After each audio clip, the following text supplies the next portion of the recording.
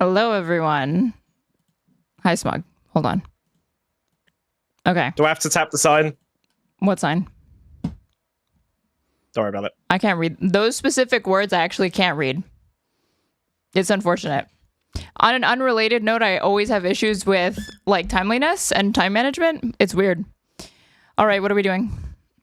And move off my chat. That's really fucking rude. What? When name the last time someone in chat said anything of any value whatsoever. Name it. You can't. You It's literally can't. irrelevant. It's never happened once It's irrelevant. before. They get to speak when they pay money. They know the rules. And you?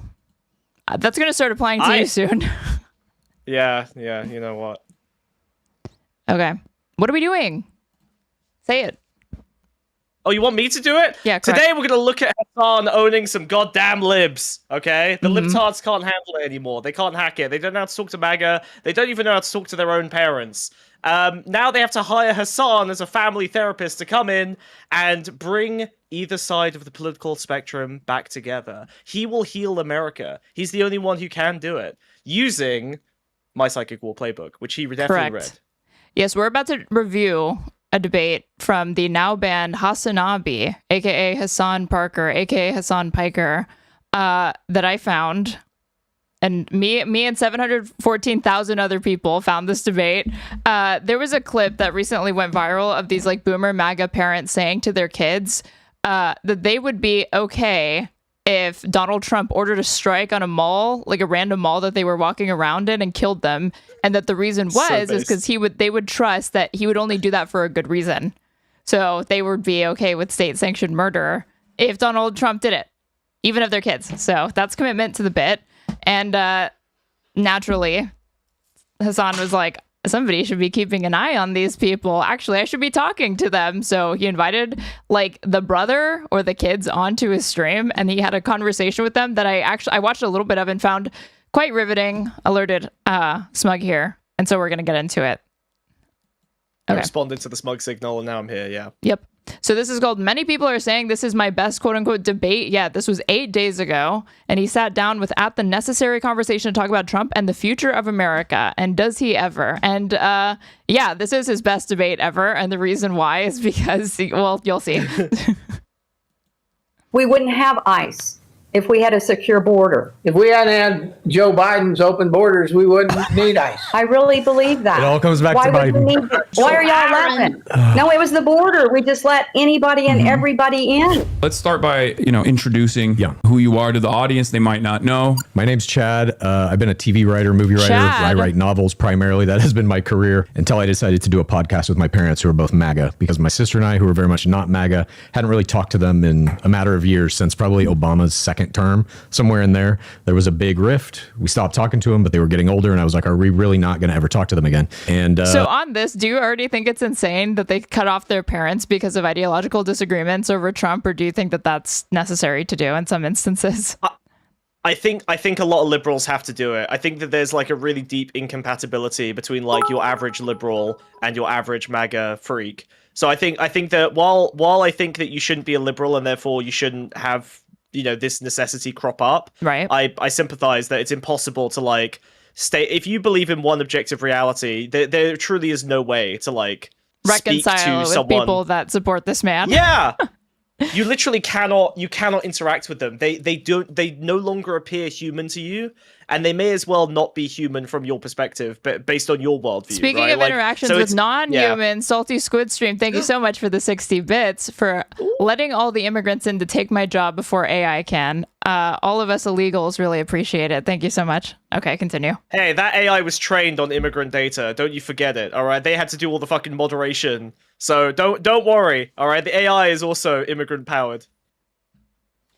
Do I agree with you as far as this?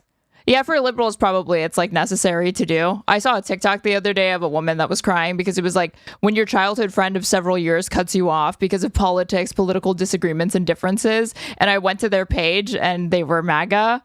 And then I went to the comment section, which was turned off. And then I went to the next two other ones, which weren't turned off. And it was people being like, what do you fucking expect? So, but I didn't get the sense that they were liberals necessarily. But you never know with the snarky TikTok users. during Biden's term, about halfway through it, I called my mom up and I was like, would you be down to do a podcast where we talk about politics? She said yes. And now we've been doing it for like about 3.5 years. Every Sunday. So you guys have been doing this for 3.5 years. Yeah. And this is one of the conversations that went viral this past week. So let's take a look at it. And I obviously have some questions for you before we talk to your parents. What if Donald Trump says, I want you to carpet bomb Oklahoma City, everyone? You think the Air Force should carry that out? Yes. There might be a reason. We don't know. This is insane. You cannot be this stupid. Jesus Christ. Oh, my. This podcast was going well until that. You just said it's cool. We levels Oklahoma. You're like, yeah, it. There must be a reason. Like, you literally can't be that dumb. You know what the problem is? Mom and I don't believe he'll ever blow up Oklahoma because we're on his side and so's the whole state. No. I love how he says that's the problem. Clearly he's insinuating like a problem with the hypothetical, but the way it sounds like is like, unfortunately, he will not be coming for where my kids are located. It's because you're in a cult. You guys are worried and afraid because you live in a state where it might happen. Okay, let's theoretically say that does happen. Let's say Trump sends in the Marines to Los Angeles, California, and let's say I'm out going to see a movie on a weekend, and he says, go into that shopping mall. Under a truck. Quiet, piggy. He says, go into that shopping mall and everyone you see. And let's say I get gunned down by the Marines for just being out of... Side note, I approve of speaking to men this way. I don't know how I feel. In the context of speaking to a parent this way, I don't know about it. I'll take it. I'll take it. number Quiet one- piggy. I can't think of a context where it isn't based. I actually cannot think of the context that it wouldn't be appropriate. Well, Donald I would Trump use saying Quiet it to a Piggy. reporter. Well, That's what fuck he's yeah. referencing. I mean, but obviously that was the Trump saying anything is the best context for anything. That's an automatic W. So Unfortunately, I can't think true. of a context where Quiet Piggy doesn't work. Is my problem. All for it. Let's just take it one Dad, step wait a minute, further. Mom, wait 1 second. Dad, hang on, Mom. Dad, you just said you are for Donald Trump murdering me for no reason, and you would It support wouldn't be that. for no reason. If he walks into a mall to people with military, There has to be a reason. there's a reason. And I'm all for it. And the people in Los Angeles, California are as deserving of execution as the assholes in New York City. You're all communists. So, Real. the first yeah. question that is It on is what we deserve. By we, I mean, these others. Obviously, you and I are conservatives. everyone's minds is like, Well, I also is believe this everyone in LA should die. Your policy prescription for the world is just kill everyone now. Well, no, just Americans. Oh, true. Okay, that's valid. real? Like, In a except for video Oklahoma. game. this is how your parents are. Like, This is how they this are. is how they operate. 100%, and it's gotten worse since really Trump's first term, I guess. They've gotten more and more indoctrinated into the cult. Now anything he says is their talking point. They only watch Newsmax now. They don't even watch Fox. That is too left for them. Because of the Dominion stuff. Like, Fox Yeah. actually betrayed the truth. The MAGA I don't even think loyalists. it goes that deep. I just think they're every once in a while on Fox News now, you'll see somebody push back against Trump or issue some kind of factual statement. That's too much for them. They need the Newsmax kind of continual 24/7 pipeline of just cult talk, basically. But yeah, it's totally real. I get that DM from time to time too. Are you scripting this? Is this acting? Pondering Politics, thank you so much for the $10 super chat. How did Tim Pool go? What are you talking about? Are you okay? Is everything all right? If you made my last 2 episodes, it went fabulous. Thank you so much for the $10. No, this is our real family. That's my first. That's my first assessment. But like, there are a lot of people in this community, not dissimilar to yourself, that have these sorts of conversations with their parents, and they're like, "No, this is actually quite similar to real conversations that I've had with my MAGA parents." You know, I don't know if they're like playing it up for the camera or not, but I like. Wait, my mom. Hasan's parents are MAGA? I didn't know that. Why did I not know that? They're not. No. They're not MAGA. I mean, to be fair, his parents are more conservative than him. Well, yeah. I think because of the turkey thing mainly. The turkey I think thing. his family. The turkey thing. Well, yeah. I mean, like, I don't know how many Turkish people you know, but if you live in Turkey, They and said you've no, done they're quite not. well You in Turkey. misunderstood him. The people Yeah, in he's the not chat, because saying he they're said MAGA. my parents or wait, hold on. Mom's there He's, are like, a lot quoting. of people in this community, not dissimilar to yourself, that have these sorts of conversations with their parents, and they're like, "No, this is actually quite similar to Okay, he was like quoting like Yeah. a chatter. Okay, got it. real conversations that I've had with my MAGA parents." You know, I don't know if they're like playing it up for the camera or not, but You know, my mom seems to think that my dad might be, but he's kind of been like that for my entire life, my sister's entire life. And like I said, it's gotten a little more exacerbated, I think, in the, current kind of political climate, but that is who the guy is. So should we call him now? Sure. Should we? All right, we're going to start the video call. I'm going to do the pop out. Is that your, there's my dad's gut. Okay. This is so powerful. I'm sorry. Sorry. That's a great image. Oh my God. Jesus Christ. Push the computer. I'm trying. We're Push the computer. You just gotta, Mom, turn the camera so we can see your face, you and Dad. This old lady reminds me of my mom so much. It's crazy. And for anyone who's listening, she does sound very young, but they actually are, if I had to guess, in their 60s, 70s. So yeah. They're in the 70s, I think, yeah. But what does she remind you of? Your mom? She reminds me of my mom. Like, yeah, like she's got cute. all that. She's got all of the like, mainstream motherly tendencies in like all of the ways that she behaves. The dad is interesting though. I think that interesting is one way to put it. Like a total well, I mean, narcissist. obviously, yeah, I think he's like, I think he's a sociopath. Is my read from, and that's fine. Like, there's a lot of people that age who had really fucked up childhoods and just ended up like, very neglectful childhoods and just kind of ended up, brain nuked. Like they don't really have a capacity for empathy because they never really experienced it themselves. So I think it's interesting to see the like normal dynamic of like your sort of like average mother tied to a sociopath, boomer couple. I think that's a very, very common dynamic in America. Yeah. Chad, I'm trying. I'm and sorry. you will see that like the way that the mom is clearly a product of like the fact that she is married to this particular man and not because she really is naturally inclined to these politics. Not that anybody has like a natural inclination towards any specific politics, but she has these more like humanitarian and communitarian impulses that are just run into a fucking brick wall because of the news that she's inundated with and her husband's politics and the fact that they literally only consume Newsmax. Sorry. I'm so It's sorry. okay. I You're apologize. good. You're good. I had it set up in a different room. Oh You're God, I'm fine. gonna knock it off the And chair. again, apparently they've been doing this podcast for multiple years, so the fact that they are at least over a year, so awesome. they're still struggling with tech and like a Discord call or Zoom is just amazing. You're okay. I'm Just so sorry. get the camera pointing at your faces. Everything's fine.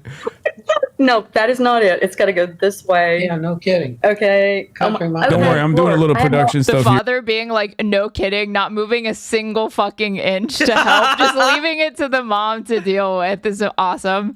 Here too on my end. We're doing a little bit of live production as well. It happens. Weaponized So you just need to now its finest. push the camera Okay, so hold that on. we can I see don't your think faces. Sorry, I don't think it's weaponized incompetence. I What think would this you call archetype this? of man.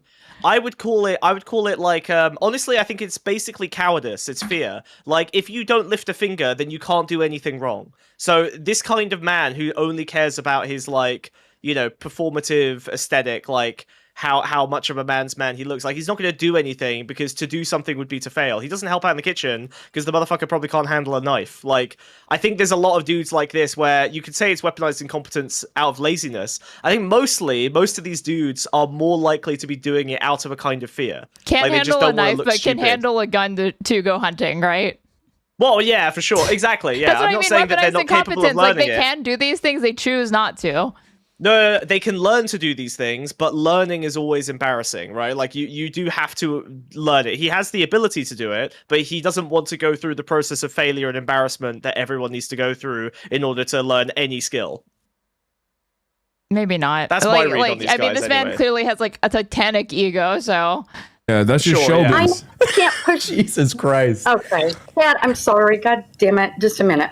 Okay, you're almost there. Now you just got to tilt the camera up a little bit. Can I unplug my camera and it'll start over? No, don't do that. Don't do that. No. Okay. I No, have to all you move the gotta chair. do is like tilt it up a little bit. Tilt the camera up a little bit. Oh my God. This is good. Okay. Yeah, for all the people No, who think I'm- this is scripted, here you go. I'm so sorry. I'm gonna cry. I No, really don't cry. am. You're fine. You're No, fine. You're everyone- fine. You're fine. This Don't is so- apologize. Is the camera This is so attached to my the back? mom. This is so my mom. this is just me. Anytime I have issues with anything with this tech setup that I have going on. Look at the computer. Yes. Okay, my push mom the will just screen cry back a the little second bit. anything Oh, goes wait, we wrong see for your- any reason. Like, She has a lot of big feelings. face She now. does, she does. Is an improvement, like half of it. That's where I get it Okay, from. now I need to go back more, right? Oh man, this is rough. You know what? Should I take it off the box? Or push the computer farther back on the box. I've been Yeah, just telling put you the that. computer like in your lap and tilt it up a little bit, maybe. Oh my god. It was But hey, perfect. success on my end. Yeah, thank you, Haley. Fantastic. You look great. You're right. I don't think it's that deep. I think the mom is generally incompetent. That's why she follows the dad into crazy politics. So the dad wants to at least let her do all the house. No, I promise you, the fact that they've been doing it this long and they still struggle with the tech, I think is like a symptom of the fact that like if you were socialized with technology from the age of like whether you're Gen Z or is it Gen Alpha, like the youngest generation, they're basically born with a fucking phone in their hand. Even though like that technology didn't exist when I was that young, I did use it growing up. And it like to me it's user friendly or whatever, and I had it both in school and in my personal life. To these people, like this is a new thing entirely that it's just not ever going to be. Even if they did it every single day, they're just not going to become accustomed to it in the same way somebody who grew up with it is. Yeah, Give it a shot. like, Everything's it's not actually that intuitive to have a camera pointed at you correctly. Like, also, this is a webcam that's glued to the top of a laptop. So, like, this laptop has two cameras, and she's trying to figure out how. Like, these are not. If you've ever had to talk an elderly person through technology, like the assumptions that they have are not the same assumptions you have. So she's not. I don't think she's incompetent. And I think this has been borne out. Like retraining doesn't work. Just any time people have spent a significant period of time not acclimated to a particular environment or tools, the attempt to introduce it to them later in life, even with significant training and resources, doesn't fall flat always. But they're like the learning curve just like doesn't happen. I don't know what it is. Perfect. Yeah. Woo, yeah. Oh my god. Okay. Okay. Now push the screen back. No, okay. There we go. Here we go. I can hold it. There's dad at least. Okay, that's perfect. If you want to like sit closer to him, then we can work with that, I think. Yeah, just scoot in there. You almost got it. Almost the other way. Turn it. There we go. Oh, there Okay, it this is. is me holding it at chest high with two hands up. Oh. So should I go get a box or something to put it on? I don't know. Can you sorry. hold it? Just hold it Built for a while. herself You'll be a all selfie right. stick. He's so unconcerned. She's literally offering to hold a laptop with a camera mounted to it for an indefinite period of time, whereas he literally could not give less of a fuck. He didn't move once. He didn't say, no, let's do this, or like help us. Just nothing. Yeah, least martyred Midwestern American wife. Exactly. Most empathetic and caring Midwestern husband. Yeah. I'm so sorry. No, Is it's it okay. a problem that my screen of my parents is just a freeze frame Yes, exactly. It's like learning a new language. It's 20 times harder over 35. Yeah, I basically see technological literacy that same way. of my dad's gut?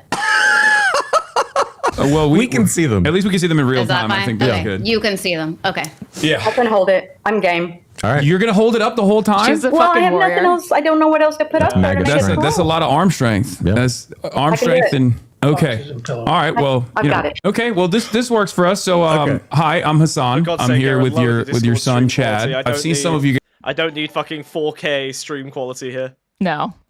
guys' clips, Killing and me. I was very No, I excited can't- to have. I'm lagging. I can't fucking watch this. Wait, are you serious? Yeah, in Discord. Okay. Just reduce it to 1080. Okay, hold on. all of you on to get a better understanding of where you're coming from and what your worldviews are. And if you don't mind, if you guys could all introduce yourselves to my audience as well, because this is live right now. I'll go first. I always go first. My name's Haley. I live in a suburb of Dallas, Texas. My parents are Bob and Mary Lou. Chad is my brother. This whole thing. Bob and Mary Lou. Isn't that just adorable? Literally perfect. Perfect. Was kind of concocted as a way to stay in contact with and maintain a relationship with our parents. After 2026, Donald Trump just kind of really ruined it for all of us. So Chad and I decided to do something about it, started the pod. So we take it all out for an hour on Sundays and then try to talk to each other peacefully outside of it. Okay. Okay. I'm Bob, live in Oklahoma, 72 years old. Okay. Had to think. Mary Lou Colchin, All right, 70, gonna be 70. Why do you think the son is laughing at that? Because it's like Bob, because Bob is not following any of the rules of the son is hyper aware that he's on a Hasan stream. Yeah, there's like tens And of no thousands one- of people watching. Yeah, Bob over here, and no like one- again, when his gut was like centered in the camera, didn't care. So powerful. No one has ever joined the Twitch stream and gone, I'm Bob, 72, live in Oklahoma. Like, those are the important things. Yeah, and again, titanic ego, but also zero self-awareness. None. Yeah. Yeah, we've been married 50 years. We've known each other 55. 5 years of dating, huh? Is that how that worked out? About 4.5. Yep. Why did it take you so long to pull the trigger, Bob? If you don't mind me asking. Well, because I was in high That's school. That's such a good opener. Wait, I'm sorry. Oh, actually, no. It's already started, Aaron. It's already started. Look at the casual boomer rapport building. Do you see this shit? Yep. Why did it take you so long to pull the trigger? He's immediately ingratiating himself with the wife, who's clearly more open and warmer. Right. But he's engaging with Bob in order to try and bring him out of his turtle shell. And Bob's having none of it. Ass. He instantly clocks that he's like trying to rib him, and he's like, "Well, I was in high school, stupid. What do you expect?" But look at his face. Look at Bob's face right now. He's smiling. He's doing this little turtle smile. Look at that. Yeah, exactly. He's like, "Oh, hey, this guy can hang," you know.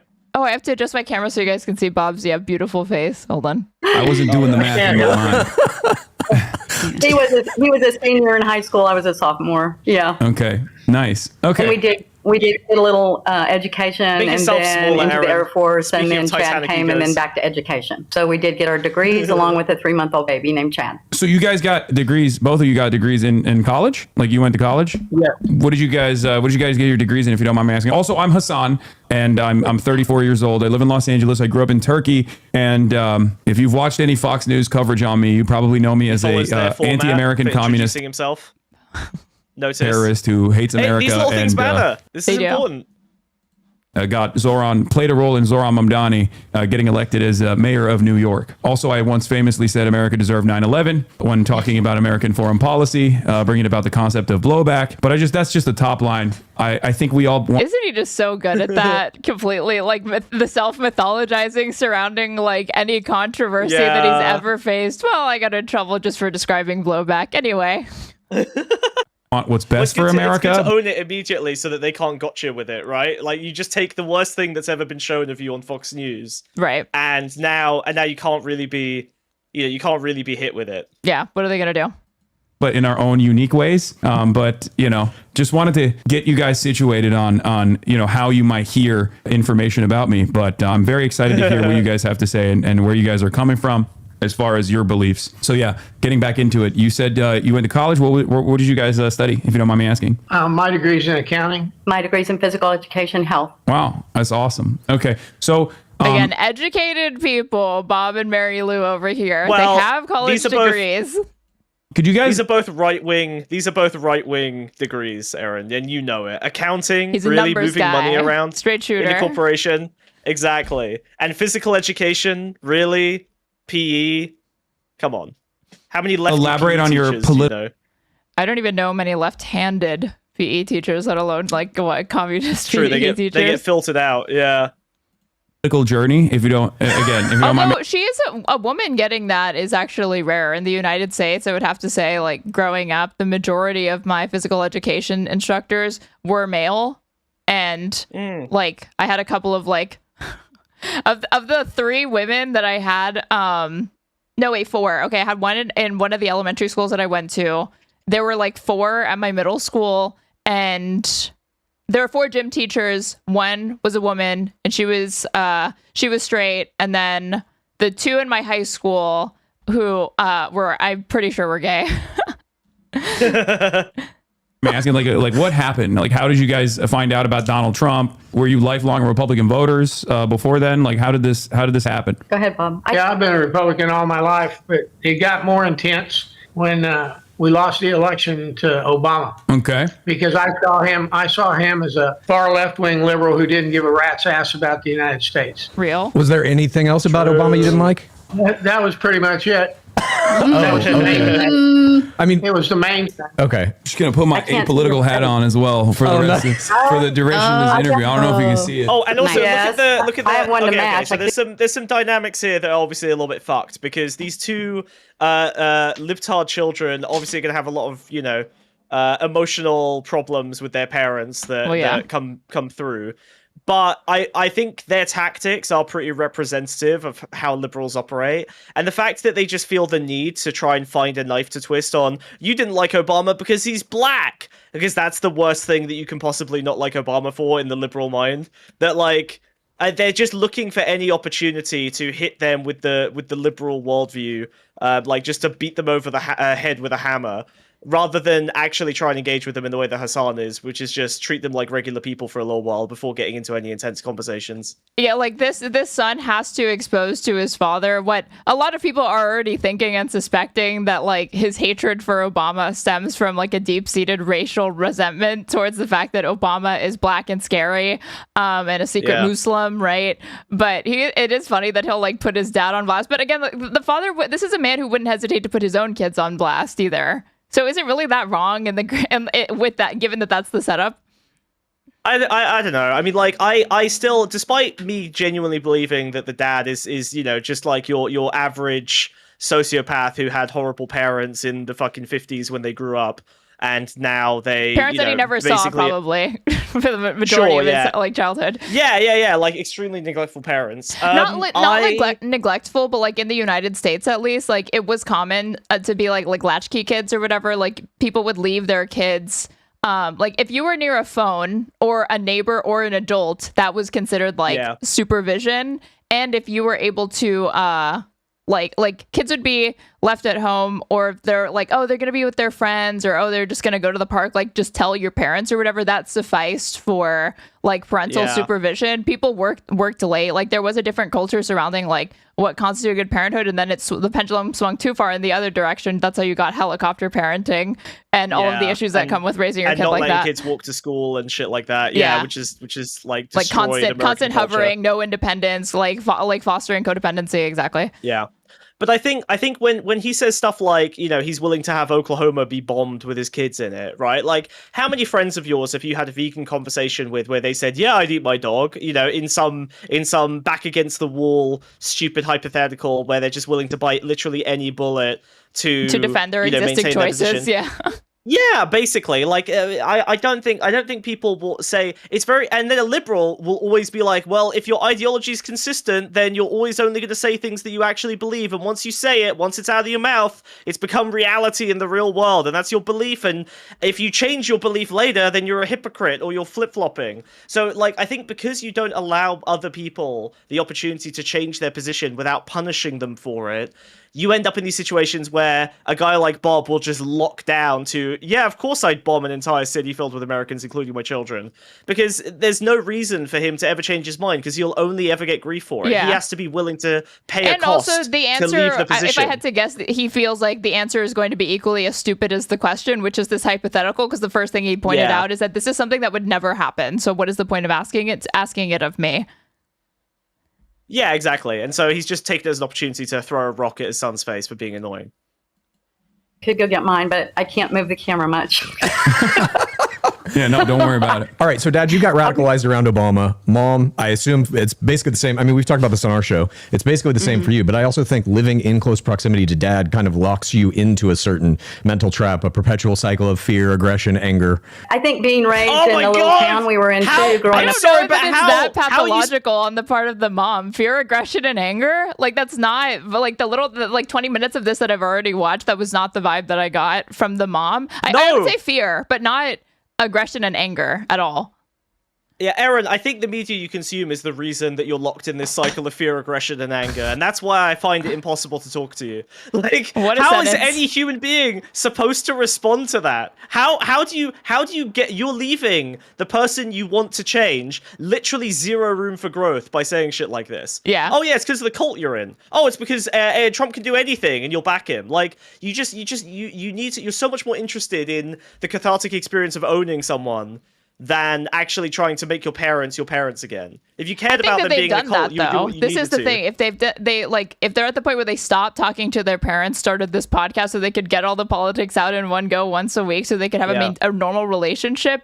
I think he's likely accustomed to speaking to his parents like basically every thought that occurs to all of these people as they're filming it, they're just saying it to one another, which is kind of toxic in and of its own way. Like, there probably should be some sort of filter, and that prevents us from just literally being like that, because it's like, it's destructive. Like, honesty is important, but you don't have to be you don't have to literally say everything that occurs to you as far as your assessments of other people's characters, motives, etc. And two, he probably went into it thinking like, oh, maybe my parents can be pulled out of the like QAnon MAGA cult, and he's like done. It's like, oh no, they definitely can't be, so fuck it. He has no incentive to rein it back in as far as like giving them deference or charitability or the benefit of the doubt, because I'm sure he's like, he just has too many fell for it again ribbons pinned up in his bedroom already. Yeah, sure. And also the show that he's running is now fairly popular. So like, why would you, it's almost like the dynamic is the thing that's popular. People love watching liberals own magatards. Like, there's a whole cottage industry very close to your streaming career built entirely around that. So I think that it makes sense that they're not really interested in changing anything about the dynamics anymore. Although I did see on their YouTube channel that they brought in a family therapist a couple episodes ago, and I watched some of that. And that was interesting. That was not too bad. I mean, it was just basically family therapy with very little politics involved in it. But I think it was interesting. It might be worth a watch after this. Okay. Not just kids, our environment. I mean, you know, the environment that you live in. I mean, I guess, but Chad and I grew up in your house, and we didn't turn out anything like you guys, so I can't really, you can't really say that. I don't think. I blame that on your tour of duty in California and Colorado. You got tainted by a bunch of lefties. It's environmental. Fuck That's yeah, not true at all. tour of duty in California. I left Tour of duty. What is he talking about? Well, it's just his kids leaving to go to college in lib states instead of staying in, bumfuck nowhere, Oklahoma. The war zone that is LA County. Yeah. Texas in high school to come to California willingly as fast as I could, and I've never left. So I don't think it was. Stop the. You did that so you could go to USC's film school. Yeah. That's the only damn reason you went to California. Correct. So you think they weren't libtards in Texas, and they became libtards when they moved to California? I'm traumatized. Why? I really am traumatized by liberals. The lib laugh. Well, because it's like it's the fucking lib laugh love. Okay. Do you see how they are so uninterested in like occupying their parents' frame? He's saying you got liberalized by going to California, and he says, "Well, I wanted to go to California because I wanted to get away from this, Republican, oppressive, conservative environment." And he says, "No, you wanted to go to California to go straight to college. You just wanted to go to college." And like, you could so easily bridge the two things, but instead he just goes. He just laughs. Instead, he's just like laughing as if this stupid old man is speaking bullshit. When really, like, anyone with two IQ cells to rub together. Anyone with 200 IQ cells, right? My 200 IQ cells. Mensa IQ cells over here. Yeah. Would be able to bridge that gap, but instead he's more interested in making his dad look like an idiot, which, might be because of his relationship with his dad as much as his, tendencies for sad lib posting. True. And we would recognize this behavior and attitude from parent to child in this dynamic as very, very toxic and very unbecoming, even with all the baggage and history and context known, but from parent to child, it's not really going to be detected. Or from child to parent, sorry. California, is that what's going on? In this case, the 50-year-old has way more responsibility over the relationship than the boomers. I'm sorry to say. Like, I know that it's annoying that your parents get a free pass once they hit a certain age, but yeah, they are getting dumber every year. And you kind of, I love my mom very much. I kind of have to treat her like a teenager now. She's only 55, but her brain has turned into mush, and so me and my sister have to take care of her as if she's a stroppy teenager.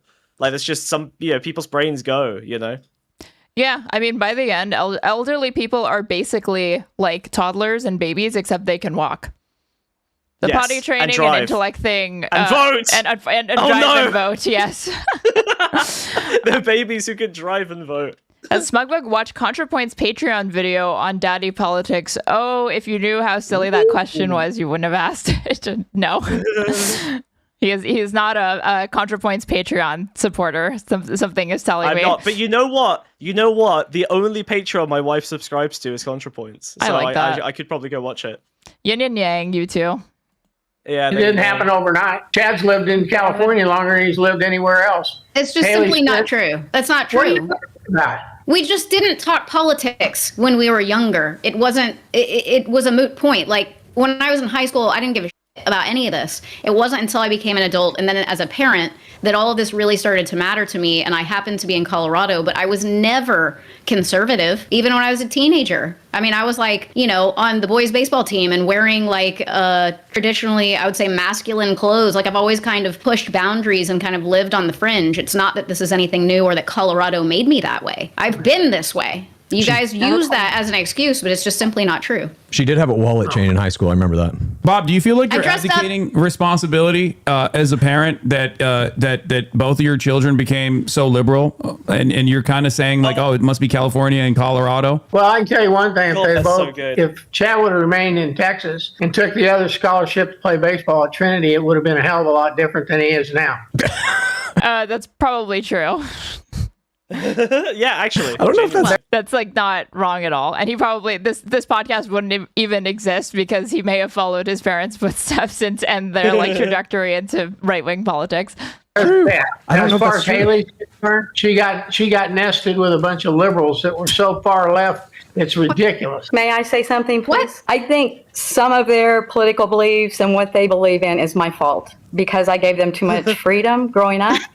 I mean, Jesus. you know, Fuck yeah. I gave them way too much I independence. mean, she just comes right out and says it. Like, yeah, my children were allowed too much independence. They strayed too far from what I wanted to mold them to be, which is exactly in my own image and my own politics. But I think most people kind of want that for their children. Well, yeah, I think they probably share a lot of values with her. It's just that she's in an environment where those values exist in a different reality, right? Like, I bet they all agree. Like, not the dad, but certainly I think the mom and the kids, I think they probably share all the same values in terms of like humanitarian tendencies and wanting the best for America and helping the homeless and poor people and everything. She just lives in a reality where Trump is the one doing all those things, and the Democrats are like an evil psycho cult trying to prevent any of those things from happening. Yeah, to the extent that it's not happening, it's because of a plot by the damn Democrats and the far left in this country and Antifa radical terrorists and immigrants now. Yeah. So she just lives in a different universe, but she has the same values as them, which is a very common affliction for MAGA, I think. Independence. Now I'm trying to reel them back in, and I can't get them. Reel me. I'm 49 years old. You're never going to reel me back in. Yes. Yeah. I've always said, And they're like twice your age, so you're definitely never going to reel these people in, which is also explains why they speak to one another like this. like, I've always said, like, No, but you're going to come to the day where you're going to have to choose between the lifestyle you have now or communism. And that will be a distinct choice you will have to make. Fuck yeah. okay, I'd like to say one more thing. Thank you. I've always said until the day I'm 6 foot Aaron, what under are you and gonna I die. choose? Okay, all right, listen. The stormtroopers, they knock down your door, okay? They point a gun not at you, but at the shelves behind you. They're about to machine gun every single plushie that you own. Do you choose the lifestyle you have now or communism? Aaron, you have 10 seconds to comply. What do you think I'm choosing? Aaron! What am I Aaron, choosing? you have Put that 5 away. seconds to Put it comply. away. Put it away. I'm Aaron! serious. Put that away. Aaron! I'm actually gonna going to blow cover it- you up. Put it I'm gonna away. blow I your don't know goddamn I don't plushies know out. if Twitch All is right. okay with that. Put it away. Twitch is fine with that. They endorse everything we're saying and doing here on this conservative stream.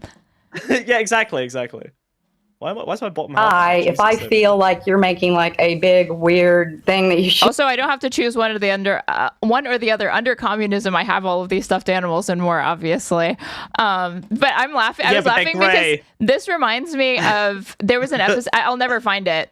Gavin or I think on the Vanguard shared an anecdote where he said his like boomer either grandfather, like when Obama got elected, was going to get elected, got super racist, and he would say things. He would be watching Fox News and say things to him like, "You're gonna need to learn to speak Chinese," and say things like, "Please don't steal my house," once he becomes elected. Shouldn't be doing a decision. I would try to help you. I would try to talk with you, try to communicate. And Division 5 player, thank you so much for resubbing. You've been tier 1 sub for 6 months. I really appreciate it. figure this out. Well, it's getting way too hard. I can't do it anymore. Can we walk through some of these terms, if you don't mind me asking? I would love to, Bob. I would love to understand what you mean when you say communism. Like, what do you think? What do you think Chad believes? What is this like soft Southern drawl that's like coming out of his mouth? Do you hear it? First of all, based, yes. Immediately begin talking like the person you're speaking to. And do zero of your own definitions. Literally just ask them what they mean to start the conversation. Yeah. This is so good. This is so good. You should all be taking lessons from this on how to speak to MAGA, particularly MAGA people that you have relationships with.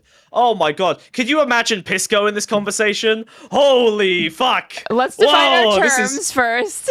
Yeah. As far as like I think communist beliefs. Well, I believe communism is Russia and China. A perfect moment for like if Pisco were debating these people, the first thing it would be, one, entirely fucking pointless. Two, the first thing he would do is learn that these people operate off of not only different definitions of words, but like a different shared, like not even a shared plane of reality. And then from there, it would just be frustration, anger. What did he say? Yeah. Fear, anger, aggression. Yeah, those things would be coming out. A cycle of fear, anger, and aggression. Yeah. Yeah, you'd hit Bob with the yes or no. And all you have to do is take a look at their countries, and that tells you what you believe if you're a communist. You want to be under total control of the government. You don't want to work for anything. You want freebies handed out left and right. That's not my way of life, and that's not the way. It's amazing that, again, they have consumed nothing but like Fox News previously and then Newsmax, and they've gotten the impression that billions of people between Russia and China live off of the nice like nanny state, the cushy nanny state and safety blanket afforded to them by the Kremlin and the CCP. Yeah, Russia, notoriously like cushy and gig living. He thinks it's disgusting. This idea, this thing that doesn't exist is disgusting, even though it sounds like like those places would be like heaven if that were the case. Life, I think my kids really I hate that want, they've achieved stateless communism somewhere other than America. I'm just jealous of Russia and China on this. Yeah, because the damn government controls everything. Meanwhile, here I voluntarily choose to submit myself to Donald J. Trump and his entire admin. But at least I have freedom to make that choice. Exactly. Which king you swear fealty to is an important choice in your life. Okay, that's the real American spirit.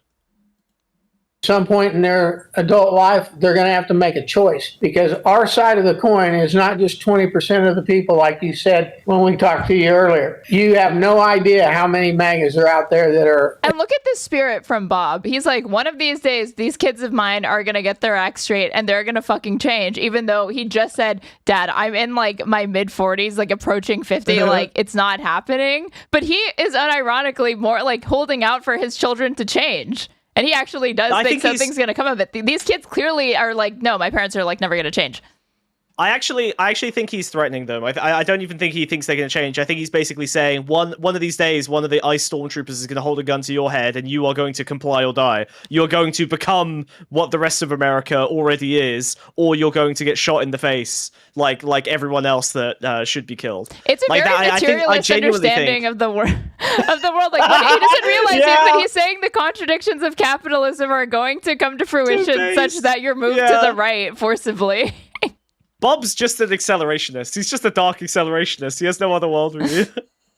It's more like 90%. You think 90% of America is MAGA? No, I think 90% of MAGA is on our side of the trip. What? So like there are 80 million Republicans out there? Mm-hmm. I'm guessing. Okay, I hate to interrupt. That's a lie. I love interrupting. But you notice how rather than jump down his throat, right? Like Hasan says, you think 90% of MAGA, 90% of America is MAGA, right? Like, again, so many liberals would have misunderstood and then run with that for like 2 minutes and just mocked him over and over and over. Oh, now you're backtracking. But that's not actually what Bob meant. Bob meant that 90% of MAGA is like him. Yeah. But the number of times I've seen a liberal debate some schizo like Bob, and their expectation of insanity is such that they run with any of their own misunderstandings of the point. Yeah, the lowest hanging fruit is what they're gathering first. Yes, they're desperate. They're scrabbling for nuts for the long winter of a MAGA conversation. Like they'll take any win they can get. Which is so funny because they think I need to fight these people on every single point. And once I do that, by the end of the conversation, they're going to be utterly convinced, or like their faith and their beliefs is going to be shaken, when in reality, all you've done is be like, there's nothing that we agreed on. They didn't see my perspective on anything. Fuck this person. I'm not going to listen to anything they say. More than half of them are like we are. Okay. Because they're not all MAGA. They're not all MAGA. Oh, so you're saying like out of all of the registered Republicans of the country, if there's 80 million of them, you're saying 50% of them, 50% of them are like your level of pro-Trump. Okay. I mean, that's fine. Which I think is but that level reasonable, is like wild. We are not looking at your shrine, but you guys had a Trump shrine where you bought the Trumpy bear, you have all the hats, you have the shoes, you have the cologne, you have the Bible.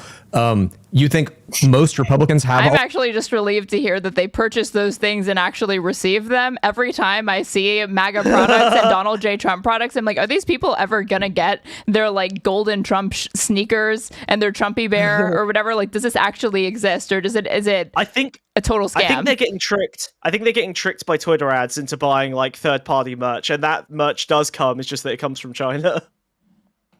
All of that stuff and are buying his NFTs and allowing him to grift them out of all their money? Yeah, I think all MAGAs are. Okay. I think if you support him, you support him. If Bob, you don't, then you don't. I think you're way missing the boat on how many people are on our side of the fence. What level of MAGA do you think I'm at? If I could show you some stuff. I don't think any of you have a clue. Bob, can I show you some of my MAGA stuff? Maybe you can tell me if I'm like, you can give me like a MAGA rating on what level of MAGA I am. Can you see me on the camera? Yes, we can. Can you see us now? I did fix our camera right now. This is perfect, by the way. You're really killing it. So you see the hat, right? Like I got that. Yeah. That's I just can't read it. Make America Great Again. You can't read it? You don't recognize this hat? Bob, I don't know if you have the highest level of MAGA. If you can't automatically read what the hat says. This is how I appeal to like every father-in-law I've ever had to father-in-law type I've ever had to deal with. You make it sound like you've been married like 5 times. I've been married. I'm on my 6th marriage, and I always won over the father-in-law. Every single father-in-law just loved you. Yeah, they loved me. I'm still in contact. We have a group chat. But the father-in-law's in the bag. Oh, screw it. Okay. I got more. Look, I got another thing here. I'll put it up close to the camera. You can see. This is my Zin. Do you know what Zins are? It's a Zin tin of Donald Trump doing the fight right after he got almost assassinated by a godless atheist liberal Hillary Clinton voter. I got that. See how easy it is to appeal to people themselves? Look how happy they are. Yeah, they love it. They're so 0 to 10. 0 to 10 on the MAGA meter. Where do you think Hasan falls? 0. Oh. He doesn't like Donald 0. Trump. I know mean, look at all the he can clock. A real fan can always clock a fake. Okay. Yeah. But you see how they're saying that you can tell that they like Hasan more every single moment he's doing this, because again, like, they're smart, by the way. Like, liberals are constitutionally incapable of adopting an aesthetic they don't agree with, because they have to inform you that they're smarter than they're pretending to be. Yes, a communist like Hasan is willing to look like an idiot. Let's contrast this against the son, whose first priority was to point out insinuate heavily my father's racist. That's why he didn't like Obama. Yeah. To say we have nothing in common. To point to all of the different ways that communication has broken down between the two of them. Versus Hasan, who's looking to minimize differences, wants to find shared agreement, and wants to actually ingratiate himself with these parents and show, see, I'm like you. Even if it is like tongue-in-cheek or whatever, it's in good spirit. Yeah, how am I on your scale? Rate me in your world. He's literally like getting them to engage with him within their own frame. He's like, I'm a 0. I'm going to try and be a 1. How do I get to a 2? Like, he's just trying to appeal to them. He respects their culture. Right. By the way, this is real liberalism. Okay, he respects their culture. Imagine this is an indigenous tribe. Okay, it's somewhere out in the South American Amazon rainforest. All right, and you're trying to appeal to them. That's how you should treat MAGA. Yes, their ways are strange. Yes, they believe in some strange golden deity who bumbles around shooting people on 5th Avenue. Fine. You still need to appeal to them. Yeah. They're still real people. They still have feelings and beliefs, and you have to respect those beliefs. If you are debating MAGA, or a Republican or a conservative, anyone with divergent political or social beliefs than you instantly need to become in that interaction a moral relativist very quickly. It's the only way you're going to probably have like a productive conversation, because if you try to fight on axiomatic principles and stuff like that, oh my god, where are you getting from there? Yeah.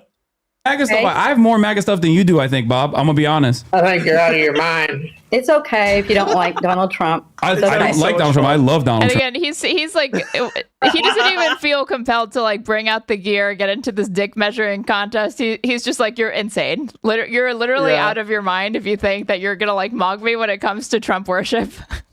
Oh my God. No, you don't. I know you don't. I don't know what you guys are talking about. Are you trying to like reel us in? This will impress you. I think, Bob, I'm trying to impress you. I think you can probably tell, but hold on. This is going to impress you, I think. Hold on. He's teasing us, you know. I don't believe anything he's saying anyway. So it doesn't matter. He's teasing us. Oh, yeah. Powerful.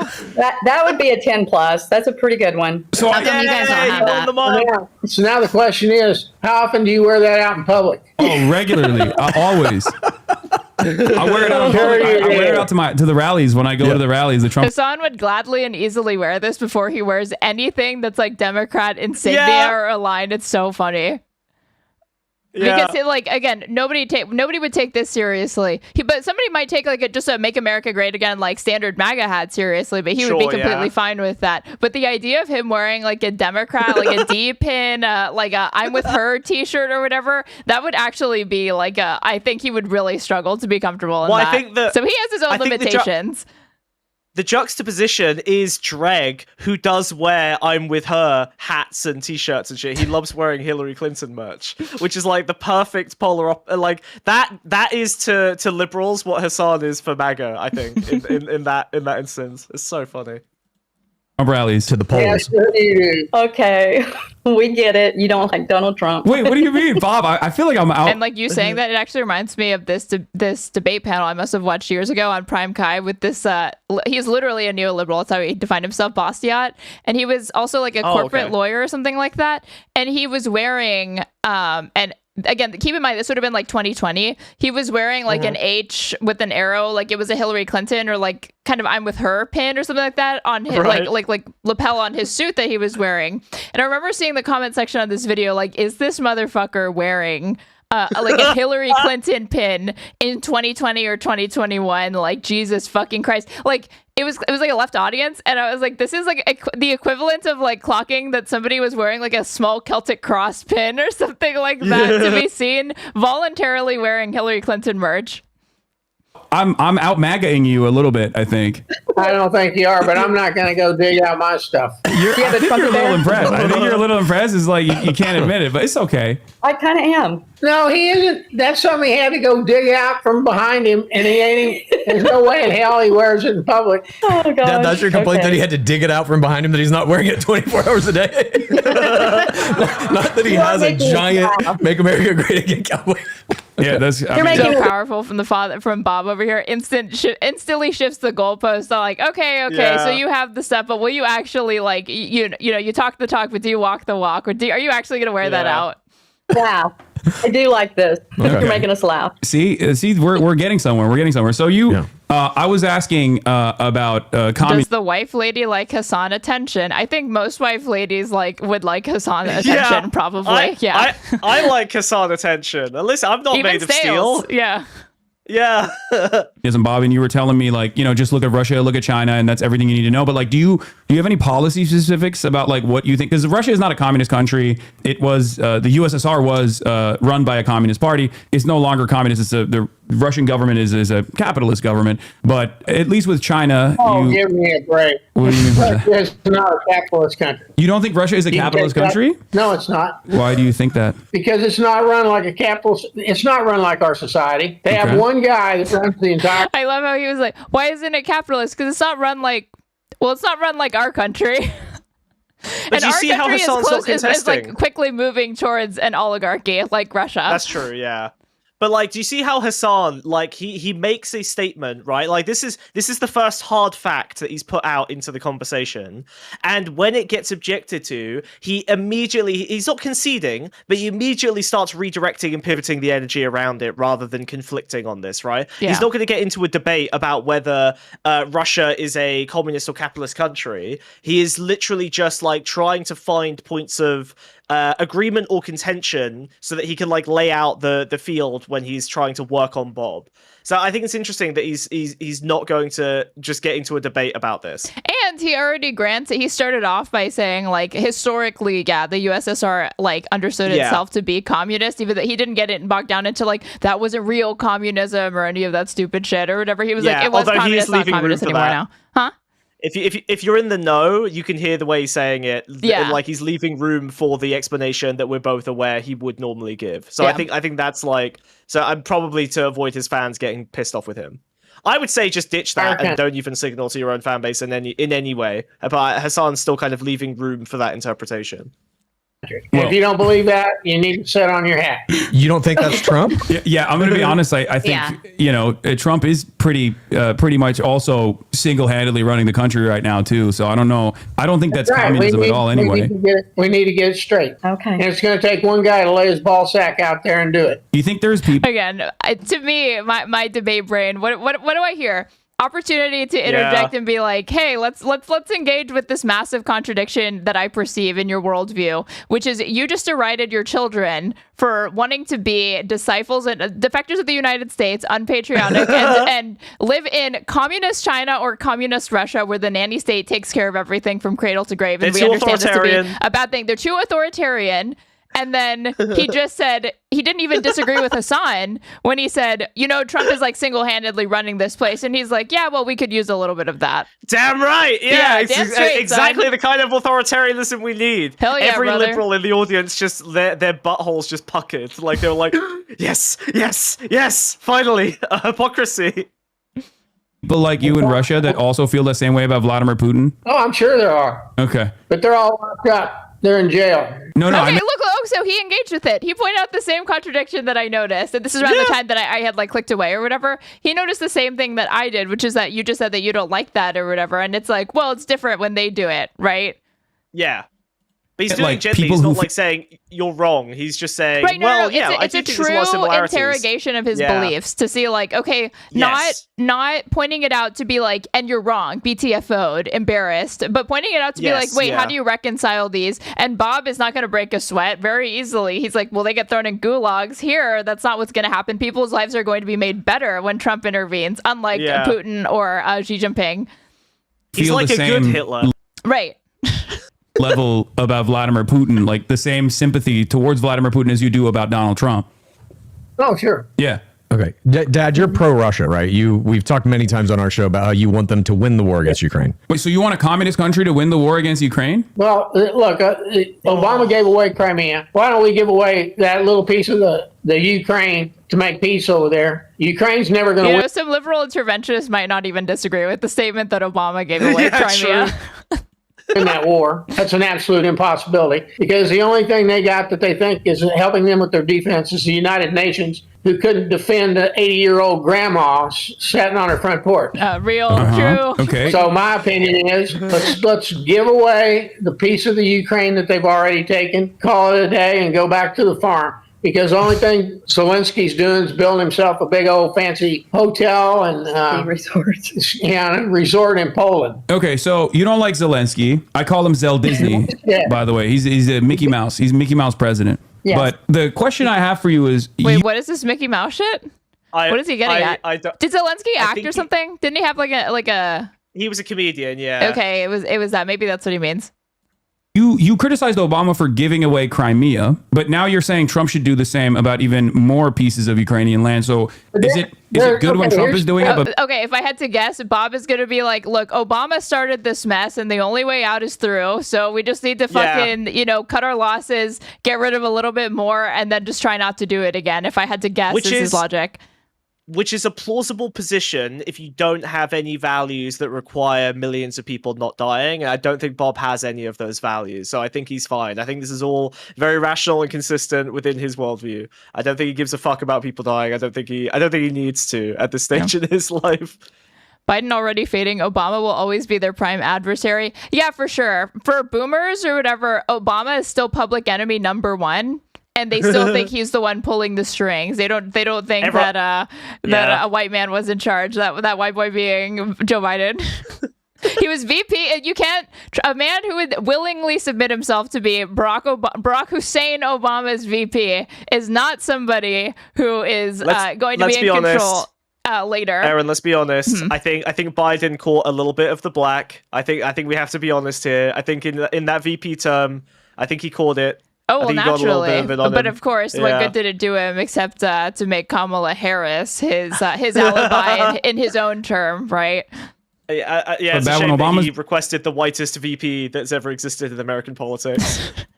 Doing it like I'm just trying to understand where you're coming from. Okay, it's a major difference. Obama helped out Crimea by handing them out some blankets. We've actually put some muscle where the might is, and Russia's quite frankly winning that battle. So without the United States, they're going to lose it anyway. And I don't think Zelensky gives a rat's ass about the Ukraine. He cares about Zelensky. So my opinion is you might as well give them what they've already taken, and then you'll have peace for another 5 or 10 Give them what they've already taken. years. But in terms of that question that you were asked about, Obama does something, you hate it, Trump does something, you love it. We've gotten into that conversation a million times on our show, specifically where immigration is concerned and deportations. You didn't pay any attention to what I just told you. Yes, I listened to you and I'm watching you. So if Obama represented a more muscular defense for Ukraine and did not allow Russia to overtake Crimea, then you would be more comfortable with Obama? Like one of the foreign policy disagreements you had with Obama was that he was too weak. Is that what it is? Yes. I think so too. But now Donald Trump wants to, do even more damage to Ukraine. It's so funny that like all roads lead to Rome here, because if Obama had been a lot more aggressive about, like being adversarial to Russia, being more defensive of Ukraine, like arming them up to the fucking teeth, like getting them into NATO, etc. Not that the US could like entirely unilaterally do that, but that sort of thing, right? He would be giving this exact same answer. There would be no difference. It would just be that would be incorporated to explain his his reasoning now. Yeah. But I think at the foreign policy scale, where like a president can make a decision in either direction and it can be good or can be bad because there's such giant complicated issues that no individual could possibly understand fully. The issue you're always going to end up in is that Donald Trump and Obama can literally both take the exact same actions, and any deviation in context would make Donald Trump's version good and Obama's version bad. Right. So I think it's kind of pointless to talk to MAGA about foreign policy or any like problem that's so grand as to be like incomprehensible to the average person. Like, I don't think there's any value there, because I could make compelling arguments for why what Obama did was bad or good, or why what Trump did was bad or good. Like I can argue either side fairly convincingly, even as a rational person who lives in the primary consensus reality of liberal politics. You could have a debate about that, and liberals do. Liberals loved, back when they owned the world, they loved debating each other on what Obama did was good or bad. Like, liberals would infight about it all the time. If there's enough material for liberals who have a broadly agreed on worldview to infight about a foreign policy position for fucking thousands of hours on MSNBC or whatever shit heap you're watching, then of course MAGA is going to have enough material to explain why Obama did something wrong and Donald Trump did something right with the exact same action. I think it's instructive because you said like, oh, this is pointless. I think it is instructive to demonstrate, at the very least, look how easily it is for Trump to entirely shirk responsibility for and just like abdicate it all to the Obama admin, and that like, oh, well, there was nothing that he could do. So if he comes out on top, they would obviously champion that as a win. But if he fails, well, it was doomed to fail because Obama. Yeah, I think the more valuable thing that you can do is try to get them to agree that something is bad, not that the person is bad. So, like, I would much rather talk about Obama's drone strikes in the context of getting someone in MAGA to agree with me that drone strikes generally are bad and should be avoided, and we should try to find alternatives to them, right? And so instead of trying to make Obama look good, you should be using the fact they hate Obama to make something you don't like look bad. And then you can marry that up to Trump's behavior. And I would suggest always just saying that Trump is a genius and brilliant and he's held back by his staff, and any drone strikes being done under Trump are probably against Trump's will, or something that he's not super excited about doing. The deep state undermining him, and we must oppose that. Exactly. Yeah, so drone strikes are bad, Trump is good, and we hope that Trump will eventually find it in his wisdom to figure out a way that doesn't require drone strikes anymore, because it's a shame that he's having to do it. Yeah, or scapegoat some disgusting worm in his fucking admin or cabinet or whatever. Be like, disgusting little Marco Rubio is the one who's ginning up all of this fucking conflict. Fuck him. Fuck that guy. Fuck his foreign policy plans. And if drone strikes are part of it, Trump is a fool. Like he must be doing it when Trump's looking the other way, but it's bad. That's how you can also drive wedges there. That's good, because it's an inevitability at this point. Because like it kind of doesn't make sense, because like technically, I guess the annexation of Crimea by Russia was bloodless in comparison to what has been going on for the past couple of years at this point, right? That's correct. So are you? So, and here, I'll just give you a football analogy. They've already got past the 50-yard line. They're moving towards your goal line, and now what you want to do is defend the goal line. It's too late. You're saying let them score a touchdown. You're just Trump apologist, like through and through. It wouldn't matter what he did. The libs. Okay. So this is actually like a total, again, because it's foreign policy and it's overly complicated, any answer can basically be justified. He's saying it's gone too far. The shit has hit the fan already. You may as well give up and pull out at this point. And the liberal, way less interested in what the analogy is communicated, instead looks for a failure point in the analogy. The literal denotation of what he just said and how it doesn't really illustrate what he was attempting to. But you know what he was trying to say, which is like sunken cost. He was just trying to say there's really no point to like you were aggressively defending something that even if you were to secure it, you'd still lose the game because you have 10 seconds left, and so you may as well. It's as futile as like trying to do that. You kind of may as well just give up and let them score the it wouldn't be the winning the winning goal over you. It's like they're 30 points ahead. You were never going to win, even if you can defend this last one and get the final touchdown. Yeah.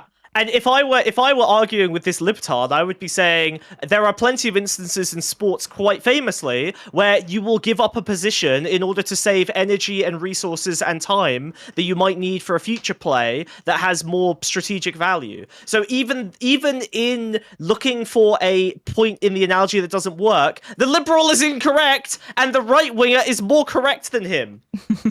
Classic. Always the case. You're always going to side with him. You have done it since we started the pod. It doesn't matter what he does. With Donald Trump. Yeah. You don't care what he does. Bob, is there something that Donald Trump has done that you don't think is good?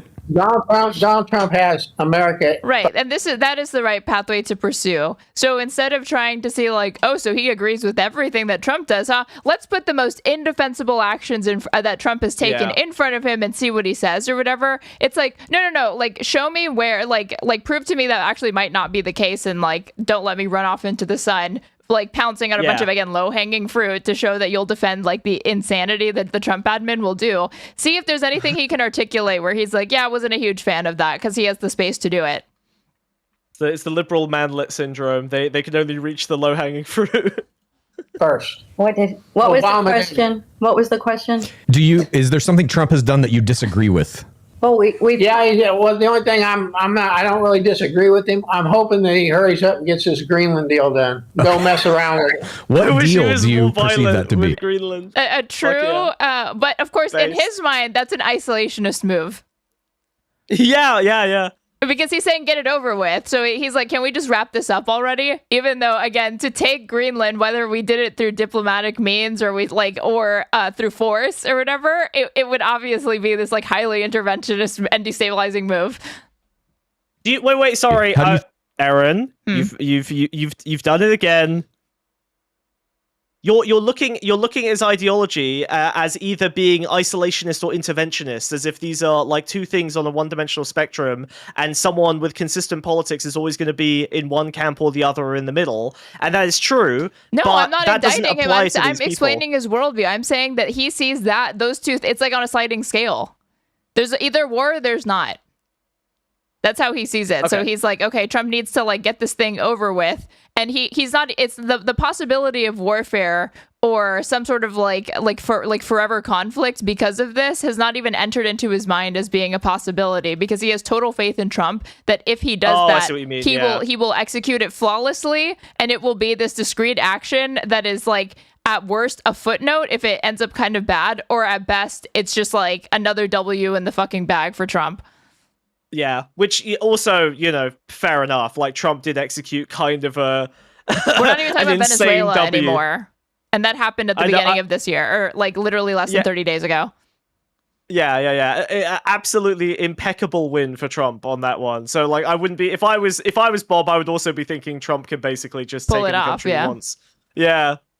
If anyone can. You think that deal's going to work? We're going to become the 51st state of the United States. I wonder how many of these foreign policy actions failed because a guy went up to the president quietly in a dark room and was like, should we use the energy weapons that literally melt people? Every other president was like, no, definitely not. And then Trump was like, yeah, we should use the energy weapons that melt people. Of course, that sounds fucking awesome. And so the military is finally unshackled. They can use any of the weird tech they've had for the last 20 years. By doing what? How does that transpire? What do you mean? How does that trying not to laugh? Work? Yeah. They go to Denmark and say, here's a few $100 million. Now we'll take over and be in charge of Denmark. He's in Switzerland. And the people in Denmark won't give a rat's ass because their life will be a lot better off. Okay. He's in Have you not seen the protests going on? Have you not seen like the actual people, Greenlanders? They don't want any of this. No, sure they don't. He's been in Switzerland today. In fact, I think he might have already left by the time we air this. But anyway, he laid a framework for a peaceful... The fact that they have like Trump's agenda, daily agenda, like like memorized. Support for everyone. He's got like a bunch of countries signed on to it now. He said he will not go in there and just take them over. He won't do it, he said. Yeah, he was just threatening to do that, I think. Yeah, he was threatening. There's another deal out on the table right now that I'm 100% for. He'll trade California for Greenland. Who's he going to give California to? Denmark? Yeah, I'm down, actually. Let's do it.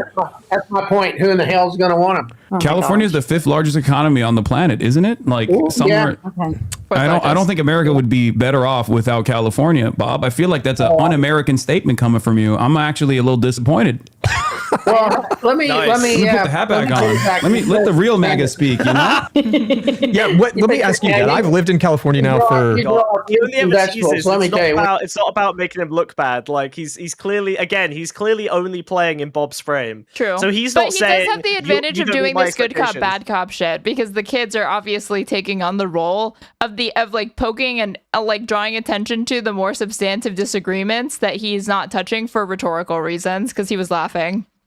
That's super true. I think that this is why it's really valuable in like a group setting like this, or like when you go on Tim Pool or whatever, to wedge the people on your side against the people on their side, right? Like to find the unflattering depiction of your angle and to kind of wedge against them and basically ally with the people that you're actually trying to fight, because those are the people you're actually trying to convince and motivate, or whose audience you're trying to convince and motivate.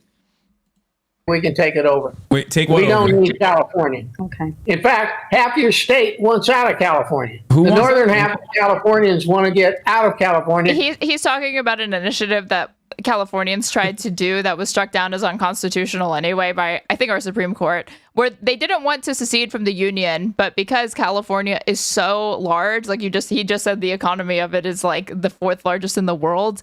They were like strictly for like practical purposes, they wanted to make like a northern and southern California, but it didn't get off the ground. So, but they weren't going to secede from the union or from the United States or anything. And create their own state. Where are you reading this? Is this Newsmax? What? This is that. Oh my God! Fuck you, dude! It's silly. Fuck you, dude! That there's a grain of truth to it. Yeah, I don't doubt that it was fun to on Newsmax or wherever. I don't know why he knows about that. Like California thing. I don't know, but it was obviously from a right wing source or on a pundit who brought that up and said that. Yeah. Literally said that. Like they don't even like California that much. They tried to leave or whatever. What an asshole! Is that more of your Newsmax bullshit, Dad? Like Jesus Christ, grow up! You're 50. Holy fuck! 5 years ago, where the Northern Californians wanted to vote to become their own state. I don't think Chad signed that one. I don't think you saw that, did you, big boy? I didn't. Big I didn't. Oh, he deserves it. I like that you're calling me big boy. And the first 10 minutes of this was just a shot of your giant gut. All right. B9. And now he's on the defense. Fat shamed his father. So much for the tolerant left. Am I right? Classic final straw for the liberal. He immediately resorts to an ad hoc. Yeah. Well, We're guests. Yes, we are. Do you think if Northern California and Southern California split and then you have two major blue safe havens, do you think that would be better for America? I don't think you'd have two blue states. I think you'd have one red and one blue. Oh, you think California would become... How do you think California would become red if all of the major population hubs in California are deeply blue? Okay, your problem is... Just get a couple more homeless people out there. We'll start turning red pretty quickly. This guy, again, Nixon and Reagan came from California. It's so funny that California has this reputation of being this, like, again, like on the verge of communism or something. When look at who's in charge of the Democratic California, like the California Democratic Party, it's Gavin Newsom. Gavin Newsom is like a through and through like neoliberal. Yeah, the coolest Democrat is in charge of California. Yeah, my favorite Democrat, the only good Democrat. The people who support and pay for everything live in the north. Huh? It isn't your populous cities are not what drive the economy. Wait, who drives the Californian economy if it's not the big cities and the tech sector and the farmers? Okay. All right, God, he's so base. How much farming? The working people.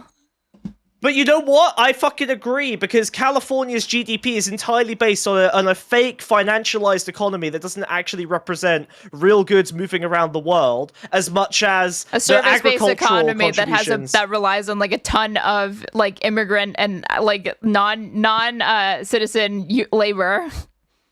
Yeah, but like, I mean, you've got like billions of the GDP of California is based on these incestuous AI deals, constantly inflating each other with bullshit ring around the rosies, $100 billion worth of contracts being moved around, and meanwhile, the farming is farming, like real physical goods moving out into the world. So, like, I kind of get Bob is not super wrong. Like, the real productive capacity of California is primarily agricultural. All of the biggest tech companies in California, like fucking Apple, produce everything in fucking China. So they're not even, like, it's not even a manufacturing hub, even if these companies ostensibly own the hardware moving around America. So Bob is obviously not saying, no, that's not the take he's giving. No. But again, his position is defensible under that lens. Like, you need to look at ways that the person you're speaking to is actually mirroring the real world. They're just not mirroring the liberal worldview, which is that California is a hub of economic activity and is incredibly important to America. But it produces less important productive goods than a lot of other places in America. Farming's done in LA. Tell me you live there. Yeah, no, California is a major agricultural producer, but I think you and I are going to have a little bit of a disagreement here, because not only does California as a state subsidize states like Oklahoma, which I'm very fond of, by the way. I've been to Oklahoma many times. Okay. My brother used to live there. And are you now, or is that for true? Is that a true statement? Where do you live? No, I went to Oklahoma City only. I haven't really like branched outside of Oklahoma City too much. When you're being sincere, that's a good sign. Genuinely. But I'm very familiar with the politics of the state of Oklahoma as well. And I have some friends that live there still. Are you guys familiar with the I've Had It ladies? The who? I've Had It. Narrator. He was not, in fact, familiar with the politics of Oklahoma then. If you think that, like, the I've Had It women that are basically, like, these liberal wine moms that have become more, like, more progressive lately. And they kind of just, like, talk their shit, say what they want. One of them, they used to have, like, a show on Bravo. Jennifer Welch is her name. Yeah, they're not indicative, and they make it very clear they don't pretend to like represent, like the majority of people in Oklahoma or anything like that. They've always stood out because they were like resistance libs. Like, she loves Hillary Clinton, but like recently in different interviews she was saying like something that she regrets is supporting Hillary Clinton and not Bernie Sanders or these more like populist movements, because she feels that they contributed to where we are now with Trump. Lady Jennifer and somebody else. Oh wow, yeah, you're tapped in. Yeah, my mom is with it. She's on the internet. My dad doesn't even use a cell phone. Hey, you know what? Ask Chad, who started our social media platforms. Go ahead and ask him. When we first started the podcast, I get Royper energy from her, and I don't get it from him. I get Mitch McConnell from him. I get like old school sociopath boomer Republican, but she doesn't have that. I think she has a lot more of the sort of like Fuentes-y populist right energy to him, and I think that's where I don't get that from her, mostly because I get Candace Owens more so than Fuentes. Or maybe Tucker Carlson. Candace Owens and Fuentes are in a very similar bank of like right-wing populist conspiracism. I just think they appeal to different groups, but I think that I would bundle them into the same like sector of conservative politics. Definitely, I guess it's like feels wrong to say that just because I saw their interview and the entire time he's basically like, sure. You are a black Fuentes woman, is mocking the shit stop out of talking her, to me. Like, who the fuck do you think you are, lady? But you're not wrong that like, it is interesting to see that like, so Mary Lou is what happens when you have these sorts of beliefs and you also have access to social media and the internet. And which is why she knew that thing about like, oh, Trump's in Switzerland or whatever. Like she's more plugged into like where he's at.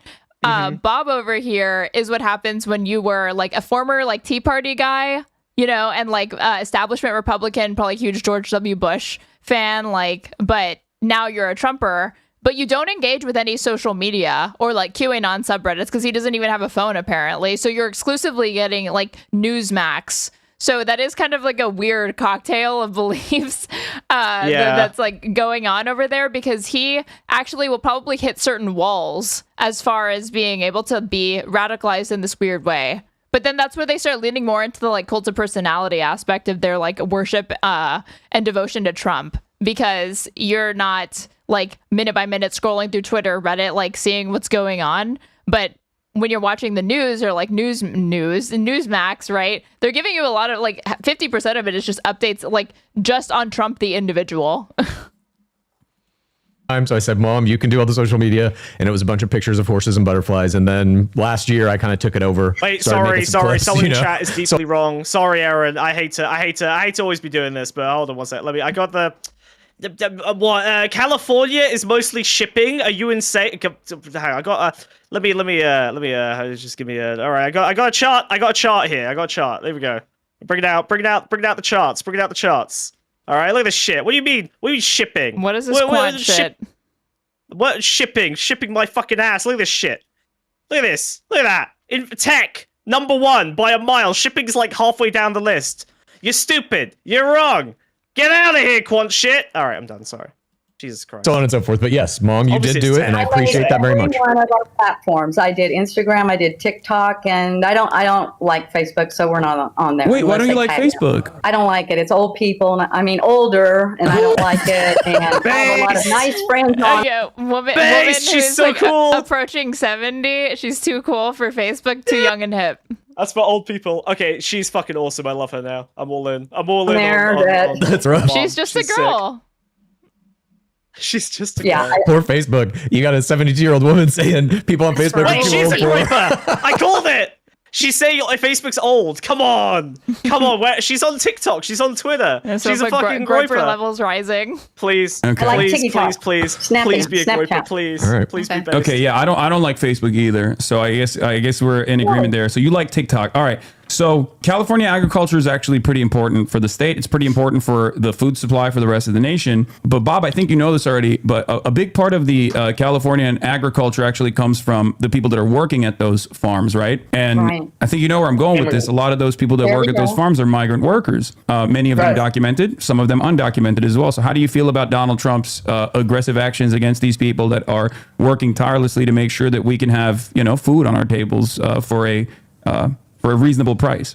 I'm all for deporting anybody who's illegal, and we'll make do. Believe me. But Trump did say the United States. Well, by the way, California. What do they borrow? $560 million a year from the United States. The Chad over here, when he's like, so think through the policy, the implications of the policies that you're championing. Like immigrants are vital to the economy. What's going to happen? We'll make do, believe it. Like we'll cross that bridge when we get to it. And I mean, realistically, if for whatever reason this was a decision that was forced upon the American population, not because of the admin that was democratically elected, but because of the powers that be, or something were to transpire, I mean, we would kind of just like have to deal with that. There is a way out of it. Thoughts? None whatsoever. None up there, and no. Rare moment for what me. did you say? IQ points? Just agree. I ran out of IQ cells to rub together. They need to replenish. No, I mean, I could just say, yes, Queen. Yeah, Thank good. you. Happy? Happy? You stay afloat. You guys are so far in debt, it's ridiculous. Okay. Let me ask you this, Dad. Don't sing California's praises to me. They're a giant liability to the rest of us. I just don't understand why you care. That's a debt. Interesting that he framed it that way. Is that deficit or is that debt? Is California in deficit? Do they have a 500? What did he say? 500 billion? I don't know. Deficit? Consult your fake and lame chart once more. I'm not going to Wikipedia a second time this stream. Okay, I've got too much pride for that. Why do you care if a migrant is here illegally or not? If they are working, producing, part of the economy, like why does that bother you so much? It doesn't. That was his point of view. What? No, there's not. So it's not only untrue, and it is actually blue states that subsidize the red states, specifically states like Oklahoma. But also outside of that, the Californian agricultural output is actually 3% of the overall Californian economy, which is still pretty significant, and it's especially important for food, right? Like, I mean, that's where the crops that we're picking come from. But it is ultimately still around 3% of the overall GDP in the state of California. I mean, it's very important. Almonds, cattle, pistachios, strawberries, lettuce, flowers, tomatoes, and oranges. These are all things that I assume you consume. You eat more tomatoes than you do bread? What? No, I'm not saying it's not important. I'm saying it's very important. I'm just saying that it's not as big. Let's go, Bob! How again, Hasan has started to try to introduce empirics, and he immediately perceives that as an attack. Yeah, which is this is a mistake. I mean, I don't think Hasan should be listing facts right now.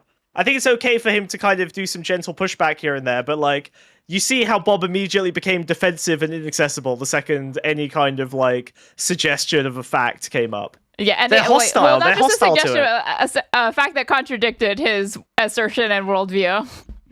I think any fact that comes from like an institution is basically like hostile because, you know, conservatives lived in an oppressive information environment where liberals basically defined every term of reality, and so they were stuck under the thumb for 20 years of every fucking news channel other than Fox News basically telling them they were wrong and stupid, and all of these smart liberal coastal elites have the information that proves you wrong definitively, that you're an idiot, Dad.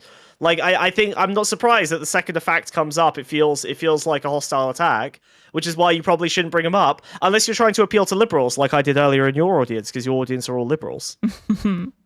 I think it's a yes or no question. Yes or no? No, I'm saying it's very important. I know how important. She was the yes or no. She was hitting him with the Pisco strat. Yeah, let's go. That's why I'm saying California is a very important state for the nation. Even on the we'll be fine. What, Dad? With this immigration, you just said you don't have tomatoes if California doesn't exist in the state. Oh yeah, we will. We get those from Mexico. Maybe. By bombing them, we're going to bomb them and steal their tomatoes.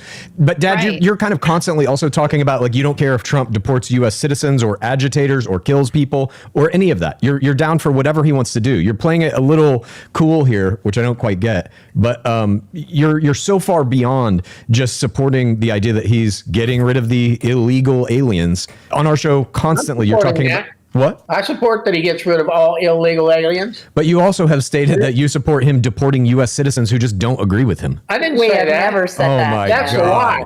We never said that. All right, sure. I want the illegal criminals that are here, that are not citizens, that have criminal records, that are killing people, that are bringing in drugs. That's the ones I would like to see them go back. And like this point on its own, okay? If I'm being, again, like, let's adopt their framework. Obviously, I don't think of things as like, I don't think of human beings as illegal or whatever. And I think it's one of those, like, this whole illegals thing is definitely going to age about as well as the term colored did. I don't think it's going to sound good pretty soon.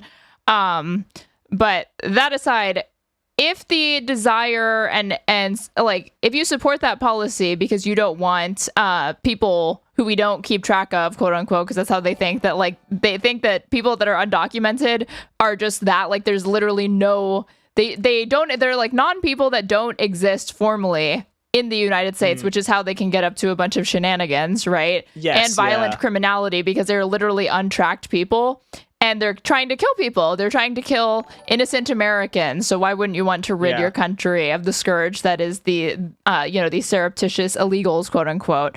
If it's that, you can understand how that appeals to people very, very easily and simply before you even get into like, and it's obviously a narrative that's better supported when you don't get into the facts or when you don't get into anything more complex than just that one principle, right?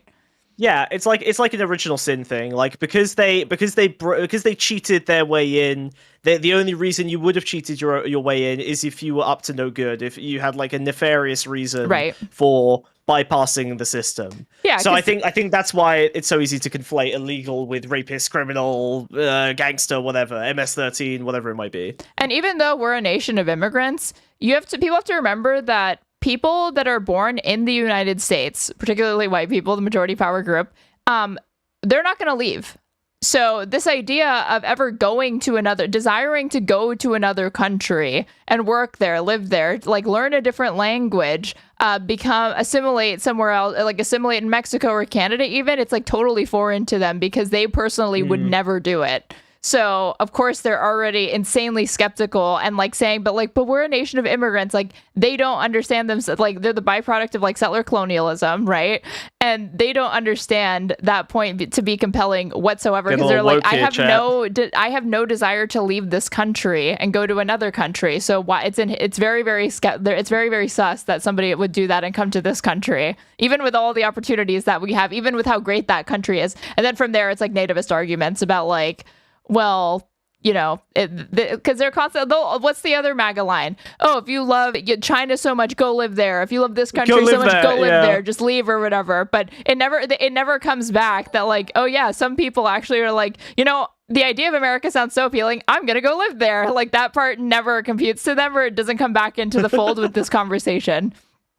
Well, you have to. I think the idea is you have to submit yourself to America, right? You have to like go through the grueling process. It doesn't matter if it's going to take 8 years and you're going to live in poverty and be in like asylum limbo for 8 years. Like you have to go through what my grandpappy did when he came over from fucking Germany or Ireland or whatever, right? You have to go through the same with $1 in his pocket. Like you have to go through the same hardships that they did that have been passed down my family. These guys, they're skipping the line. They're cheating. It's not fair. The ones that came over our border. Sure. But what about people like Renee Good? When an ICE officer murders her in broad daylight, there's video of it everywhere all over the internet. You guys support that. Well, you justify it because you think it's a means to an end. You think that in killing these people and kidnapping these American citizens, like they're eventually going to get one of the bad guys. But that's not how this works. I knew we would get to the shooting of Renee. I actually find it refreshing that Meg over here, I don't know her name, sorry. I just know that Smug was not a fan, so I want to call her Meg. Is bringing to the forefront something that I felt like really is kind of what I should just do. Like these conversations and like debate that I had on Tim Pool, this like stupid frame by frame analysis of clearly what is an irreconcilable difference between myself and these individuals who justify the shootings of Renee Good, Alex Preddy, etc. Shouldn't I just cut straight to the heart of the matter, which is that the reason why, like, your defense of it has actually nothing to do with any discrete or individual fact of the matter or frame in a video or anything like that. It has more to do with the fact that it's justified overall because opposition to the mass deportation campaign itself ought to be criminal so heavily discouraged, you know, and that's like a moral action. Like you shouldn't be getting it. Yeah. These people should not be getting in the way of it, and kind of just start arguing from there because that's really where the heart of the disagreement is. It's not really over any, you know, oh, Renee was actually turning her wheel right when, but like that's not actually what the disagreement is. Yeah, and I think that as long as you frame it that way, like as long as you sort of suggest that it's a reasonable and plausible position to hold for them, that they're not going to get super defensive and you can actually have the conversation. I think the follow up to that is anytime you do this, you then need to follow up with a subjective version of your opinion. So you should say, now I understand where you're coming from, but I think that probably the broader importance of protests and, you know, opposing the government in America when necessary are values that are more important to me than getting this immigration thing done. So I think it's more important that we protect that for the future, because I don't want some goddamn liberal commie scumbag. I don't want President Zoran coming in and being able to point guns at me in my car when I'm not complying with his, I don't know, free pizza for homeless people policy. I don't know. I think that's a really good thing to do, would to bring up January 6th and say, well, your side can't ever behave in when it comes to a fucking protest. It always turns into a riot, and you guys defend it. Okay, jokes aside, you could bring up like, oh, Ashley Babbitt probably shouldn't have had force use, like been shot or whatever. Like that was an example of excessive force, like being free from these sorts of things, or saying like when conservatives wanted to protest mask wearing, like anti-stay-at-home protests, anti-mask protests or whatever, like it would be bullshit if Biden's Gestapo, ICE thugs or whatever were executing any of those, patriots. That's the main thing. Well, don't bring up January 6th at all if you're actually going to get through to these people and not want to cause a huge rift. But no, call it based. Call it based. I think January 6th was amazing. That's the closest America ever came to a genuine populist uprising revolution in the last 50 years. Like it was genuinely a big deal. Impressive work. You nearly got them, guys. I'm genuinely you did great. I wish Bernie Sanders did it. And he's only half so close, kidding. Boys. Yeah, I'm barely half kidding.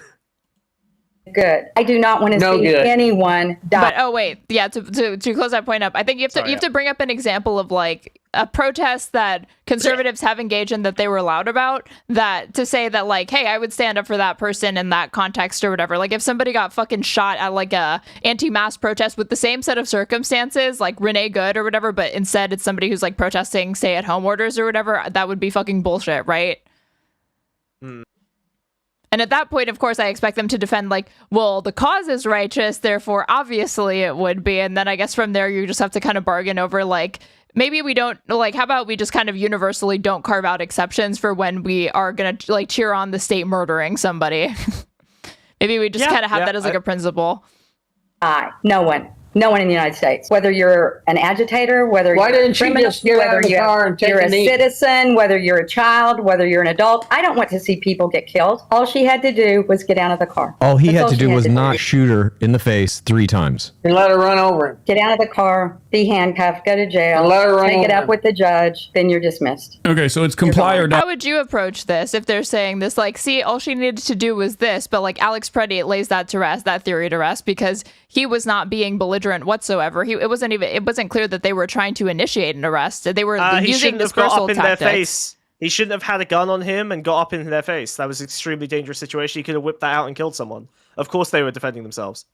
It's very easy to like, again, for any that's what they're gonna bring up. Situations, how would you defend it? Because I'm telling you that the fact of the matter is that these strategies that they're saying, here's how they could have, Renee Good could still be with us if she had just complied and been safe, then none of this would have ever happened. And like Alex Preddy wasn't being disobedient to those ICE it wasn't ICE, it was Customs and Border Patrol agents, because they had not really given him a direct command whatsoever. A woman who was like yelling at them or something like that had fallen. He was trying to help her out and said, "Are you okay?" His hand like gently made contact with I think like his elbow like made contact with the stomach of one of these officers, but like there were like multiple different, like literally like 6 different customs agents or whatever, and then before we know it, he's being like tackled to the ground, and then they found his gun. One of them was like shouting gun, gun, gun. They remove it from him, and then he shot multiple times, but like obviously that shows just being... gun accidentally discharged? I think the gun accidentally discharged, like while they were moving it around because they're idiots. I think...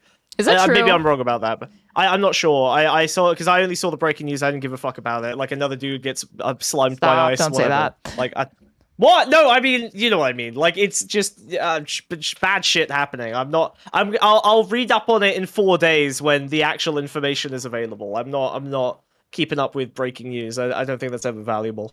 Okay, but what would you do? What would you I would basically focus on the. I mean, I wouldn't be surprised if even the libs attempted this, but yeah, I would focus on the gun rights. I would say, look, like I get that you want people to be sensible with guns, and that they shouldn't be, running into a squad of, ICE soldiers armed, because that's a dangerous and escalating situation. But I don't want my gun rights to be slowly chipped away at by them making creating more and more reasons for me to not be allowed to walk around with my God-given right to hold a weapon that can end a human life at my convenience. I think that's fucked up. I want to be able to maintain that. I don't want Obama to come in for his 3rd term and start using the rules that were useful for Trump getting his shit done to now get, Democrat slop done. I don't want it happening. Was there a discharge? It says Yahoo here, Rob Dorr, a lawyer and the president of the Minnesota Gun Owners Law Center, said he believed that the initial shot was fired by the agent who had seized Preddy's gun. After analyzing videos, I believe it's highly likely the first shot was a negligent discharge from the agent in the gray jacket after he removed the SIG P30 320. Right. Well, wait, hold on. Because blah blah blah. This is from the Telegraph, and this was reported on the 26th. I'm actually maybe, but this is like some random guy that they're asking. I don't know. I don't know if it's like ideologically relevant whether a discharge happened or not, because ultimately I was just curious. the ice agent was incompetent for mishandling the gun and causing the accidental discharge in the first place. Yeah. All right, that's the assessment, so right? that's basically the route I would take, is focusing quite heavily on the liberty gun rights and gun rights now, portion of it. Then they'll probably respond with like the common sense stuff, right? Well, just comply. Well, don't be in that situation with that gun.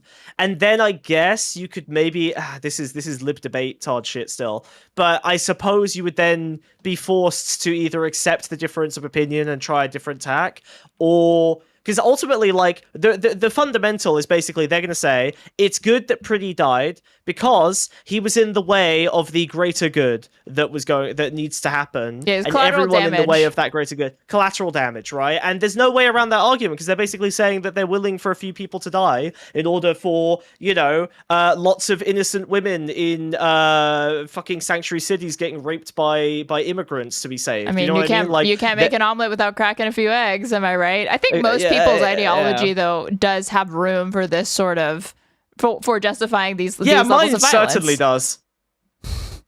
Okay, but even like obviously liberals or whatever, they're just more abstracted through like official channels and lawmaking and whatnot, as well as a lot of neocons and Republicans. But everybody does have this line. The thing that makes this particularly egregious is that not only is they're way too sensitive about it, like the MAGA movement, as far as what they'll defend, but the cause is not righteous either.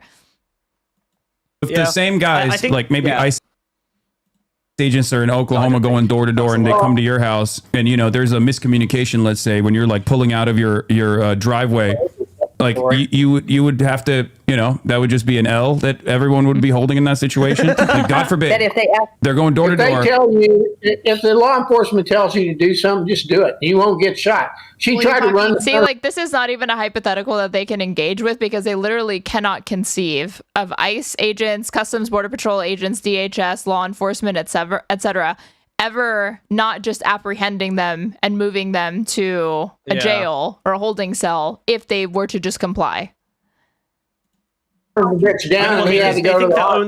bad people will end up getting punishment as well, right? Like, obviously, I think this honestly ties back to probably some Christian worldview as well. But only bad people will end up.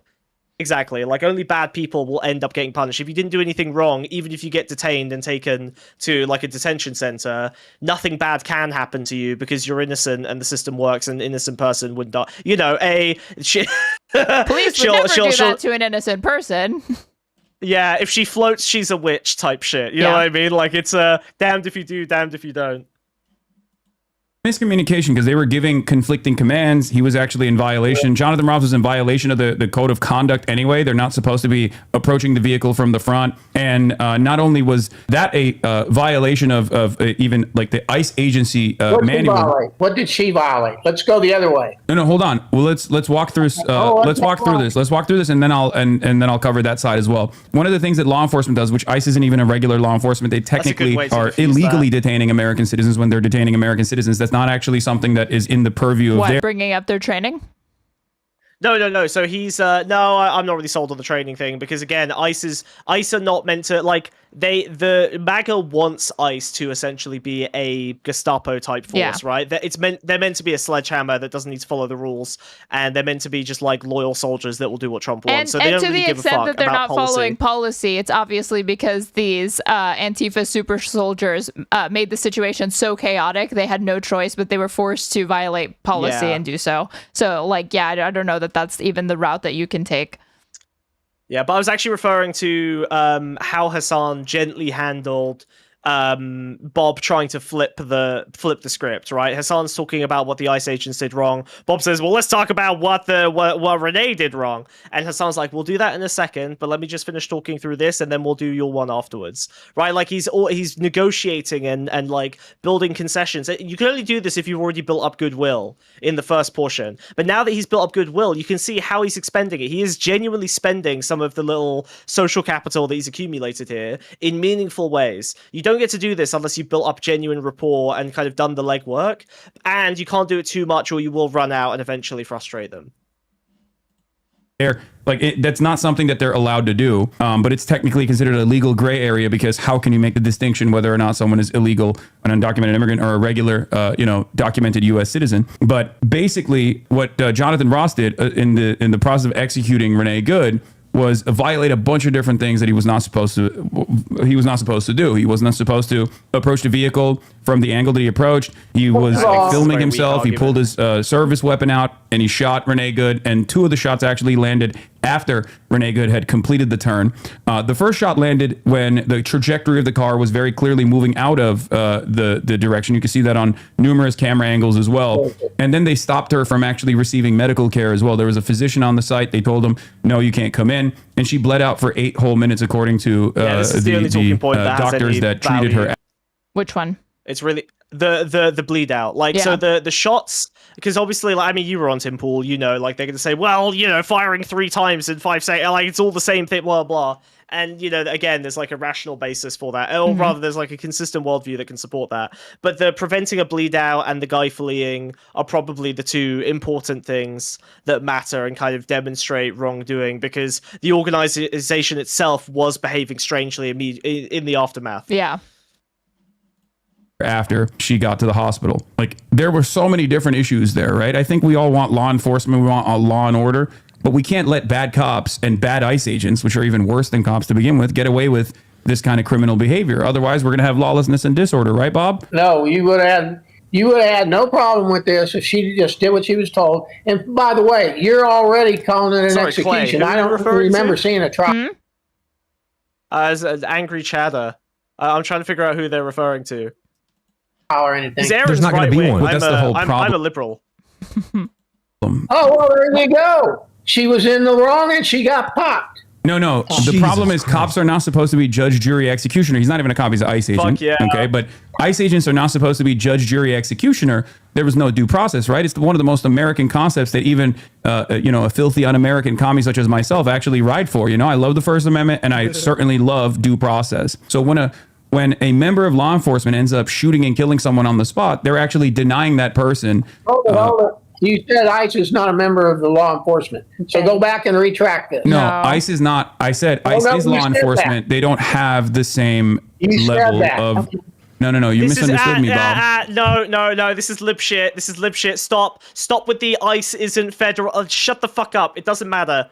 Obviously, it doesn't matter. Only liberals care about this. Only lawyers give a fuck about this. I don't give a fuck what the legal distinction is. The merit, not on the merits, but the fact that I think it's important to, if he heard a completely different thing or misunderstood, I do think it's important for Hasan to clarify the point, but get off of the fact that don't hinge a lot of your argument on that delineation. Because to the extent that distinction obviously exists, it's not one that this guy gives a fuck about. Because even if the thing he'll pivot to immediately is going to be what? Well, they should have that. They need to have that sort of authority, even if they currently don't. So I don't care. I'd support it. The cops weren't getting the job done. They need more qualified immunity than cops have. Yeah. I'm saying ICE is a federal law enforcement that is acting in the capacity of doing immigration enforcement. And as a part of that, they're technically not allowed to detain American citizens, but because they can't figure out who's an American citizen and who's not an American citizen, they take advantage of the legal gray area. And if they can do that and they can avoid... No, but to me, it's like you're saying, he's farming these... He's farming up the goodwill, and then he's using it here. Should he not expend it on, here? I think that if you kind of wait, there's always going to be a better point to do it. If you're not careful, by the end of the discussion, you won't have used any of it. So you'll have just farmed all of this goodwill, but then you conceded, not conceded, but you it feels like you'll have conceded everything because you didn't actually force them to give you any concessions. So the reason I think that this argument is bad is not because I don't think I think there's there are better arguments, although I do think there are. I think it's more that simulate you winning that argument and genuinely convincing them that of the point that ICE are not cops, that they don't have the same standards as cops, that they're not behaving in the capacity that they should be behaving, that they're operating in this legal gray area. What changes about their worldview or the way they engage with information, even if you end up getting them to agree with that? Basically nothing. If anything, it kind of supports their position more firmly because now they don't have to hold them to the standards of cops. Now, anytime someone says, but I mean, I think even Tim Pool said this, right? Like someone mentioned that, you're not meant to stand in front of a vehicle. And I think someone on Tim Pool, maybe Tim Pool himself, said something like, yeah, but they're not cops. So they don't get that training and they don't need to follow that because that's cop training, not ICE training, right? So they didn't violate any principle. Obviously, it's common sense not to, and it's an established policy of police departments across America. But because ICE are not cops, it doesn't matter, right? It doesn't matter they violated that. They didn't violate anything. They can do what they want. They're much more flexible. So I think you end up kind of hurting your own position by offering them greater flexibility, even if they do bite that bullet. Process in that regard, if they can use administrative warrants to go into people's houses, they can one day come to your house too. And I don't think you want to live in a country like that, right? Where, members of law enforcement are not doing their jobs appropriately. But are you worried about them coming to my house? Because I worry a little bit about your house. I mean, I have a bakery. We run cookies that literally say "fuck ICE." Can you run your mouth? Yeah. Right. That's my right as an American. Can you run your mouth? And that's freedom of speech. That's right. So to take that away is un-American. Coming to my home to arrest me for freedom of speech is wrong. Did you catch that? The mom just said, "Can I say something?" And Bob said to her, kind of hard, and then laughed. It is a 3v2, so. You see that, right? Depends on what you're promoting. So you do not believe in freedom of speech. No, I believe you and Donald Trump. I've said this before. There you go. She's forced a false dichotomy that he's definitely not going to be baited into, which is, so you don't believe in free speech, because everybody has lines when it comes to free speech. Every single individual. We don't consider slander, libel, etc. to be protected speech. We don't consider violent threats to be protected speech. But by their framework, you saying fuck ICE, you demonstrating flagrant contempt for law enforcement is basically not protected speech. Or maybe it could be when you're like icing it onto a cookie, like she says for her bakery, fine. But if you're going to go to a protest or a riot, as they'd probably say, and say that to an ICE officer, that's basically no different than like a threat. Especially when they know that we're like, on social media calling these people Gestapo thugs, right? That saying fuck ICE in that context is already like a threat.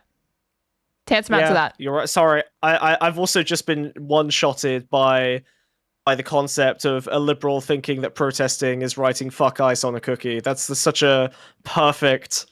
Like that. Sorry, I'm just all I can think about is her like in a bakery, like a middle class fucking bakery in a gentrified part of Texas, just going, "Yeah, I'm doing something," and she ices her 50th fuck ICE cookie.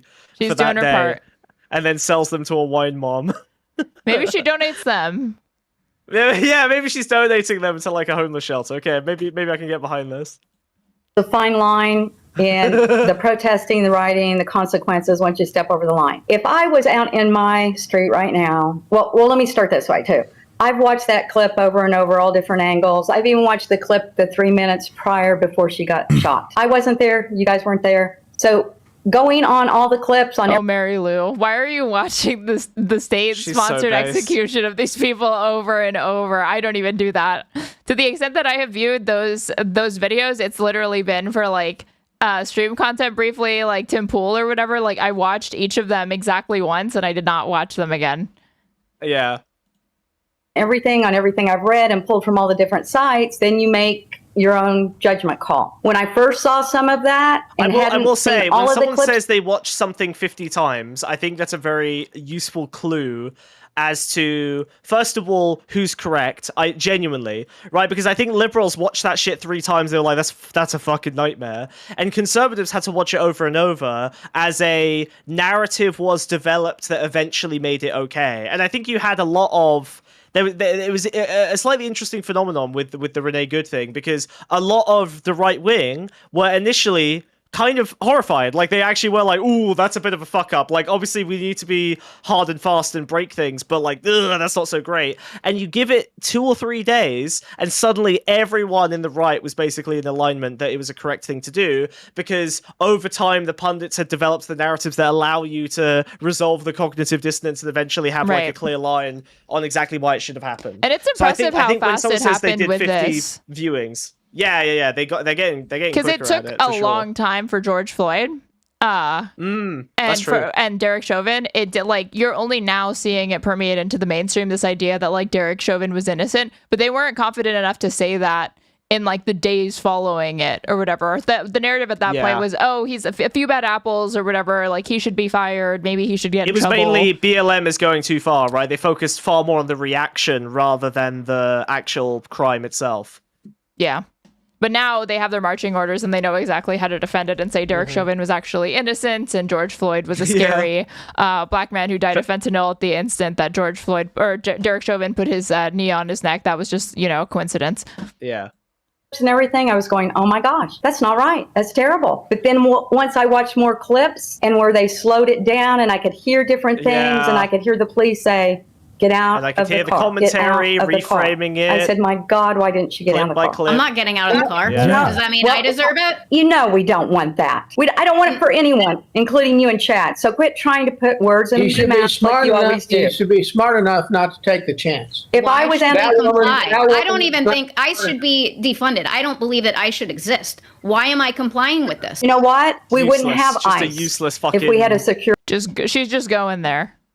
Yeah, it's just but again, useless. like she is getting closer to like she's skipping to the endpoints and is like, we have really irreconcilable differences because this is actually not about individual conduct or whatever. Like the institution fundamentally is unjust. So she kind of wants to argue on those terms. And I don't even think that that's a wrong impulse. It's just the way that you go about it has to be less kind of like she may as well be saying, well, fuck you. Because I think all of this is stupid, right? And it's not substantive engagement, but I do think that like I'm liking her more than Chad now. Yeah.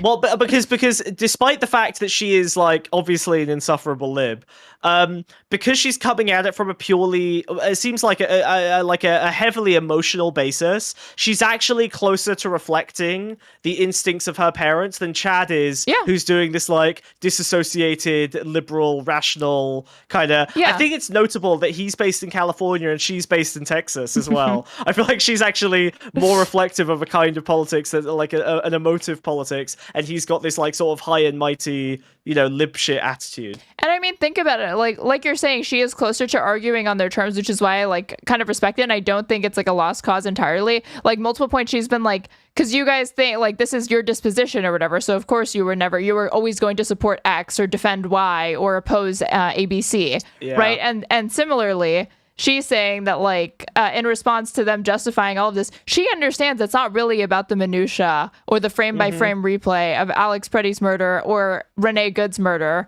and neither for her. Like, she didn't. The reason why she opposes it is not because she saw just because she saw the video or whatever. It was already determined that she's like, see, this is exactly what you fucking get. I would expect something like that to happen when you have an agency like ICE that's been funded to the fucking, like, armed and funded to the fucking teeth and acts with impunity. So. Your border. If we hadn't had Joe Biden's open borders, we wouldn't need ICE. I really believe that. It all comes back to Biden. Why are y'all laughing? No, it was the border. We just let anybody and everybody in. He's making the mistake of thinking that they actually have more contempt for Biden than for Obama. They clearly have it more for Obama. Like Renee Good, they let her across the border. What your thoughts are on that? Renee Good didn't cross the border. Yeah, you can't catch Bob like that. Bob is real MAGA. That's crazy. I saw what Chad was. And here's the thing. ICE is acting in a way that, again, you would expect them to act when they are dealing with enforcing immigration. Because even though Renee Good is like a white woman, right, and speaks English perfectly, we had no reason to believe that she was a non-citizen. They can always, in the context of immigration, it would actually. I'm waiting for MAGA to say it's actually racist or like ICE is being anti-racist by questioning if Renee Good is like an American citizen, because that's where they're given so much leeway, because you're actually it's not legal for them to, on the basis of, even though they're calling them like Kavanaugh stops or whatever, but like before that, it's not constitutional for them to approach suspected non-citizens on the basis of their ethnicity or the fact that they don't speak English very well. They're supposed to use other like clues and other sets of circumstances to for their probable cause. But that same logic or whatever could lead them to, in bad faith, say, we don't know that Renee Good wasn't an illegal, quote unquote, and also. some liberals, when they point out, like, hey, we only seem to care about illegal immigration when it comes from, imports brown people because it's coming from Latin America, but we ignore Canada, Europe, etc., even though there's tons of people that are here illegally or on expired visas and it's going undetected because they speak English and they're like Anglo looking. So I'm waiting for MAGA to like kind of to do the reverse Uno and be like, aren't these the people that you would actually support ICE stopping more and more? Because you're saying that it's not enforced enough against like white people, but I've yet to see a conservative pull that one out. I don't think it's likely to happen except with the lamest conservative pundits imaginable, because they don't need to win in the liberal frame of like hypocrisy posting anymore. They don't give a shit because liberalism is dead. It's over. They don't even need to pretend that liberalism matters, right? I do think though that a liberal would be thrown off by that. Because again, yes, the kind of logical liberals are thrown off by literally anything, Aaron. They are liberals are thrown off by anything. Liberals are thrown off by like a particularly strong Bellini at their brunch. Okay, they're not equipped to handle these conversations. I got your back. I got your back. I was trying to trick him. Yeah, he got me. He's doing liberal mind games here. I noticed that. I'm with you. I'm with you all the way. I literally never try to trick you. What are you talking about? You know how many DMs I get? You tried to trick us with Bible quotes. You always try to trick us. Trump thought it was real. I'm not tricking you. It says Trump shares a parent AI video promoting medbed conspiracy theory. I have no clue what that is. So basically, this was AI slop that was basically promising everyone a medbed in America. It was like Trump. It's like a special like boomer bed. That like hold on, it's like the capsule. Wait, let me find you a picture. Medbed conspiracy theory. It's like a medbed is like an iron lung, but like sci-fi. Where's Jake Tapper's on this? All kind of numb to the odd and misinforming and strange stuff that politicians these days post on social media, including our president. But last night at 10:19 p.m. Eastern, President Trump posted this. Breaking now, President Donald J. Trump has announced a historic new healthcare system, the launch of America's first medbed hospitals and a national medbed card for every citizen. Every American will soon receive their own medbed card. With it, you'll have guaranteed access. Oh my God, this like deep voice that this AI video has for Trump. To our new hospitals, led by the top doctors in the nation. This is how Trump stayed alive for so long. I'm interrupting just a second. Finally giving it to everyone. Apologies to make sure you understand that none of this report is real. It is AI. Thanks, Jake. Appreciate it. A magical secret tech that can cure any and all diseases. Sounds very appealing. Yeah. So it's sci-fi. It's sci-fi hospital basically. It's so sick. Boy, your lefty co-host is awfully snotty and condescending. Yeah, see how it feels? See how it feels? This is what you're doing to everyone. I'm trying to make you understand, okay? This is how everyone feels when you libs talk to people, all right? It's not nice, is it? It feels bad. I think the medbed is real too, by the way. So I just want to point my dad thought he was going to get one. Thought he was going to get a free medbed from Donald Trump. Bob, I think that's aspirational. I'll be right back. He has to go to the restroom. I'm sorry. Okay, Bob, before you go to the restroom, I think that's aspirational, and I like that you wanted a medbed. Yeah, I want one too. Oh my God, I want one too. Like, again, he's so good at this. If you can see, again, like, let's pretend Bernie Sanders was the one who posted something like this, okay? Right? Would it not be something that people were like, cool, this seems like some fucking Star Trek, like, gay luxury automated communism shit? Like, Bob should we not healthcare. aspire to have medbeds? That would be the conversation. Bob wants Medicare for all. Like, that's actually based. There you go. That's like, okay, how about if instead of medbeds for all, we do Medicare for all? What do you guys think about that? Well, that is smart. Nice segue. Nice one, Hasan. Thank you. He just said no as he's running to the bathroom. We heard Bob. Oh my God. Right, but Mom, you believe in universal health care. You think that everyone should have health care, yeah? Everyone deserve health care. Of course they do. Of course they do. And we do have it. I mean, if there was someone without health care and they got injured, they go to a hospital and they do get care. They either write off their big bills, or they let the people pay it off in segments, because I have friends that way that have no health health care themselves. They can't afford it right now. So when they get hurt, they do go to the hospital, Haley, and they get fixed up. You're missing the point. So people who have universal health care in other countries, part of their taxes kick into that. Okay, so when you go to the doctor, you're paying $20 for a fucking surgery.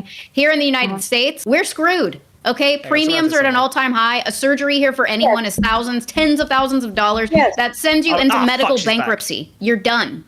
Not bankruptcy. They will help write it off. But I do believe our medical is out of control. It needs. What kind of magical write-off are you talking about? Let's see, it was $500,000 or $600,000. I had a friend with a bill that high. It was an emergency, and they wrote it off and helped her with it. Let me ask the three of you: do any of you or all of you know the difference between Medicare and Medicaid? Do you know the difference?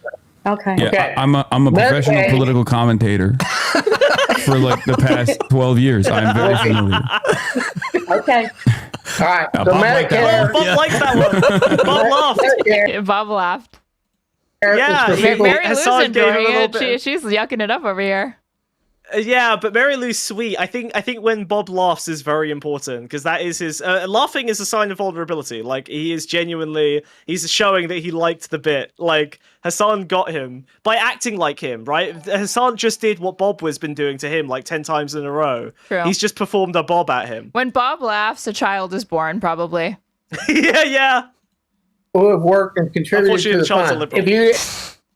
If you never had a job, I mean, this man seems to produce nothing but liberals. So. Yeah, exactly. He only produces fucking Californian and Texan SJWs. You don't deserve Medicaid or Medicare. You're on Medicaid, which that bill that you say, who forgives the bill? The hospital lets you walk through the emergency room for free. And you know who pays that bill? Me and your mother. Okay. Not always, I don't think. But listen, I'm cool with paying for people to have medical benefits. That doesn't bother me. So if we could live in a country where like we're all kicking in and everybody gets insured, I'm down for that. I don't want somebody to go to the hospital. See, lame framing of like, yeah, it's a burden, but I'll take that burden on. She should have pointed out you're like, Dad, we already have what you're talking about fundamentally is insurance, like a risk pool, right? So instead of having it be that everybody has their stupid private insurance thing and fucking HMOs and copays and deductibles and have to navigate a stupid administrative bureaucratic nightmare that nobody wants to do, how about we just make it free at the point of purchase and your experience is closer to what it's like at a hospital where you just go and you start getting treatment and you kind of worry about the bill later instead of one at your primary care physician where before they'll even see you, you're having to give them a government ID, so your social security number and like a debit card as well as 2 different credit cards on file so they can charge you before and then have that go through and then they will see you. Like you have to show them that like what you're describing we already have, but it's producing worse outcomes, it's more expensive, nobody likes it. And it would just be easier to upscale the size of it. And yeah, we're already doing this pretty much in like certain sectors. Just make it big.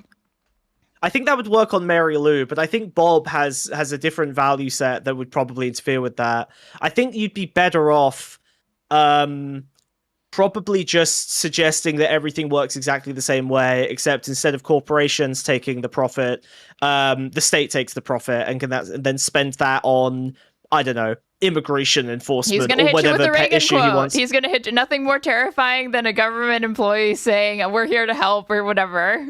For sure. But he's not a Reaganite. He's a Trumpite, and Trump needs the money to give to ICE. So I think you could convince him that if Trump was running that shit like a business and he was taking in the profits and he was spending them on his immigration control and the things he needs to spend money on, then I think you could get him to agree to the state making the money. It's just substitute state for Trump, and he'll agree with it, I think.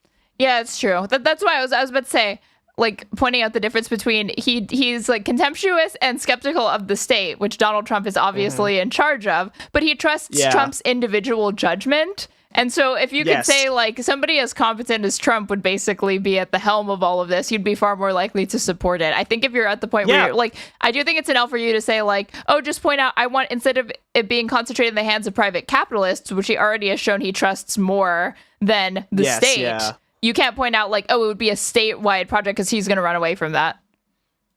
Just put it in the hands of the state capitalist, Trump. There you go. Just like China, baby. Trump care.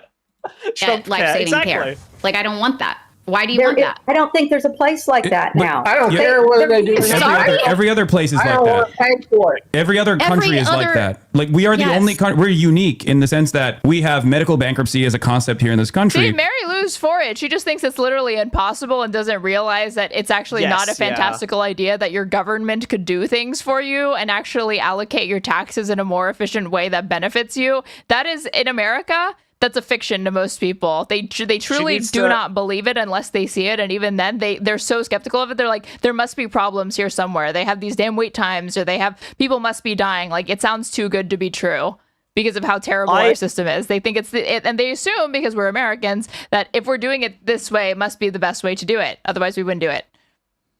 Yeah, I genuinely think that Mamdani posting like 3 videos a day of what the government is doing for people in New York, it might actually like crack that egg. Like it could actually make a genuine difference to the American psyche, seeing what a responsive, practical, pragmatic government actually looks like in practice. Like I think that might genuinely be the most important thing that any politician is currently doing, is just trying to convince people that money in equals services out in a way that's visible and understandable to the average New Yorker. It's true. And other cities will want that. I think other cities will want what Mamdani is doing. Yeah, you have to brag and you have to frequently remind people of your achievements. Otherwise, all they see is when they're going to see, if you run into a controversy or a scandal, that's going to be the thing that hits the headlines and that's going to be what they see. Whereas if you give these right-wingers something to freak out, like PBD is like, when Mamdani is like putting these out, it was a frequent thing that PBD was doing, reacting to these videos. And I'm like, see, this is good because there have to be some people that are like, actually, the clip speaks for itself and not believing PBD's spin on it. Because it was a clip of Mamdani being like, we're going to hold these landlords accountable that are not keeping up with building codes and making people pay rent to them and mortgages on buildings that are fundamentally hazardous for people to even be in. And if they don't do that, and we're gonna like give them notices. If they don't pay, we're gonna pay, and then we take over the building because we paid for it or whatever. Sounds good to me, obviously. And I was like, I hope that like the fact that they have to, just so they can react to it, it's like rage bait that Mamdani's putting up. Like some people are going to end up being exposed to it and be like, that doesn't sound so bad. Like, I don't think that it's fair that these landlords are not keeping their buildings that people pay a ton of money in rent in up to code. Like, I wouldn't want to do that if I were a landlord, because they're probably not going to be fucking landlords watching this, right? Or again, they know what it's like to be a fucking tenant themselves. Well, I'm sorry. Just a classic evil infecting your chat. Yeah, good communication matters, but that's not going to work on populist Republicans. That works on regular people. That's not going to work on the subhuman troglodytes. It's only going to work on the humans. There's no reason to reach out to the Republican base. They will never support any of your causes ever, because you and them have completely competing visions and they will clash. No, they believe... Most of them are Mary Lou, not Bob. Most of them believe the same things you believe in terms of values. They just live in a completely different reality to you. If you can convince them, if you show them the fucking snowplows, they can't deny that reality. That's a physical thing in the real world happening right in front of them.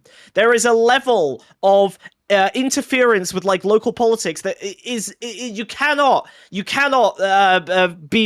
be filtered through TikTok. Yeah, you actually can avoid the brain poison. I've said from day one of the psychic war bullshit that local politics is different. Local politics is the only thing that can actually break through the spell. It's just that no one in America really does local politics except when they're enacting, and you have to remember, Republicans understand the value of videos and propagandas. The reason, why the border crisis is scary is why? Because Elon Musk posts a video of the border being scary to people. And then to them, it's immediately real. It's no longer this abstracted statistic that exists somewhere in a spreadsheet on the internet or buried in some news article that they're not going to read past the headline. It's an actual thing that they're having a visceral reaction to, and they act accordingly. So similarly, when Mamdani is talking about his achievements and the way that it has it's going to improve people's lives, and not just trying to show an anecdote or talk about it, he's actually showing people it's something that they have to contend with because now it's real. It's in their phones. It's and so therefore it is real. Really quick. Gator Highlight 4, thank you so much for the $49.99 super chat. Really, really appreciate it. Dono Goal, fuck Bob. Bob sucks. Mary Lou should divorce ASAP. She seems like she's sympathetic to the issues.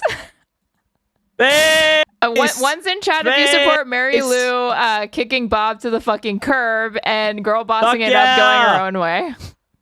Woo! Mary Lou simp. You're getting called a Mary Lou simp, Gator. I am a Mary Lou simp. Oh no, Gator. We are all Mary Lou stands here.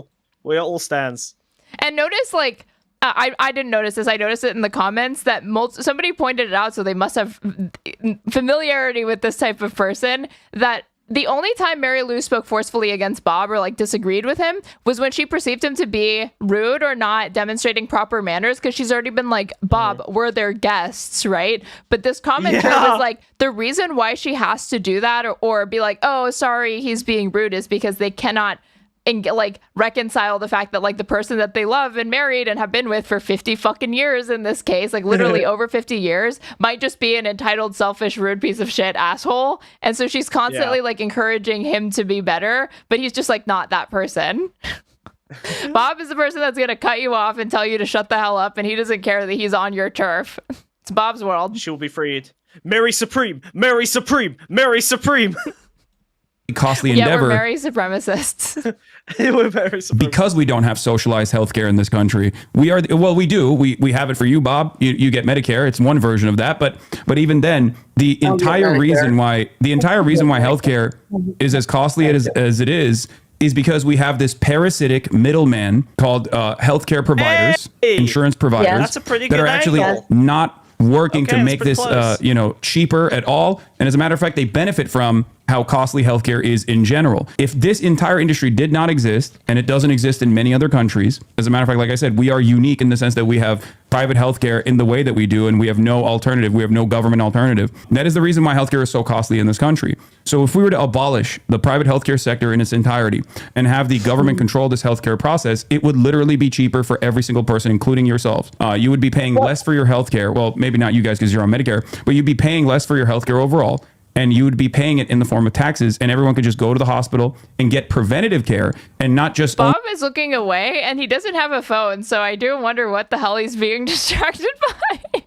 I think so. I think he just stares off into space when he's thinking and listening. But I there have been multiple times where he's just like started looking around, and I have no idea what the hell is like dividing his attention. But I do think it's funny. He is following the conversation, but he's not entirely listening. Back. Yeah, I think he's just like looking off, like kind of processing. I think that's... Bob might have autism. Bob is definitely autistic. Yeah, this is a common trait of this specific breed of ancient boomer. The common trait is actually lead poisoning.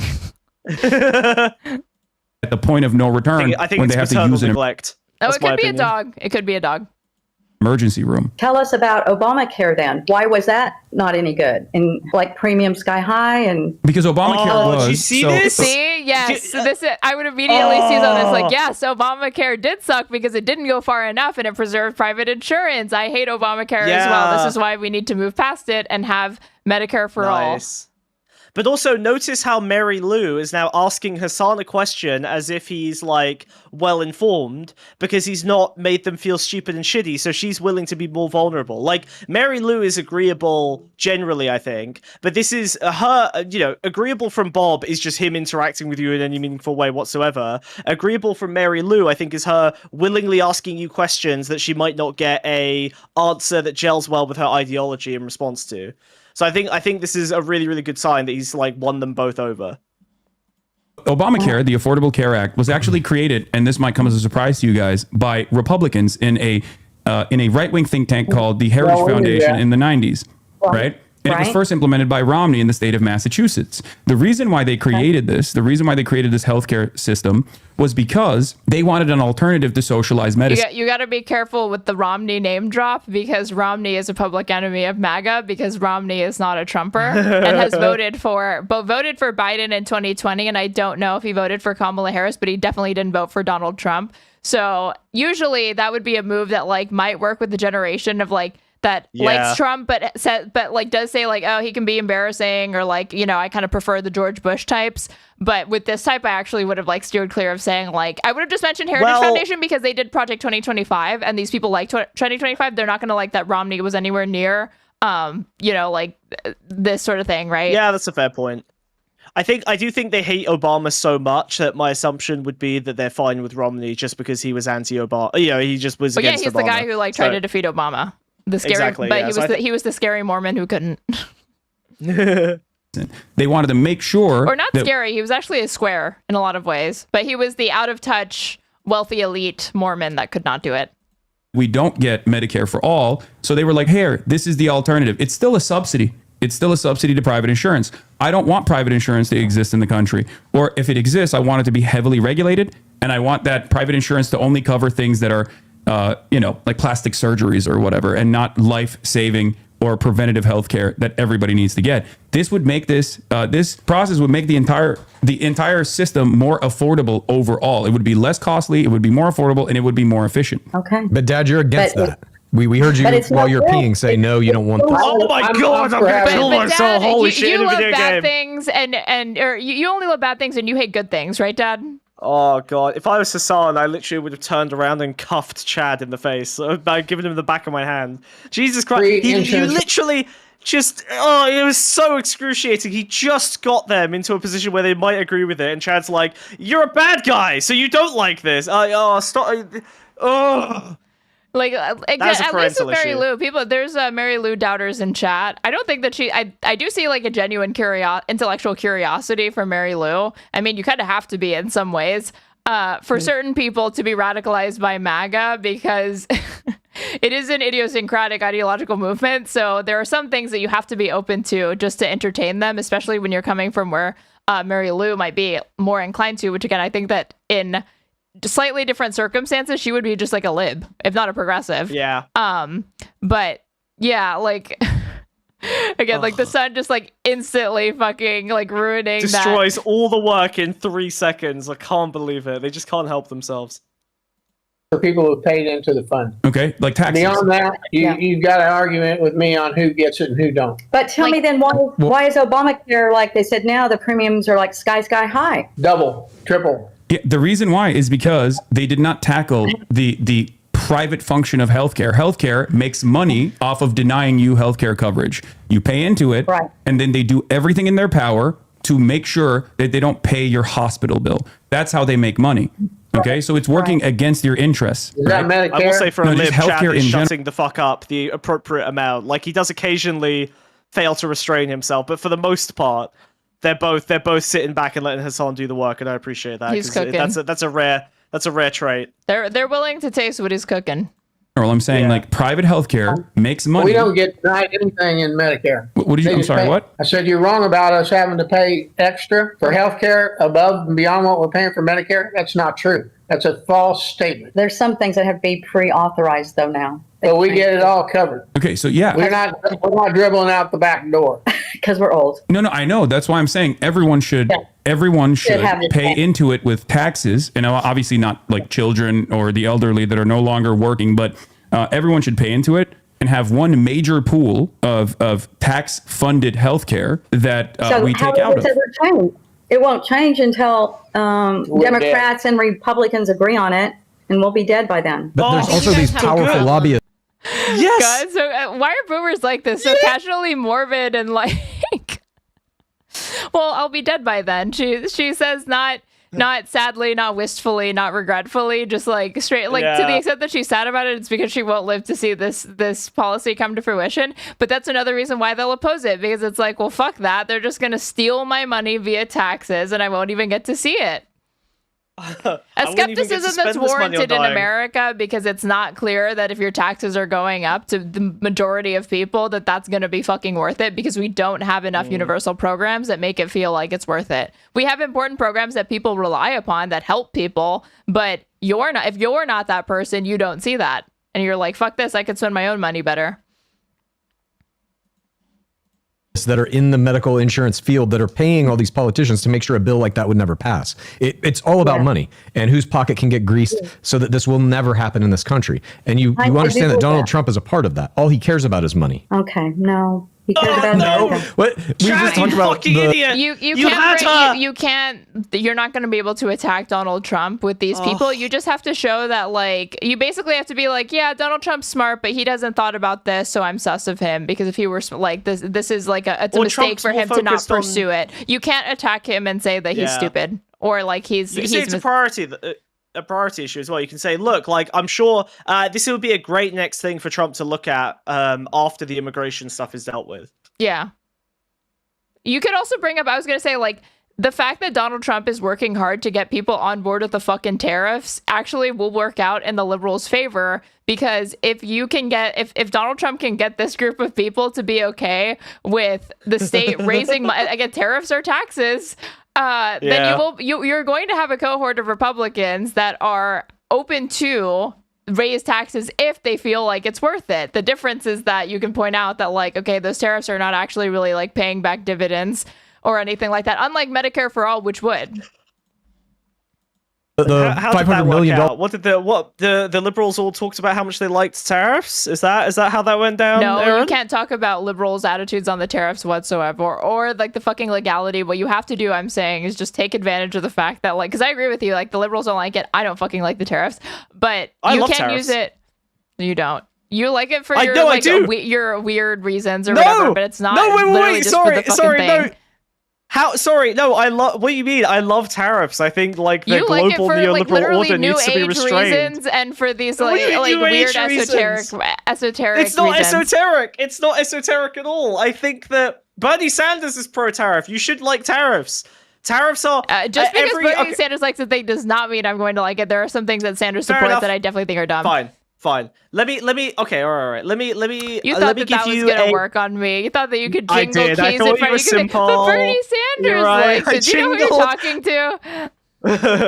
I jingled the little Sanders keys. I'm sorry. I should look. I tell you what. I'll give you a thread to pull at. Okay.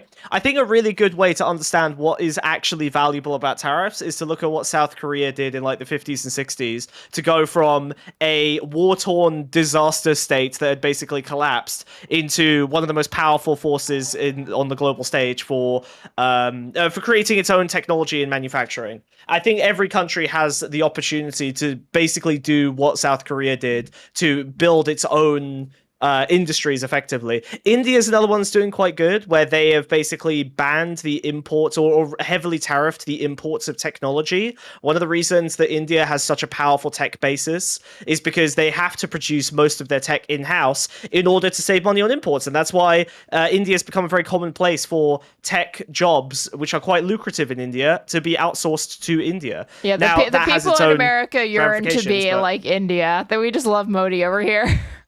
Yeah, get over South Korea already. They suck. South Korea is a terrible and evil country. I don't know why anyone thinks I like South Korea. It's a hyper-capitalist canary in the coal mine. It's just useful as a predictor for what is going to happen in the next 10 years in America. But the way they engaged with tariffs was very, very, very effective. It was objectively smart and good. You should be using tariffs to build up your own trade. What's the alternative? Free trade just means that your workers get fucked by more developed economies.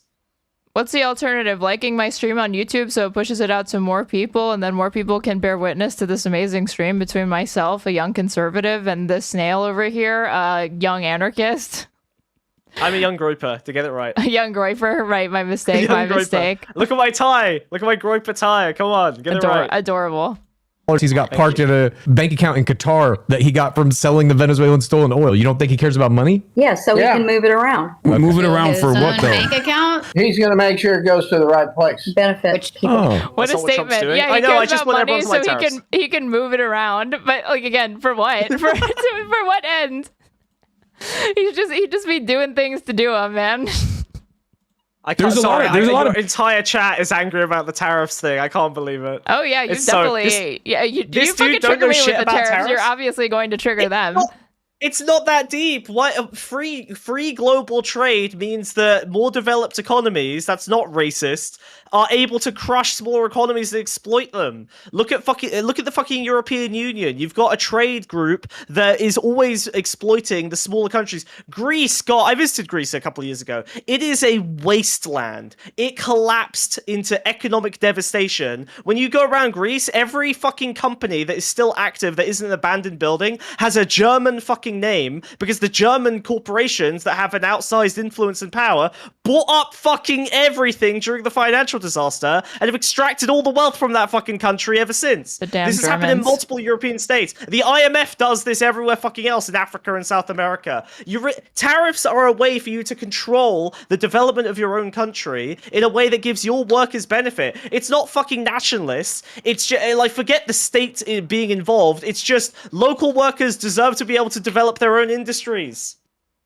The thing is Insane. that this is not going to land with this audience. Not even my brilliant high IQ Mensa audience, obviously, because the way that Donald Trump and the reasons for implementing this started on what is known in America as Liberation Day, and his like the way that he instituted it was like truly, literally nonsensical. We talked about this on an episode of Hanscom when it happened. So people, I think, are not going to be warm enough to tariffs anytime soon. But I do think that you're not pointing to like how it's worked out, and you're pointing to historical examples and saying like, just because this moron is doing it does not mean you should be inherently or like knee-jerk anti-tariff just because he's doing it. All of your audience are knee-jerk anti-tariff just because Orange Man bad. They need to understand that tariffs are a very useful tool. Trump was using tariffs as a bludgeon, obviously, and he's an idiot. But that doesn't make tariffs bad. Trump's tariffs were poorly executed. They had their reasons for being done, but they were poorly done. And he also chickened out because fundamentally, Trump is unfortunately a coward. I'm just glad that he popularized tariffs with the right wing. I'm glad that now we have a generation of people on the right that don't see tariffs as a dirty word. And when Bernie Sanders bot comes in, head in a jar, becomes president of the United States, finally the left and the right can unite on effective economic policy and the end of global free trade. Praise and all God. of its disastrous consequences for humanity. Belief in Trump. I'm wondering what he has done for you specifically that you feel like has improved your life specifically, that makes you feel confident that he's got your best interest in mind. Well, since he became president, we're making more money than we ever have in our life without working. My gasoline was the cheapest. We're getting more Social Security. We're getting higher interest rates on our money that we have in the bank. I mean, personal prosperity. I mean, that is the way forward to get people on board with more universal programs, and the abolition of the wage slavery at some point is showing that, your actual individual life is going to be improved. Again, which is why it's important to show like that fucking Mamdani be documenting the W's and the progress that his admin is making to help improve the lives of ordinary New Yorkers and workers.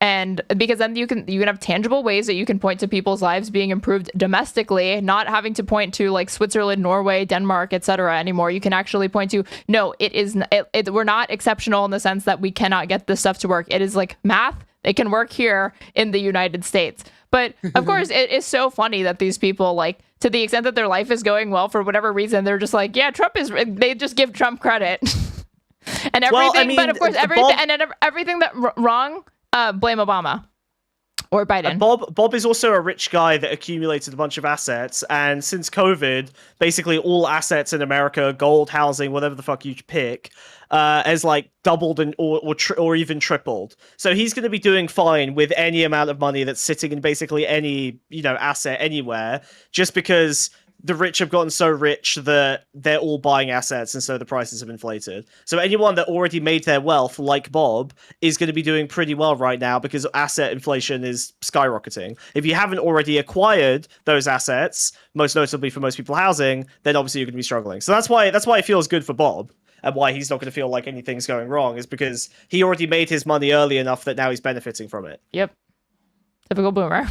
Doing damn well. See, what you have to understand is that they have zero empathy for others. So it's like a me. No, it's not that. It's that they have equity. They have actual material prosperity. And so who wouldn't be happy when you have... They are part of the big society of Thatcher fame. They have cheap gas. They have it sounds like their mortgage is like they probably own that house. these people are obviously in suburbia, like middle to upper middle class. Both of their kids, like the second that he was old enough, he's running off to California. That takes money. Both of them went to college. That also takes money. Maybe they took out student loans, but what do you want to bet that they had money, like financial support from their parents, which is also why they resent their children and their liberal educations, because it's like, fuck, we paid for their liberal indoctrination. We paid for them to go woke, Right.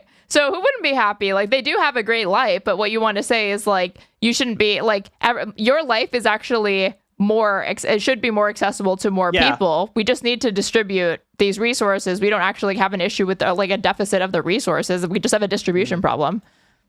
Yeah, to be fair, all 4 of these people are currently, and I can't stress this enough, on a podcast. They're not working in a bar. They're not working to get food on the table. One of them runs a fucking bakery that's apparently successful. They do the podcast like once a week, so they do have jobs in between. I don't think it's so big that they can just I get they have jobs, but he's a fucking he's literally a Hollywood elite. He's a reality TV show producer. She runs a very popular, famous in Texas bakery, and Bob is, I don't know, a fucking gas magnate. So they've all done very, very well in America. So I can understand why Bob is constantly, like mogging them with the fact that they've all basically had very successful lives under the system that he supports. So as long as I'm benefiting, as long as I'm winning, that's all that matters. It's the same with healthcare. You guys are covered. You guys are insured. To hell with everyone else. You have this mental block where you just do not give a shit about anyone else. You're fighting mad today, Haley, aren't you? Dad's nodding. What do you mean? Dad's agreeing with her. Every day. I live in this country and I read the news every day. I can't help but be mad. I'm sorry you feel that way. So I care about again, like Mary Lou's like, She's that so sucks sweet. for you. I'm on social media all the time and I'm happy. I'm living it up, man. Like I don't know what you're viewing. I love that Bob's just like, yep, fuck you, bitch. And Mary Lou's like, I'm sorry for you. That's terrible. Alternatives. And again, then why do liberals have the stereotype of constantly being angry, humorless, joyless? And it's because, again, they are aware of society's ills and all of the myriad different issues and ways that the Trump admin is eroding rights in this country, democratic backsliding, international conflict, etc. And I'm not trying to say that like the average liberal is just this like encyclopedia of knowledge or anything, but to the extent that they interface with news, they take it seriously and they see that there's a lot of bad shit going on, and that rationally puts you in a bad mood. But these are people that are absolutely happy because to the extent that they engage in news, it's like they just see Trump stacking W's. They're happy or whatever. Yeah. She has like already said she wasn't happy about Renee Good. So it's not like it's not so sociopathic that they're like celebrating the misery of other people, but they see it in service of like a broader ideological project that's bringing them fulfillment for whatever reason. So of course, I think you do have to remain. This is also why it's important to remain like positive and not just be like miserable, black pilled, etc. And come off as Aaron, like you got the Superman. What do you mean? You watched Superman. You watched the new Superman. Yeah, I did. Surely you saw the. Okay, all right. Well, then you should what about fucking get it. Well, it's a hope pill movie. It's the rejection of all the like doomer hopelessness. Mamdani is Supermaning. That's the whole thing. That's his whole thing. It's all positive. It's all building on shit. It's all like trying to find a better way forward. It's all look at the good that we're able to do for you now that we're in charge. Don't spoil. I'm not spoiling anything. Go watch it. He's just saying it's good. No spoilers. Hit the road. Where would you go, Haley? Waiting for midterms to see how this goes. You know what you do? You move to some country that's got health care for everybody and see how your lifestyle is. I mean, that's Switzerland. I'd give anything to live there. That's Scotland. Like name a Nordic country, name a European country. You're not understanding because you've. Okay, see, this is Bob walking into an L at a perfect opportunity for her to be like, actually would love to have that, but I shouldn't have to move to different countries to be able to have this program. It's just easier for me to try to pressure politicians to do it than to have to uproot my life and like abandon my family. They are actually fine with abandoning their family, but I'm saying for most people this would be an opening for them to be like, no, we can just have it here. We don't want everybody to have to move around constantly just so they can get access to social services. We're the wealthiest country. We can obviously provide it. Are you saying that if I like a country, I should move there? What about the guys moving here, huh, Bob? Owned. Exactly. So you believe in freedom of movement then, huh? Yeah. outside this country, but there are places that are much better when it comes to healthcare. Oh, we've had this discussion before. But then you got to put up with the rest of the bullshit, which isn't as good as That's true. here. Then Don't you have to listen to hang out Dad. with Europeans, which is untenable. True. Sorry, like constitutionalizing abortion in France, because I'm down for that. I live in Texas, one of the most oppressive states in the entire country. You pick one thing that's good. You got to steer clear of abortion with people like this. And in general, I find the abortion debate to be not intellectually stimulating whatsoever and just a bore. Yeah. Out of a country, and that's going to make you move there. Yeah, that's not too bright. I mean, there's like before it comes up. You got to abort it before it comes up. True. I think a lot of stuff that's pretty good. You know, Europe has its own issues as well, and so do these other countries. But there's a lot of stuff that their governments do right, and I think it's. Oh, you got to be careful because that was something that they have all these damn migrants pouring over the border, and they could turn into that conversation real fast. Grooming gangs. Important to learn from those lessons and try to incorporate them here to make America great, like truly great. So as far as like universalizing the pain, one angle that I wanted to talk about is homelessness, right? Like, wait, just notice ad starts in 45 seconds, folks, on Twitch, less than that. But if you sub, you get access to an ad-free experience as well as cute emotes, or you could gift a sub or potentially be on the receiving end of a gifted sub. How exciting would that be? You can also use your Amazon Prime sub and avoid an awful ad experience. And I do want to encourage people to follow me because I'm at 2,952 followers. I'm this close to 3K followers on Twitch. So if you're not following me, please go ahead and do so. I disagree. I actually like the ad so much. I'm going to go watch it right now. Yeah, do it and make me 3 cents or whatever. There's a lot of homeless people on the streets, and I don't think anybody wants to see other human beings living out on the streets, right? Like you guys don't like that, right? It shows that this is like a chaotic system. I agree with you on that. Yeah. So would you say that is a byproduct of the government failing? Not necessarily. I think there's a lot of other things that contribute to homelessness. Half those people are drug addicts, and they choose to be homeless. So I don't think you can blame that on the government. Okay, no one chooses. Oh God, you gotta be okay. Let's see what they do here. To be homeless. The only thing I would say the government did wrong with the homeless people is encourage them to be addicts over the last couple of years. See, this is where you got to start asking them questions and interrogate why they think what they do. People choose to be homeless is obviously an absurd statement. Nobody chooses to be homeless. It's like a set of circumstances that people fall into and are sucked into like a fucking black hole or vortex and then have a difficult time getting out of. So asking them like, why would you think that anybody would willingly choose to not have a home, to not have a stable job or income, to have to, again, rely on government services to the extent that they're even able to access those, and see what they have to say? Because on its face, it's like, it's already patently absurd, but in right-wing spaces or whatever, that's the narrative that's propagated and not questioned, because these are people that are obviously comfortable. They're middle class, they're suburban. They've never had to, these are not people that it seems like have ever been on the brink of, being homeless or any sort of like serious poverty. Or if they have, you could tap into that and say like, once that wasn't like a choice of yours. That was, it's just kind of what happened. They make up. They open up places where they can go in and get their drugs for free and let them go out and lay on the street. You're insane. I mean, you look at San Francisco. Like, again, where are these like free drug dens? Okay, because I promise you, if that existed in the United States, it would not only be homeless people getting access to them. It would also be people who have houses or who pay rent that are heading to these places to get like free weed or free cocaine, because he probably thinks you can be addicted to weed. Well, they take a crap on the street. He's talking about safe needle injection sites and things like that. They've actually been very successful, especially the. Oh yeah, okay. This is good from Hasan. This is good. That's probably is what they're talking about. Where again on Newsmax they scare all of their viewers into being like, did you know that they just give them this? Hello, why did I not fucking think of that? Yeah, it has to be like needle exchange programs, injection sites where it's supervised. This is safer for people that are homeless and struggling with drug addiction. And this actually has been shown to be more effective to get people to detox and enter into rehab than other sorts of like anti-drug programs. Mass distribution of Narcan under Biden, who I hate, by the way, just so you know. That's not even a joke. I hate Biden. Wasn't a big fan of Kamala. This will get you purchase with these people. either. Not a big fan of the Democratic Party, but you know, that's maybe an area that we can agree on. Having said that, of course, Where do you stand? Like these people are shocked. Like, what? You hate the Dems, but the Democrats are, you know, socialist, communist radicals that love Antifa and give the left everything they want in this country. How could you possibly not like the Democrats? So this is obviously going to trigger interest and be a shared point of agreement. Firmly outside of the American two-party system. I'm much further to the left than at least this current iteration of the Democratic Party. This is something that we talk about on our show a lot too. Haley and I are very similar to that. And you guys always look at us and you're like, you love Biden, you're Democrats. And it's like, no, we're not really. No. We're just very much against Trump and very much not right.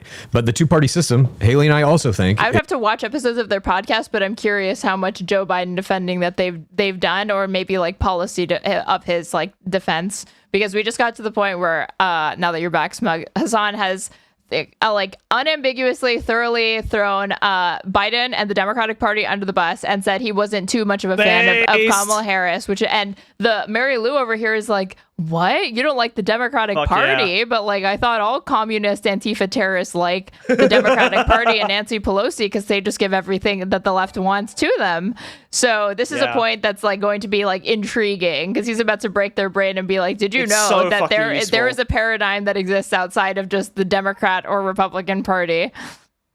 Do you notice how both of the kids say, but we're the same as Hasan. We're always telling you that we don't love the Democrats. But because they demonstrate all of the behaviors of the Democrats, all of the fucking lib shit posting and all of the fucking, backing of like institutional hegemonic bullshit credentialism, they just come across like Democrats and it's impossible for them to be interpreted any other way. But because Hasan is behaving differently, they're willing to assign him a new category that isn't represented by, the creatures of darkness.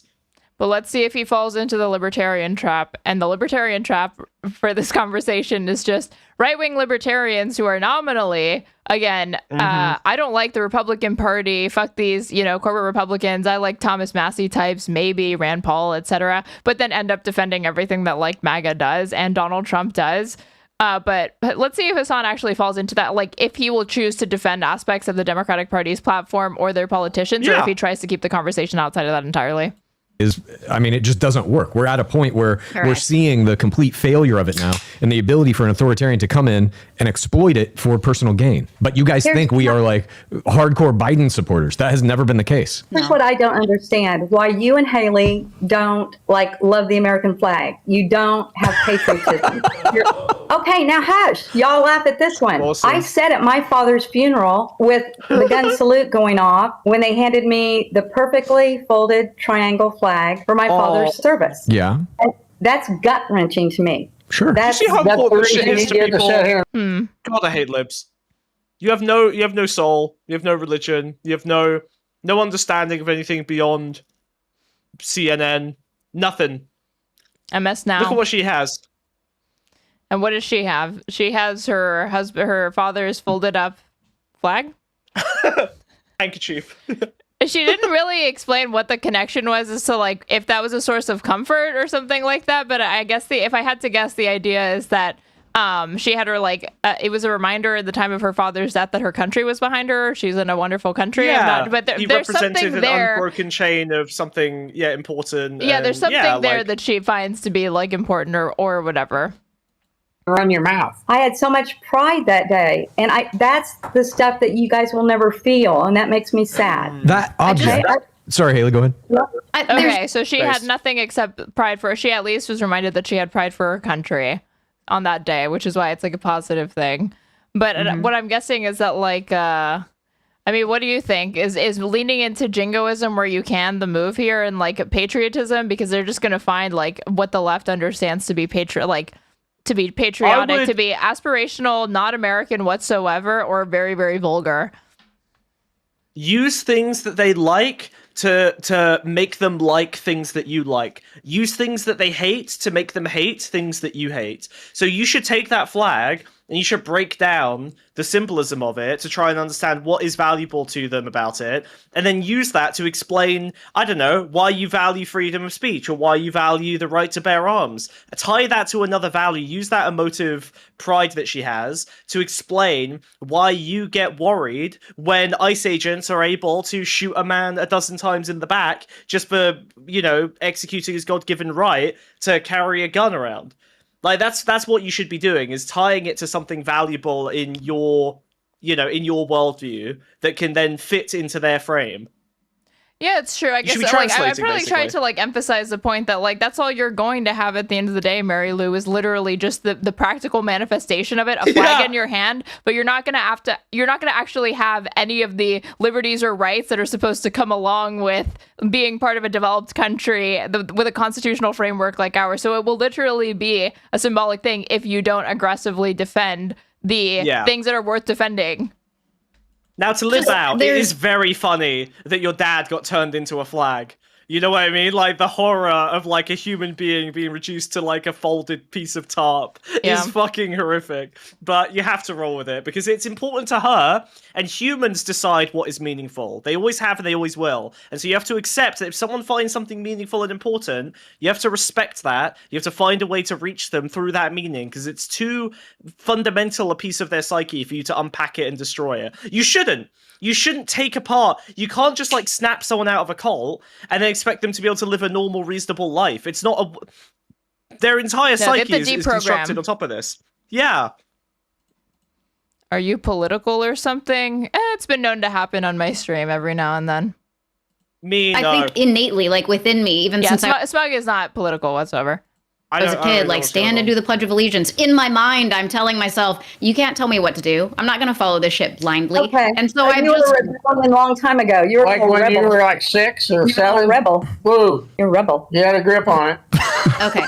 So the flag is just a symbol, but it's interesting in this country because of burning of the flag. He's a funny man. I like him. Yeah, he's hilarious. Is part of freedom of speech, but Trump says that should be outlawed, and we're going to throw you in jail for it. Not anymore, it isn't. You go to jail now, buddy. Right. So, Dad, 10 seconds ago, you were like, that's your freedom of speech. Now you're shitting on freedom of speech. No, I'm not. Okay. This is not the country that I anticipated raising children in. And again, when I was younger, I didn't really pay attention to politics, but as I became older, became a parent, everything really clicked, and I started to recognize that this isn't the actual country I thought it was. And as I'm living through, again, Texas, one of the most oppressive states in the United States, I don't want to be here. I wake up. She's got to stop saying I, and she should start actually leveraging the fact that she's a parent and relate to them on that basis a lot more. I don't want my kids to have to blah, blah, blah. I thought when I became a mom, I'd be able to say to my children this about their country, and I feel like that's not true anymore. You have to make those sorts of emotional appeals because she's just playing right into their image of her as this spoiled, entitled, liberal, red-haired, tattooed up SJW that has no sense of purpose beyond themselves, and that is not thinking beyond their own backyard, even though again you're talking to some of the most selfish people that we have in this country that are voting, but yeah, they just see her being I me as entitlement. Every day with anxiety, just reading another story about just atrocities happening right in my backyard. How do your kids turn out, in your opinion? My kids are awesome. All right. And they grew up in the United States of America. And this is why you can't do what you just said, Aaron. Why? Because unfortunately, first of all, my assumption would have been that these wealthy grandparents probably did a fair bit to help them out, especially because I think her kid's 21. And she's 45, so she had her kids relatively young for for nowadays. The way that they say it, they don't even say our grandkids are how did your children turn out? How those kids? So I guess she's only in Dallas. That's actually not that far from Oklahoma. It's literally right above Texas, but it doesn't seem like these were, again, if they were cut off for a while and they communicate via podcast. This is not a family that's interacting long enough. But that's why I'm saying don't talk so much about it has, the emphasis can't be on how your kids turned out, because they're not going to like how she's raising her kids. The emphasis has to be on an as a parent type thing. As a mom, as a parent, as a as a wife, that kind of thing. I think we'll have some purchase with them. Maybe, yeah. Our flag. You think the flag made them good kids? Okay. It's under the flag of America. Like pride You for know your what the country. flag? I You don't. don't. Like the son being like, "Oh, you think the flag made them good kids?" Like, no, come on, you like engage more substantively. Like, what has he or what have they already communicated that they use the flag as a proxy for? Right? They see it as indicative of like freedom and community and patriotism and she said she had pride, national like a healthy. Well, you'd have to steelman it as like a healthy sense of nationalism, even though I'm not a nationalist. But those sort of like relate to him on that instead of getting hung up on like, oh, so giving somebody a flag makes them like, that's not what they were saying. You two don't even understand what that damn flag stands for. Shouldn't have brought up. It isn't about you and your kids. It's about the thousands of soldiers who have died for our freedom to let you sit here and run your mouth. For our freedom. Okay. I think the flag represents the people, right? Without the people, there is no nation. Right. And I think it's the most patriotic thing you can do to want what's best for your country and want what's best for your fellow countrymen. Doing exactly what I said. Do we agree on that? He's trying to translate the thing they like into a thing he likes, which is the people. Yeah. The working class, right? Like he's trying to sideload in his ideology into their frame. He's exactly this is good. Oh yeah. I'll chill in Twitch chat. That? Yeah, it depends on who you consider to be my fellow countrymen. Yeah. Okay. Not everybody who resides in the United States is a fellow countryman to me. Well, I think America actually is. Here's another thing that I love about America. America actually is one of the few countries on the planet where what you're saying, Bob, is actually entirely incorrect. There's never, with the exception of, Native Americans that have been here before our forefathers got here. Every single person in the United States of America that came to the United States of America that became, multiple generation Americans came from somewhere else, right? That's correct, right, Bob? Dad, what are you doing? You watching Newsmax? What's going on over there? No. You're staring into space? I turned it off. Okay. Oh, thank you. Oh my god, what a fucking literally kind of an iPad baby. So he may not have a phone, but so all this time that he's been looking off screen, it's because he's got Newsmax on, probably muted, and he's like watching it out of the corner of his eye. I love that. Awesome. But Bob, you agree with that, right? Like, I mean, your great grandparents probably came here at a certain point, right? Yeah. Where'd they come from? Germany. Luxembourg. And they became American, and you became American as a part of that. And I think there's no difference between you. Why are you laughing? Because they're Germans. They have German ancestry. Mina, you still there? Mina. Oh yeah, hey, one of yours escaped containment. Mina. We love Mina. Sorry. We love all of our German viewers.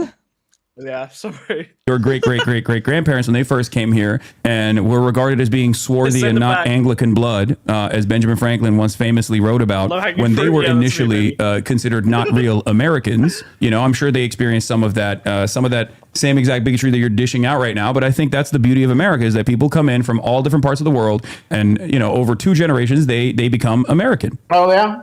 So you believe that's what Somalia is up to right now? They're going to become second generation patriot Americans. Again, perfect. If Hasan is the man I know him to be in this conversation, he will bring up that most Somali Americans are already Americans. Like between 80 and maybe even over 90% are just American citizens.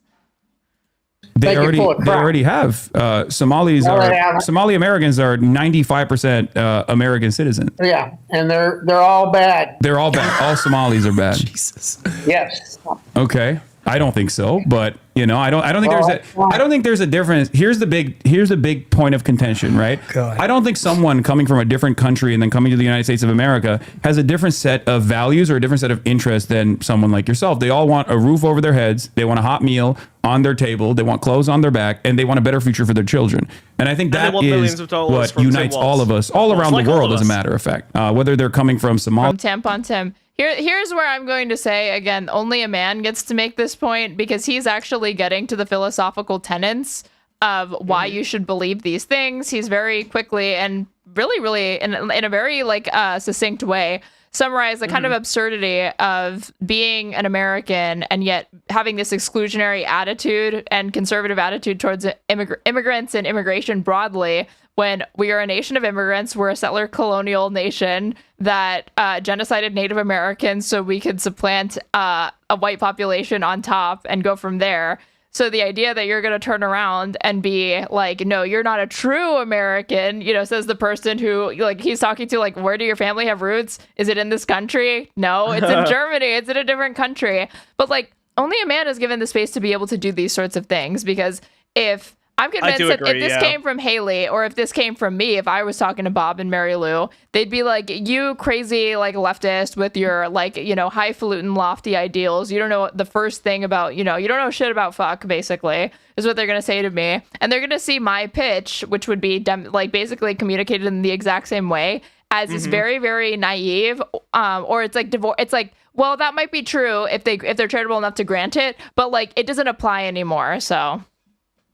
Yeah, I'll be honest. Like, as a dude, I don't need to solve this problem, but I do. But I don't know. I don't know how to solve that problem. I believe that there is a gendered way of achieving the same effect as a woman, and I don't know what that is yet. I do think it exists. I think that you could probably arrive at it, of all people. I think you've got the right substance to figure it out, but I do think, obviously, advised by your council of genius Mensa IQ cell havers. But I do think it's possible. I think they would probably look. The clue to me is that Hasan has played low status for the vast majority of this. And I do think that there is something kind of uncomfortable about being in these environments and being a woman, and women tend to play low status generally, right? Like, by necessity in almost all situations. I mean, like, take any example, women get interrupted all the fucking time and accept interruptions far more often. Men are just allowed to be more aggressive and whatever, right? There's a million different reasons. Snails as well. Or a million different symptoms. I think that because Hasan is playing low status, he's able to get away with a lot more. He's appealing to them and their framework. Unfortunately, I think that the way women play low status in these environments would probably end up looking and feeling kind of disgusting in a way that would be untenable for the vast majority of women to perform if they were in that kind of environment. And would probably, I cannot think of a single woman who can. Of a single example of a woman who's done this in a way that didn't end up off-putting to, like, liberals and the left, that it ended up being counterproductive. He can't think of a single woman, chat. Yeah, too emotional? No, it's not about being emotional. It's about the fact that, like, women So Hasan has the luxury of playing low status without it harming him, because he's the highest status individual on this podcast. So he has the luxury of being able to kind of, like, counter signal his own status. Whereas a woman would not be the highest status, even if she was the most like, unless Rihanna is on the fucking call. Basically, you don't really get to be the highest status woman in many rooms that have a man in them. Qualify the disgusting bit. I'm not following. I think if I had to guess what you're saying is that the way that a woman would have to go about navigating a political conversation, even though women tend to be highly agreeable, and this should actually be something that's kind of in our arsenal, because of the subject matter by its very nature, it is, like, adversarial and it is contentious. So to counteract that, you basically have to act almost so like Hasan seems submissive, but in the most neutral sense of the word, as in he's being open, he's being respectable, he's listening to them, he's like joking, but, like, a woman doing this can read as disingenuous very, very fast. It can read as servile. It can read as, like, you're allowing yourself to be like a doormat, basically. And it doesn't command respect whatsoever. But what does command respect is when people anonymously give subs to my viewers. So thank you to the anonymous gifter that gave Sage Erics a tier 1 sub. I really appreciate it, and I'm sure Sage Erics also appreciates it as well. But if that's what you meant, right? When you said, like, a woman will just come off as, like, kind of, like, disgusting. Perfectly. Yeah, you understood perfectly. That's exactly what I was saying. Yeah. So, yeah, there's got to be a way, though. I think there is a way. I genuinely believe that this is a cultural technology that needs to be invented in the next, like, couple of years. This tech must be invented. It's culture tech that needs to be invented, but I think it is real. And the first woman to crack it, I think, is gonna do very, very well. I think it's possible. I think it can be done. Elizabeth Holmes is on the case. That's the name of the woman who like came up with the Theranos shit, right? Or Elizabeth? Is it Theranos? That's what I'm thinking Holmes. Yeah. Is her name Elizabeth Holmes or Theranos? But she's in the Theranos, yeah. But she's in the category of what's that lady with the Netflix documentary who like pretended to be a like Anna Delvey? fucking yeah, exactly. So that is the classic and very real. Matt NLT, thank you so much for gifting 10 subs to my viewers. I really, really appreciate it. We're on Are we on a hype train? I don't know things. This is just a very exciting moment. Thank you so much. Hype train, level 4. Level 4 hype train. Let's go. Woo! Fuck yeah. That's sick. All right. Well, I'm obligated to bounce around now. Obviously. Look at this. This tech we have access to. Okay. How to make women seem more human to men? We're still working on it. yeah. We still don't have that technology yet, gang. I'm sorry. That's too advanced. Well, we're getting there. How do I turn this off? There we go. Okay. What was I saying? Oh yeah, right. Those are women who played high status when they weren't actually high status. Yeah, they faked it till they made it. They made it. Anna Delvey. Until they maked it. No, I faked it till they maked it. It's way better actually. I'm going with that. But yeah, you got to kind of play the reverse. Yeah, it's tough. There's got to be a way. I'll have to brainstorm because I know there have to be examples of this, but.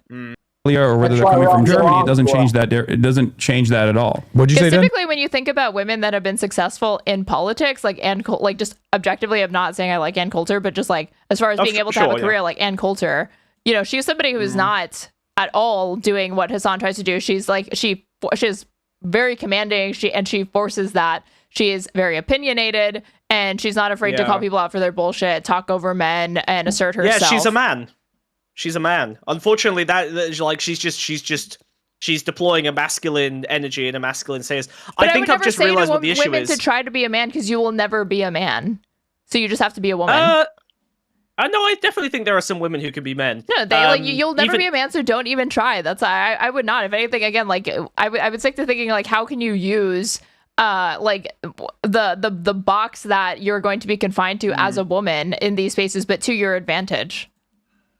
I think it's always a power behind the throne.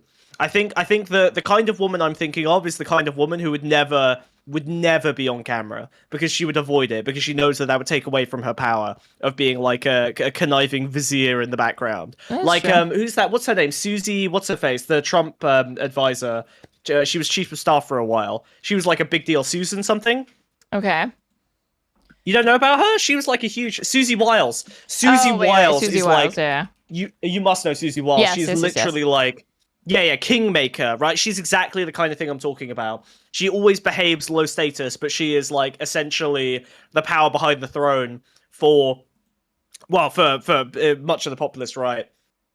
Zuckerberg's right-hand woman, Shirley something, was another version of that, although she did end up ascending to a very visible high status. And then now Stephen Miller. And now Stephen Miller, the most powerful woman in America. True. I said, yeah, we're all getting along really well too. You know what though? When my there are any books about her? I don't know. Chief of Staff is like arguably basically one of the most important but overshadowed roles in the United States. As far as like political junkies, you know who the Chief of Staff is. You know how important that role is. But as far as like to the American general public or whatever, like they're not going to be able to. They'll think a VP has like more of a hand in shaping the president's agenda than the chief of staff does, but it's the chief of staff for sure. They're not going to be able to even name like Obama or Biden's chief of staffs. Grandparents. There's a really long article somewhere on Susie Wiles. I can't remember if it was like New York Times or Atlantic or something, but like a really, really big in-depth breakdown of like her entire career. But I can't remember where it is. Island, all of that. They had to put down where they were going, where they were traveling, where they wanted to farmstead. Within, I think, 3 years, if I remember the story right, my grandmother said, then they did have to say they were citizens. They wanted to become citizens and sign a document of something and know English. So okay, that's really interesting you're saying that because that's precisely what happened with the Somali population. But they're here for a wrong reason. What do you think their reason is? Reference. Again, doesn't miss a beat. She just laid out again the experience of an immigrant coming to this country and trying to make it. You wouldn't expect it to be that much different than what her own ancestors went through, as far as coming to Ellis Island, didn't have nothing but the fucking clothes on their back and the little bit of money in their pockets. This is the new world to them, right? And they had to start working immediately to get here, to get their lives off the ground. Otherwise, they weren't going to be able to feed their families, etc. A noble, like story, like laying out what the American dream is fundamentally to immigrants, right? Or what it promises to be. The same applies to Somalis, but like he's like, nope, denied, access denied because not here for the right reasons. But okay, when it comes to the Somali issue, are they here for the right reasons, Aaron? They did commit fraud, and it was very, very deeply embedded with the Somali community. They were assimilating. White-collar crime is deeply embedded in the fabric of this country. They're assimilating. Do you want my pitch on the Somalis? The Sopranos. You want to eject all the Italians 20 years ago because they were all mobbed the fuck up, and they were doing the exact same shit. They were committing government fraud, pulling money out of they did what they waste had management to do. And shit. Yeah, exactly. Like they were deeply involved in defrauding the government on a regular basis. Yeah, exactly. Tony Soprano walked. Okay, so Chef Boyardee could run. I think they're here to actually cause chaos and corruption and take over the United States. There. Yeah, but it's always going to be a harder pitch because black, because scary, because African. I know. There sure is a lot of fraud in Minnesota. And they're stealing money to get. The funny thing though is that the woman who's like the ringleader for all of that fraud, quote unquote, is a white woman. I know. With it. And you think this is happening 100% blanket, as you said earlier? All of them are bad. Affirmative action strikes again. It's a white woman at the top. Yep, devastating. In the United States is part of this scheme. I think they live in that neighborhood and they've got that mindset. Yes, they're not all bad. He's wrong. I don't know any of them. Yeah, but you know they're all bad. Mary Lou takes a stand and is not willing to go so far as be as abjectly racist as Bob is over here. Mary Lou is like, no, it's like a few bad apples type thing, but like obviously distrustful, fundamentally bad. They're doing a lot of fraud. She's playing into the stereotypes as well, but she's not going so far as to say that they're essentially corrupt or that they couldn't become, upstanding citizens. She just probably has a ridiculously, absurdly high bar that most Americans are not even crossing, that she's demanding of Somali Americans for whatever reason. Yes. Yeah. So how are you coming to that conclusion? This is Newsmax. Look, I started schools with no kids in them. Get paid $800 a day per child. And what are they doing with that money? They're sending it back home. Okay. Well, this is like a welfare queen narrative, so of course he loves repeating it. But it is real though. I mean, the fraud was real. I think we have to admit the fraud was real, but the numbers are like significantly like over the figure. Some of the figures have been overstated. Sure. Like people saying Obviously, like it's in excess of 250 million or whatever. Yeah, Nick Shirley went to one of those learning centers for all the good education. Yeah, the investigative journalism, right? Yeah. And my understanding is like not in all cases, but in some, the fraud related to daycare was not that they just straight up pocketed the money. It was that they did not give like adequate childcare given what they were charging and stuff like that. Like people were like standing around like fraternizing, not actually tending like on their phones and shit, and so that constitutes fraud. And also, most of the childcare was for Somali kids, so it was kind of like this insular system which makes sense because white people weren't sending their kids to Somali daycare anyway. They would show up and go, I don't know if I want the Somalis, like I'm gonna go to this like private option. So it's kind of a self-fulfilling problem where like they're the only ones who are like even attempting to defraud the government, and so you end up with it only benefiting their community. It's kind of a segregation thing. It just kind of happened accidentally, I guess. Accidental segregation.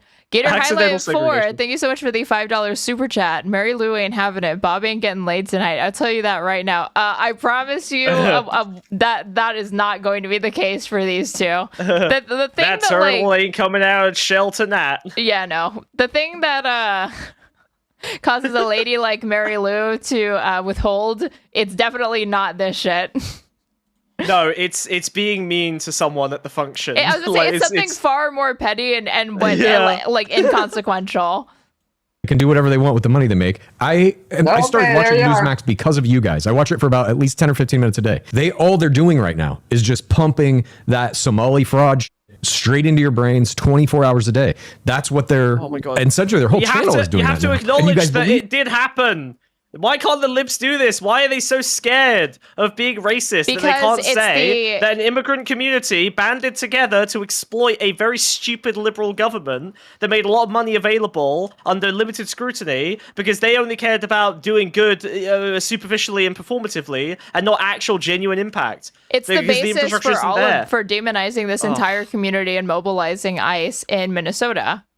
The other thing is that, like, you can't pretend there's no nugget of truth. You can't. I don't think he's doing that. I think he's just trying to shift the emphasis to the fact that, like, surely we would never say that just because, like, X person from Y group does a thing that means you could extrapolate it to all things, because they would never accept that with white people. They wouldn't accept it when it comes to, like, school shooters, for example. Like, oh, there's a problem with, like, white boys or white men. They'd obviously point to something else. So I think he's trying to, that's his impulse of what he's trying to tap into. But I think what you're saying is how it's going to be perceived, which is that you're just downplaying, you're making excuses. You can't, these people don't want to face accountability. And you are a man with white guilt, my liberal son with his white guilt, of course, running defense for the worst of the worst. Typical. Yeah, I'm gonna. I would say just focus everything on Democrat incompetence. That's how you should be handling this entire narrative. Is that there are vast sums of money that go to fucking bullshit. Because Biden, the arrests for the majority of those people occurred under Biden. Biden was already investigating it, and to the extent that we have comprehensive investigations into fraud in Minnesota. Oh, sure. I'm talking about. It happened under Biden. I'm talking about Minnesota's incompetence, not the federal incompetence. Federal incompetence. Yeah. Well, at that point, then the left argument for, like, see, this is why you need to not have so much goddamn means testing and so many middlemen that you have to dole out money to in times of crisis, because it's just going to be rife with abuse, because there's all these different opportunities for people to come in a time of a crisis and start siphoning money off these programs when it was not going where it was supposed to be. I think you have to emphasize, like, fuck these, people that defrauded, like, innocent Minnesotans and deprived people that, like, needed those, like, they hurt their community for sure, but, like, this is not helping their community either. Like, this is definitely not the answer. But why is this the method? Yeah, you're right. Like, why is this the fucking method that we just, like, allow private companies to walk in, pick up a fucking check, and then never investigate how they're spending the money? Like, that shouldn't be the case for any service provided to the American people. It's a fucking disaster. But it's just the insistence of having private corporations involved at some step of the chain so that it's still an American system. Okay. Because you're not watching anything else. I need to switch gears here for a second, because the thing that you were saying about Somalis, like, you've seen one case of fraud, and it was actually a white woman that set the entire fraud thing. He brings her up. Amy Bach, mastermind of Minnesota's biggest fraud scheme, says, I wish I could go back and do things differently. AKA, I wish I could do things differently in such a way that I didn't land my ass in jail, or a federal penitentiary, but I was still able to keep most of the money. Well, this is still not a valuable talking point, because someone like Bob's only instinct is going to be, well, yeah, a white person had to come up with the fraud. The Somalis were just the ground soldiers. I actually don't think it's going to be that. I think it's going to still be, okay, one white woman denominator, 80 Somali Americans. They obviously corrupted her or something like that. That's what getting... Oh, like, you think it was the innocent white woman corrupted by Somalis? Yeah, I honestly think that. Or they'd be like, she's the fall guy. Like, she definitely... That doesn't mean she was the ringleader. She's just the person that they pushed to the front of the org. I don't know. Her name was Amy Bach, but yes, a lot of the co-defendants, the overwhelming majority of the co-defendants in this one specific case, where they were taking money from the government to feed children, they were actually misattributing the funds and putting them back directly in their pockets, and the majority of the co-defendants were Somali. So that doesn't mean that all Somalis are engaging. It genuinely doesn't cost you anything to say words like... This is the easiest concession. Like fuck these fraudsters. But do you notice how Hasan says phrases like the overwhelming majority, right? Like, he's using the kinds of words you would use to argue in favor of their position to make the concession. So it doesn't look like he's trying to wiggle away, and they don't feel any need to twist the knife, because he's already basically taken the maximum possible concession it makes sense for him to take. So I think it's really important to not, whereas, like, I feel like Chad, every time he does, or the other one, Haley. Chad a woman, Haley. Okay, well now you've made me learn a woman's name, so I don't really. Sorry. I'm getting you compensation for that later. Now they feel the need to and ah and avoid taking any L's whatsoever because they are so fragile about looking as stupid as they're trying to make their parents look. Yeah, well, I think he's also he's just skipping too many steps ahead, and he hasn't done the work of the intermediary steps. Like before, you can make the argument that just because, one person from a group is doing it does not mean all of them are doing it, or that it's fair to generalize or stereotype in that respect. You first have to acknowledge, yeah, it did happen. Yeah, it was bad. That's not our point of disagreement. Where we depart is from this idea that from that we can actually gain anything insightful about the Somali American community. All you're getting insight into is criminality and fraud, but they're definitely not the only people that are up to criminality in this country. And it's just like Donald Trump is, of German descent, and he was responsible for he was criminally liable for fraud. But I don't think every single German American is also doing fraud in the same exact way. That's just one individual case. But the question I have for you is, who do you think is a larger burden on American taxpayers in terms of constantly receiving funds and never giving back, Israel or Somalia? Well, on a scale, it's got to be Israel. Oh, okay. So I think we have another area of agreement here. What do you guys think about Israel? I want to know. You love them. Love them. Oh no. The only thing is stand between us and Iran. I mean, you have to there's two paths forward for a MAGA voter, which is that you either have to love Israel because Donald Trump's biggest ally in the world is Bibi Netanyahu. So naturally, you have to love him too. America First is a Zionist movement. Or you have to the extent that you don't like them, they're going to be the scapegoat. And then it's fuck these pesky Jews and these fucking sneaky Israelis that are the ones corrupting Trump. Interfering with Trump's vision. Yeah, like him bringing, glory upon the United States into the Middle East or whatever the line is going to be. You know what? I'm not even going to talk. That's okay. Never mind. What do you mean? Mom, you got something to say? She's a groiper! I don't think she's a groiper! And I called it! She's a fucking groiper. I'm not going to talk about it. Wait. I told you, I said she's more Candace Owens type. I meant personality disposition wise. And that, but okay. Candace Owens is still a massive anti-Semite and will lead people to be anti-Semitic. And as far as her ideology being meaningfully different than groiper, it's I need to change my hat. Uh-oh. What's he coming back in, chat? I think that I didn't doubt that she could be anti-Semitic. It's definitely not that. I just wondered is she, a groiper? And she probably believes all the same things groipers believe, but doesn't identify as America First. Or, this nice young boy Nick Fuentes has some interesting things to say about this country. That kind of those kinds of props. He's so well spoken. Unlike you. It's time for war. The groipers assemble. What is behind you? My wardrobe. Sorry. Beautiful. Behind the scenes. I thought that the Third Reich was supposed to be ruthlessly competent and disciplined. What is this? Yeah, but they were very fashion forward, so that I have to bring all my outfits with me. You queenie this hat bitch, is Hugo man. Boss. I think they had something to do with Charlie. I really think they had something to do with Charlie. This is Candace Owens shit. This is Candace Owens shit. I was fucking right. Owens. You're right. Holy shit. What do you think that had to do with it? You've been watching Candace Owens if she's that. Fuck yeah. Okay, so there's this. Wait, no. I never said. I said, well, you didn't hear me say. I said she'll believe everything a groiper believes, but she won't identify herself as a groiper. She's like the apolitical groiper, basically. Oh man, I was hoping she was a Fuentes fan, but no, you kind of usually only end up in one pipeline.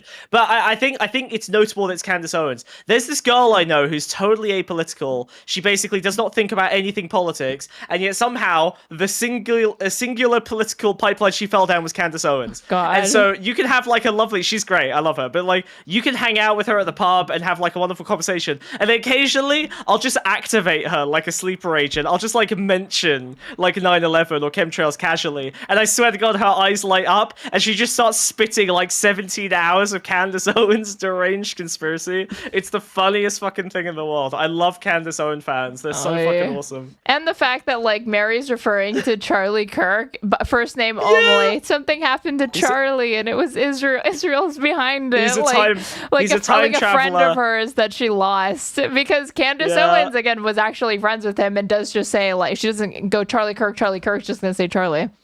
Oh, yeah. I do watch her, but just some things are just not adding up. At night sometimes when I can't sleep, I'll just start clicking on stuff and reading. Oh my God, that's such a red flag. Oh my God, at night when I can't sleep, it's such a surprising she's not worse, given that that's her media consumption habit. Holy fuck, at 3 a.m. she's just like tapping through Candace Owens TikToks. That'll fuck you up. And sleep deprived, so you're like more like inhibitions lowered, ready to like accept information more readily. I don't normally call MAGA a cult, but the sleep deprivation media programming is literally cult tactics. I mean, the fact that her default is to like, why don't I go on the interwebs like fucking TikTok and YouTube and start scrolling? Jesus. I'm very sad what happened. New article coming out soon. Him. I don't think we're ever going to figure it out, or at least if someone knows, they're not going to tell us the truth. It scares me now that I don't know his wife, but some things are just not adding up now. I don't know. Oh fuck yeah! Okay, another area of somewhat agreement. Okay, that's good. Bob, what do you think? You think Benjamin Netanyahu slimed Charlie Kirk? Oh my God. He's so sick. Do I think he did what? It slimed him, like he iced him. He killed him. Unalive. Oh, do I think that unalive, dude? I cannot stand it is truly, and I don't say this lightly, it's Orwellian how people have trained themselves to adopt this sort of like self-censorship fucking newspeak. Even like, again, the mom is not like a tech person, obviously, even though they do the podcast. It seems like she runs the social media accounts and stuff like that, but she's not tech savvy. But the fact that like she doesn't know fuck all about Twitch TOS, but yet she's saying unalived, kill me in a video game. Unalive you. Yeah. Killed him? Yeah. I don't think Netanyahu necessarily killed him, but I wouldn't surprise me if the Israelis had something to do with it. Okay. Can I ask you? I ask you this question too? That reads to me less like some sort of anti-Semitic thing and more like some sort of like hostility towards any non-American, even a Western ally. The damn Israelis. I've asked this to a couple of my friends. I don't think he's a Charlie Kirk fan. He doesn't indicate that he cares about Charlie Kirk, and she is, because ultimately she's anti-Semitic. He's racist. Conservative. Exactly. That's his thing. Again, he had way more heat for the Somalis than she did, and she's gonna have more heat for the Israelis than he's gonna have. And they're like, I don't know, Meredith. Why can we not say someone was killed anymore? We have to use that word. Unalive? It's TikTok. Oh, okay, she's questioning it. Okay, cool. But why are you saying it, Mary Lou? Because TikTok terms of service bans you if you say killed. I say killed. I was just joking when I said slimed. I say killed all the time. It's so sweet. You can say whatever you want. Just not on TikTok, I guess. Yeah. Well, it's cultural then. It's like a cultural thing. Mm-hmm. But other than Charlie Kirk, other than your attitudes about Charlie Kirk, she is so clued in. Like she's switched on. She's so switched on. She's like, no, she's in the zone for sure.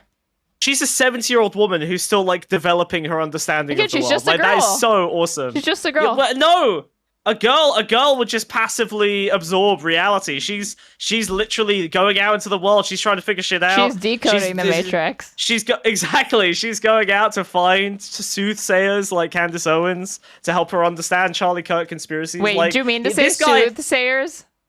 I did say soothsayers. Yeah. Okay, I was just making sure. What did you think I said? No, well, like I'm making sure that it's like a play on truthsayer, right, or like truth speaker. Yes, yeah. Yeah, but Soothsayer's funnier. But whereas he's just passively absorbing Newsmax, he has absolutely no agency around the consumption of his content. And you can see that she's actually just like way smarter and more capable of engaging in genuine dialogue than he is, because he is truly just rotted his brain. Yeah, she cares. She's out. She's seeking. She's literally looking for information. Yeah, it's like all the wrong information. Answers are not satisfying to her. She wants to know how to do the math and get there, which is funny because he's the accountant, but all he cares about are the ends. He doesn't really care about he has the answer predetermined. That's the most important thing. And the thing that puts him to sleep and bores him is nothing bores him more than like getting to the roots of things or trying to understand how it happens. He's like, who cares how it fucking happened? What we know is that it happened, and that's all that fucking matters. We don't need to overthink this. And Israel's potential involvement in his assassination. You guys are huge supporters of Israel and everything they're doing right now. Yeah, they have to be stronger than anybody else in the Middle East. And we have to maintain that. Something's fishy with Charlie. You met Charlie, didn't you? It's not about I've debated him. Yeah, I debated him twice, and I was supposed to debate him before he got killed, maybe potentially by the state of Israel.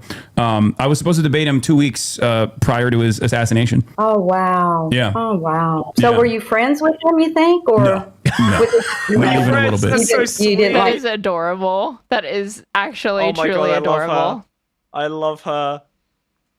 He's done so well. She's not even that she assumes that he would be friends with Charlie. She's like, this nice young man, like Hasan, would be friends with a nice young man like Charlie was, carrying the flame. Sign.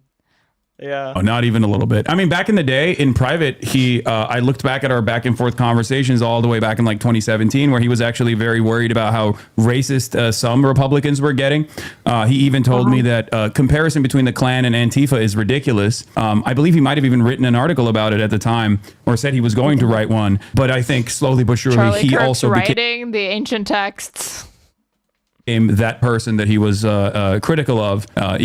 He would be considered woke by today's standards, at least back in 2017. But I'm not very fond of Charlie Kirk or his opinions. That's why I was going to debate him. In any case, so you like that Israel got $300 billion in the last 80 years from American taxpayers? Yeah, if you ask me, the answer is yes. Okay, you do. All right, got it. Okay. You don't think that those funds should have been appropriated to, you're fixing your infrastructure, paying for healthcare, paying for education, things like that? Not above that. We need stability and somebody with a backbone in the. Okay, I was going to say, I think that the through line here might have been saying, like, the Gaza Riviera shit. Like, don't you think it's a bit excessive for us to, like, have to do the work of Israelis and, like, taking over Gaza? Like, it's probably not sustainable or, like, a good way forward for the region, right? Like, we're just paying their bills. But, I mean, now, of course, it's time to engage in a little bit of diplomacy and pragmatism, and Israel is a good investment. It's America first. The idea is you create this, like, violent attack dog. It's still anti-Semitic. Yeah, it's a fucking American, military base in the Middle East. Yeah, but more than that, it's they can do all the necessary evil in the Middle East that America doesn't want to get its hands dirty doing. So it's actually beneficial that they're not even a military base, that they're ostensibly a state that's backed by the US, is because they'll basically do all of the horrors required to maintain stability, including the genocide, which they probably are fine with. Like, they're fine. They'd probably acknowledge it's genocidal and be okay with it because it's necessary. I don't think that would be surprising to them. I don't think they'd care that much. Middle East. So we'll get run over. So you don't actually believe America first? Yes, I do. Okay. No, I think Bob is saying that Israel is like... It's not incongruent. Like, it's only if you have this very, if you literally just think America first starts and ends with this very, like, just straightforwardly, literally America first. But again, as our friend Adam Sosnick of PVD Podcast once said, he's America first, but not America only. So that's the way that they justify it in this head. Or our other friend from the Manhattan Institute, Daniel DiMartino, who talked about America First interventions, which is to say that you can engage in foreign policy so long as it's advantageous to the United States. And that still is entirely comports with America First. It's all everything in the interest of the United States first and foremost. And if it happens to benefit another country, then awesome. But we're not doing it primarily for their benefit. Those are kind of just like, a positive side effect of something that is a net good for the United States. Otherwise, we wouldn't be doing it. Like the Argentina bailouts. That's how they justify that. Or, like Gaza Riviera. us Pulling out meddling with like Ukraine. Azerbaijan and Armenia. It's over already. So let's just forget it. Stop spending money on a lost cause. Yeah, Maduro. America all first. that. Like, it's just wherever it benefits.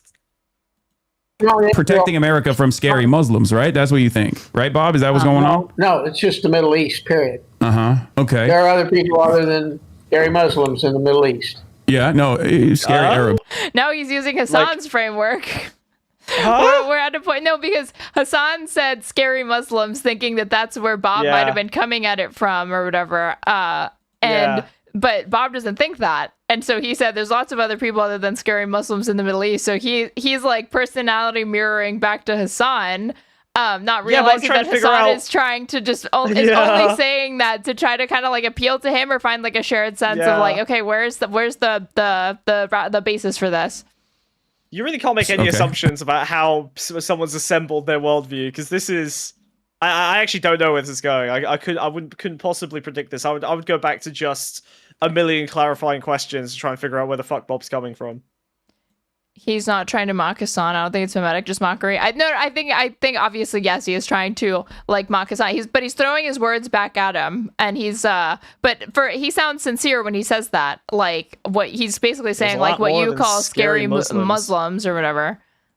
But he's not contesting that, like, yeah, the Muslims are scary, but he's saying that those are not the only people I'd be afraid of. I'm not stupid, Hasan. I'm also scared of the scary Christians and atheists in that region or whatever, as well as the scary Jews, maybe. Muslims and Christians. So they've been fighting for hundreds of years. That's also not true. But it is. How long was it Crusades? How far back does that go? Wait, what do you mean they? Do you think the Crusades were, Arab infighting? Christians against Muslims. It was Christians against Muslims and Jews, ironically enough, or at least the Jews that were there at the time. But that was the Europeans. That was the Europeans coming into this area and trying to dominate it, like European Christians. Don't try to tell me that Christians and Muslims haven't been fighting for hundreds of years, because they have. Anything you got to say about that, that's contrary to that, is just a lie, and you're pulling it out of the air. But that's not. I'm confused by this because the Crusades is one thing. They're paper thin. There's nothing behind them. No, the Crusades is totally irrelevant to when people say, "Oh, they've been fighting there for hundreds of years," right? They're usually talking about Jews and Muslims, because that's what this conflict has been reduced to, which is wrong. That's the wrong interpretation. I don't know what other people. What? I think it's great that, rather than making him look stupid, which would be very easy right now, Hasan is literally trying to build, he's so locked into the theory of mind of this guy that he's trying to figure out what he's misunderstood in a very gentle and or caring way, friendly way. He's trying to figure out what Bob has misunderstood to come to this conclusion. So he said, well, when people say that, usually they mean this. Is that the kind of thing that you're pointing at? Without trying to make him look stupid. It's just to not being like, you're historically illiterate. That's not fucking true. Here's what it actually was. He's trying to help Bob out of a jam, basically, is the vibe right now, which I think is a very, very good tactic. I'm talking about the Crusades, where Muslims were fighting Christians. Yeah, because Christians were coming in to kill Muslims. Those are hundreds of years ago. Okay, but how is that relevant to Israel? Yeah, that's what I was going to say. And so because of that, you're cool with $300 billion. Why are you jumping over to Israel? What I'm telling you is, and Chad Christians comes have in been to fuck fighting. it up, of course. Classic. Thank you. Thanks, bud. Appreciate it. Again, he's always blowing his load a little bit too early, or it's just skipping steps, because he wants to connect it back to the broader conversation that got this that got them to this point in the conversation. But they're not he can't do it because, again, Bob's not ready, and you guys are not ready for the next ad break, which is in 5 minutes, less than 5 minutes, if you're not subbed to me or gifted a sub in Twitch chat, which is why you should also consider using your Amazon Prime sub to subscribe to me completely for free, because you already paid. Muslims. Oh, you should also follow, because you're only 43 followers from 3,000. So close to the goal. And everyone knows what happens. Everyone knows what happens at 3,000 followers, Aaron. Then I start wanting 4,000. Yes. Oh. No reward for your loyal viewers, nothing. They just get. I'm gonna drop the link to your blog article once you publish it, because by the time I hit 3K, it probably will be out already. I will publish it live on this stream right now. Okay, Just give a little teaser at least. You don't have to go that far. Do it in your own time. I'm not trying to rush you. I haven't hit 3K yet. It's actually finished. I was just delaying release so that I didn't jump on Salty Squid's blog that he released that got to #1 on Bear Blog. I'm a nice guy, okay? Clay Bentrice Jr., thank you so much for the $1 super chat that has no message. Thank you so much. Yippee! That's a fact check. And you sat here and blow smoke up your listeners' asses, but I'm not going to. Okay. No. But you brought it up. Israel has nothing to do with the Crusades. Wait, why'd you bring it up then? Now we're at the point where we need somebody in the Middle East to keep a reign Bob's so powerful on everybody, and the only country we can count on is Israel. Okay, I'm a little bit confused by what you're trying to say here because we were talking about Israel. You brought up the fact that they've been fighting for hundreds of years. I asked who you mean by they. You said Christians who invaded the region, and that's a little bit confusing to me because like what's going on in Israel right now is not relevant to the Crusades. I don't think so. I don't know why you brought it up. Well, what you're doing is you're mixing two different stories. No, you brought it up. Oh, man. No, you are. You're mixing up two different stories. The Christians and the Muslims were fighting hundreds of years ago. But Bob, now we've got the Crusades. You did. Israel trying to maintain authority in a bad region. Okay. I'm trying to understand why you brought up the Crusades in this situation. I guess is it because like the Muslims, if they're not constantly being dominated, they'll like take over? Is that what it is? No, they try to dominate Christianity. They're doing it now. Okay. You don't get that? If you don't get that, I don't know what you're doing. You think Muslims are trying to dominate Christianity? Yes. Where are they? In America, they're doing this? Yeah, it's happening everywhere. Starting in America right now. It's starting in America right now. It started in America. It started happening in America probably, I would say, year 1 or 2 of the Obama administration. And you think Trump is fighting against it now? He's aware of it and fixing that problem? Trying to stand up for it, yes. Okay. Wait, how do you feel about Trump being buddies with my buddy Zoran, who is Muslim? I'm Muslim too, by the way, but that's besides the point. But I am also, I am actually trying to do taqiyya, Bob. I don't know if you know what that is. Don't know what it is. Are you trying to take over the country? Yeah, I'm trying to take over the country. Yeah, I want to do. Is this like a Muslim proverb or something like that allows adherents to lie if it furthers the goal of getting people to believe in Allah as the prophet or something like that? It's a thing that literally this is one of those like in the same way like anti-Semites will bring up like Hebrew texts and stuff like that, like as if like the assumption being that like Jews are like a hive mind that are diligently obedient to like Jewish law when they're fucking not. Same thing with Muslims, like you have Vinny on PPD bringing up like taqiyya, and he's like, this is what it is, and they can do this or whatever. They can do their like Muslim magic to like promote and spread the Quran. Like they're trying to bring Sharia law, etc. It's like it's really stuff that like the average Muslim like either if they know about it, they don't care, they don't adhere to it or care about it, and like they don't really care. It really bothers me that Islam invented psychic war. That really upsets me actually. That fucks me up. Try to make America great again. Yeah, I'm trying to take over the country and do woke Sharia. Yeah. You know how we got ICE agents right now? I want to make sure that they're all transgender ICE agents going door to door to make sure that everyone is saying their pronouns. I think we need to switch topics. Can I be the assistant here to switch? What do you have something you want to say, Mom? Do you have another topic? Way to diffuse any hardline it is actually funny that it's like it's scaring her. That he's even joking about that because she thinks he's like half joking. It's none of this. Okay. What about those Clintons? They got subpoenaed, but they're not going to go. They both declined. Yeah. What do you guys think about that? I hope they need to be held accountable. You know what I think about that? Yes. When I voted for Donald Trump illegally, in the state of Pennsylvania, even though I don't reside there. How did you do that? I looked through, I scoured the database in residence homes, like old folks homes, and I wrote in someone else's name that had just passed away. I had a bunch of undocumented immigrants send me. I had a bunch of a network of undocumented immigrants in Pennsylvania, and they gave me the details.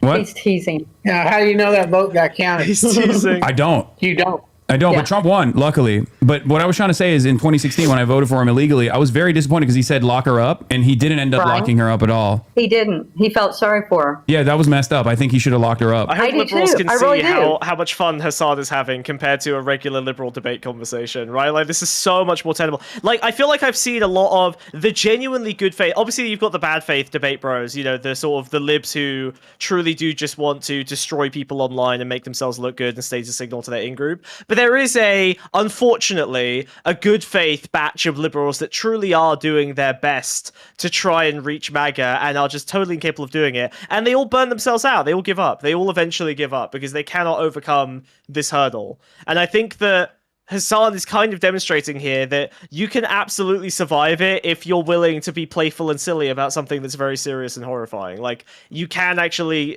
maintain the energy to get through a million conversations like this if you're able to have fun while doing it. Which is a luxury, to be clear, but is, I think, the only way that you can do it sustainably. And it is the way that you're going to come off as like likable and nice. This is the only way to kind of like diffuse tension and remind it like them it's low stakes, it's not serious, like, you know, fucking hate them or whatever, even though you disagree, like all of that. Do you believe that? Yeah, I do. And Bill Clinton too. Well, he did different things. Yeah, now we're finding out all kinds of things. You guys, the Clinton thing is they're subpoenaing them over Epstein files. You guys are so up the ass. Oh, these Clintons, they're trying to dodge the subpoena, blah, blah, blah, blah, blah. But you don't give a shit about the fact that the DOJ is... You have to, and also fuck the Clintons. You have to call them out for their bullshit. They should not be avoiding testifying or whatever. You have to be like, yeah, like the Clintons should testify. Fuck them for trying to like get out of it or whatever. But it's annoying that Republicans only seem to care about going after Democrats and are not willing to go after the pedos in their ranks. Like, you gotta go. I think you gotta get it from that angle. Like, if they really care about like all the victims, like they need to go after. They need to like, you know, drain the swamp, even if it means getting Republicans. Well, I mean, Bill Clinton, yes, but Hillary, obviously, you know, she saved my people from disaster, so I have to back her. She's still fundamentally my queen. I'm sorry. Now, criminally breaking the deadline of when they were supposed to release all the Epstein files, and they keep coming out every other week. Oh, we found 50 million more Epstein files, but they're releasing none of them. You don't care about that at all. We talked about this every time on our podcast. Yes, they need to be released, all of it. And if Bondi's not going to do it, get her ass out of there and get somebody in that will. Well, but Trump is protecting him. Trump is protecting Bondi. Here's what I think. I think it's somebody over Trump's head. Who did we talk about before? Yes! Shadow government type of... I think there are players in this way above Trump. You think it's Netanyahu who doesn't want the Epstein files released? I think there's players way above his head not wanting it released from other countries. Okay, I mean, Israel is above Trump's head. This spans nations across the globe. Why Donald Trump can't do a thing. Holy shit. Okay, yeah, but like she has such a gentle version of the most Nazi-rific worldview. It's so awesome. She's got this like, she believes everything like a Groyper believes, but doesn't see herself or identify as America First or a Groyper. Right. Is all over the Epstein files. This is true. I mean, not Benjamin Netanyahu, but and somebody said she doesn't seem anti-Semitic, and like it's almost like. Yeah, she doesn't seem like it, but she's like definitely repeating like anti-Semitic conspiracies. You don't have to have any malice to like buy into this shit. Almost, you don't have to hate Jews to believe they control the world. Mindset. No, literally, you just need to have a conspiratorial mindset.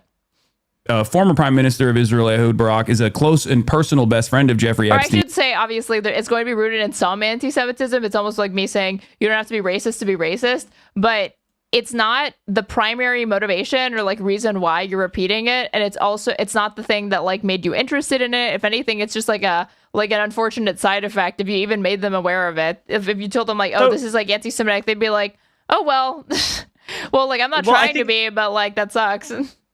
I think that's changing. I think that with mainly Fuentes, but I suppose Candace as well, with their brand of like post-racial fascism, I think that there is a anti-Semitism that now exists that is essentially not anti-Semitic, despite being constructed of all of the Jewish conspiracism. Like, I think that it is so disconnected from the ethnicity or religion of Judaism that it's essentially unrelated. I think back to the Zizek line from years ago. Maybe no, sorry, it's not a Zizek line. It's I saw a quote in the Jew. Whatever. If the Jew did not exist, then it would have had to have been invented, right? Maybe Sartre or some shit like that. Whatever. And I think that is kind of happening today, where the Jew is being turned into something that's far less Jewish, but no less necessary for right-wing conspiracies. No, yeah, they're just a boogeyman and a scapegoat. Has become less of a but I think that racism has gone less of a primary component of fascism as well. I don't really think you need to be racist to be fascist anymore in America. I mean, I definitely disagree with you on this one. All the fascists are fucking mixed race, Latino. That does not preclude them from being racist or harboring racist attitudes. It's like, it is fucking paradoxical and ironic because you've got Candace Owens, Myron Gaines, into the movement, Muslims, etc. at the forefront. But the thing is that those people, like Candace Owens viewers, are like Mary Lou over here. They're a bunch of white women. It's not actually Black people watching and consuming this sort of content. It's just the fact that the right is just better at appearing to be more diverse and cynically weaponizing the minorities in their ranks, pushing them to the front to say, how can we be racist when we've got, Dr. Ben Carson over here to my right and Milo Yiannopoulos, Aaron, the gay, I think that's what I think that's what cured their racism. They managed to they managed to achieve what liberalism could not. Liberalism superficially solved racism with their affirmative action bullshit and their progressive wankery and performativity. I think the right wing has so genuinely incorporated racial diversity into its ranks out of a genuine incentive and necessity that it is becoming like the racist part of the fascism has begun to become less and less important over time, until I think it's going to be the least important part. I think that modern post-racial fascism is based almost entirely on gender. I think it's almost entirely about their relation to women. I think that's the vast majority of the way that the movement is powered and driven and incentivized. I think misogyny is definitely a more a more primary motivator than racism, but this idea that it is going to be like a post-racial movement, I don't think so. And that's like what ends up being so absurd about these people being in their fucking ranks and being again pushing for like a neo-Nazi or fascist agenda, because it eventually always turns to them. They think that because they're one of the good ones, that the excesses of Donald Trump's policies are going to exclude, it's going to only get at the bad Black people, the bad Somali Americans, the bad gay people, the bad trans people. Not me, the good trans, the good gay, the good Black American. But it always turns on them. The leopards always eat their fucking face. So I don't think that's the case. Well, the leopards eat everyone's face in fascism, so I don't think that just because they get fucked over that makes a meaningful distinction. I think that in the same way that you would agree that liberals are secretly racist in the way that they conducted their performative anti-racism, I think that fascists are secretly not racist in the ways that they performatively conduct their racism. I truly believe that at the core, the racism is not a fun... Look at Kanye West. Look how quickly and readily they were there to accept him into the ranks. Even the most extreme Nazis... him. I understand that. They want to use this mentally ill Black man to be like, see, how could we be X when we've got Y? Loves Kanye West. He loves him. Because Kanye West is like a household name and a multimillionaire celebrity who is willing to hang out with him, so of course he was going to love him. He even Fuentes loves Black people. I think Fuentes loves Black people. No, he doesn't. As he screams the N-word literally, and calls them I was going to say animals. his sacrifice to get on PBD was to stop saying the N-word, and then he got on PBD, and I wouldn't even be surprised if he went back to saying it. Yeah, but he doesn't say the N-word because he hates Black people. He says the N-word because it's a cultural fixture of his group. Is because it's extremely valuable to toxify and limit who can join your group, to filter out liberals so that they can never speak to your N-word. I have no reason to think that Nick Fuentes doesn't genuinely hate Black people as well as like Jewish people, even if I don't think it's the group that he has the most animosity towards.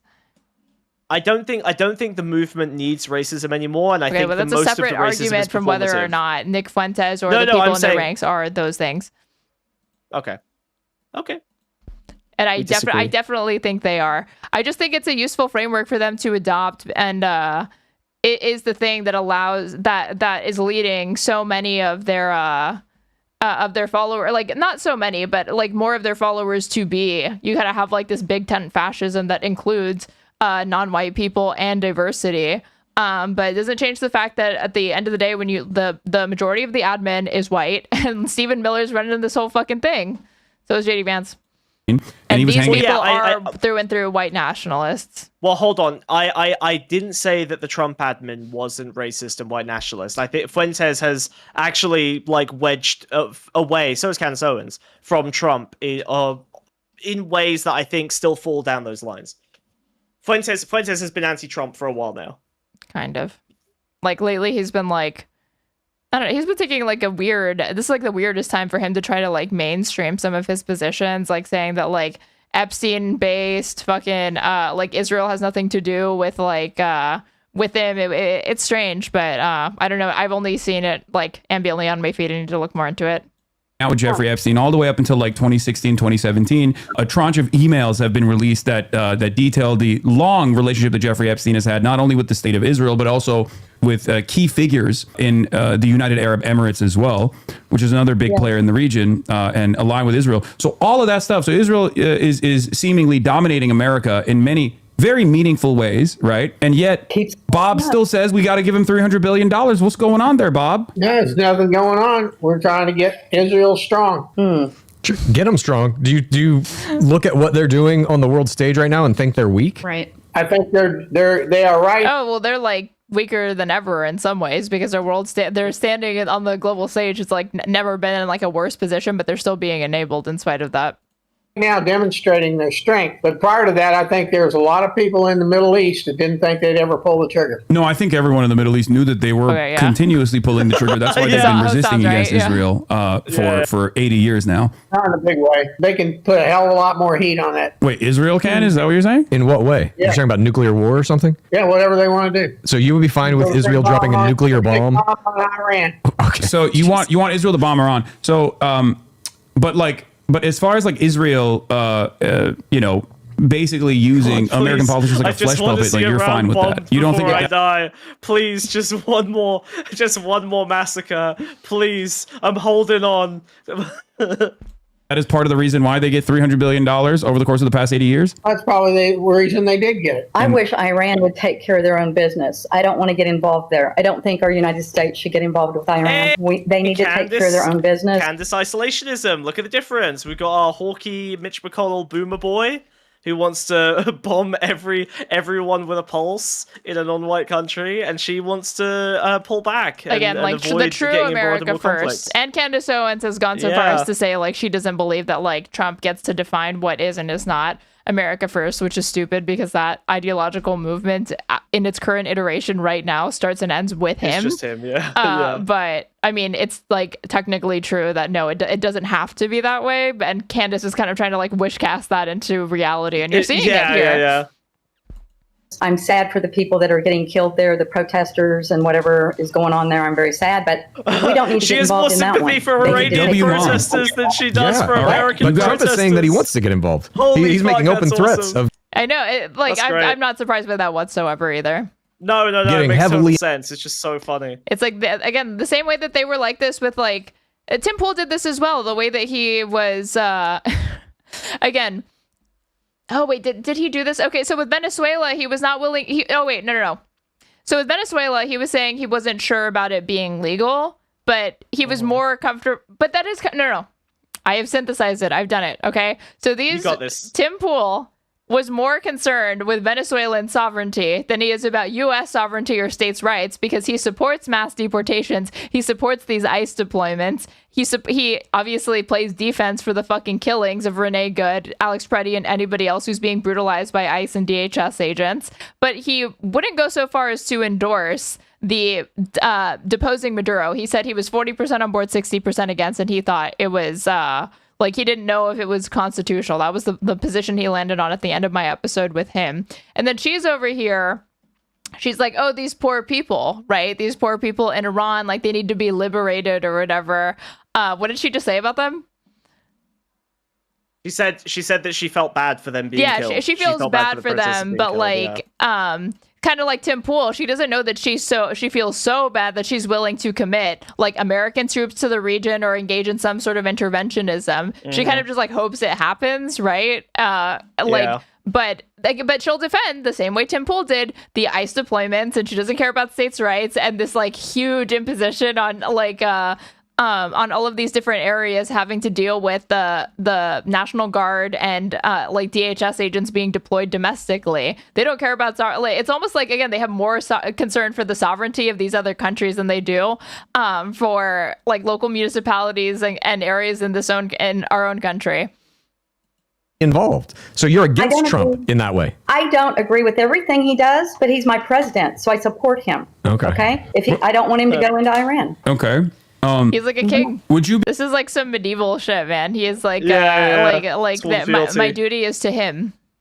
Yeah. Would you be in support? You said you want Iran to take care of its own business. I agree with you there. It's non-interventionist policy. Even though we have been intervening in Iran's business for quite a while, including, but not limited to, these crippling sanctions that we've put on the Iranian government that has destroyed its economy, outside of the state being very repressive and killing protesters and things like that, and following some very rigid rules that people are obviously very dissatisfied with, the sanctions have played a big role. Would you be in favor of reducing the sanctions as if Iran said, we're not going to build any more nuclear weapons, we're not even going to attempt to do that? Would you be fine with that? Yes, I would. What about you, Bob? No, because I don't trust them. I was going to say, I'm not sure we could trust them. You can't, anything that comes out of their mouth, you can just wipe your butt with it. So what if you had Americans that would go into these nuclear facilities, or maybe like international, like a bunch of international agencies that could go into it? Why? He's being tricksy. It's the Obama nuclear agreement. Oh, the JCPOA. Yeah, the Iran nuclear. Yeah. Iran, and look at these. But Trump basically wanted to re-up the JCPOA just with more stringent conditions. The difference is that Iran had no reason to believe that the United States was negotiating in good faith, and that came to that literally the diplomatic talks that we were supposed to engage, that we had been engaging with them on, ended up being derailed because Israel bombed them. And we Trump gave like a wink and a nod to for them to do that and like greenlit it according to Reuters reporting. So like.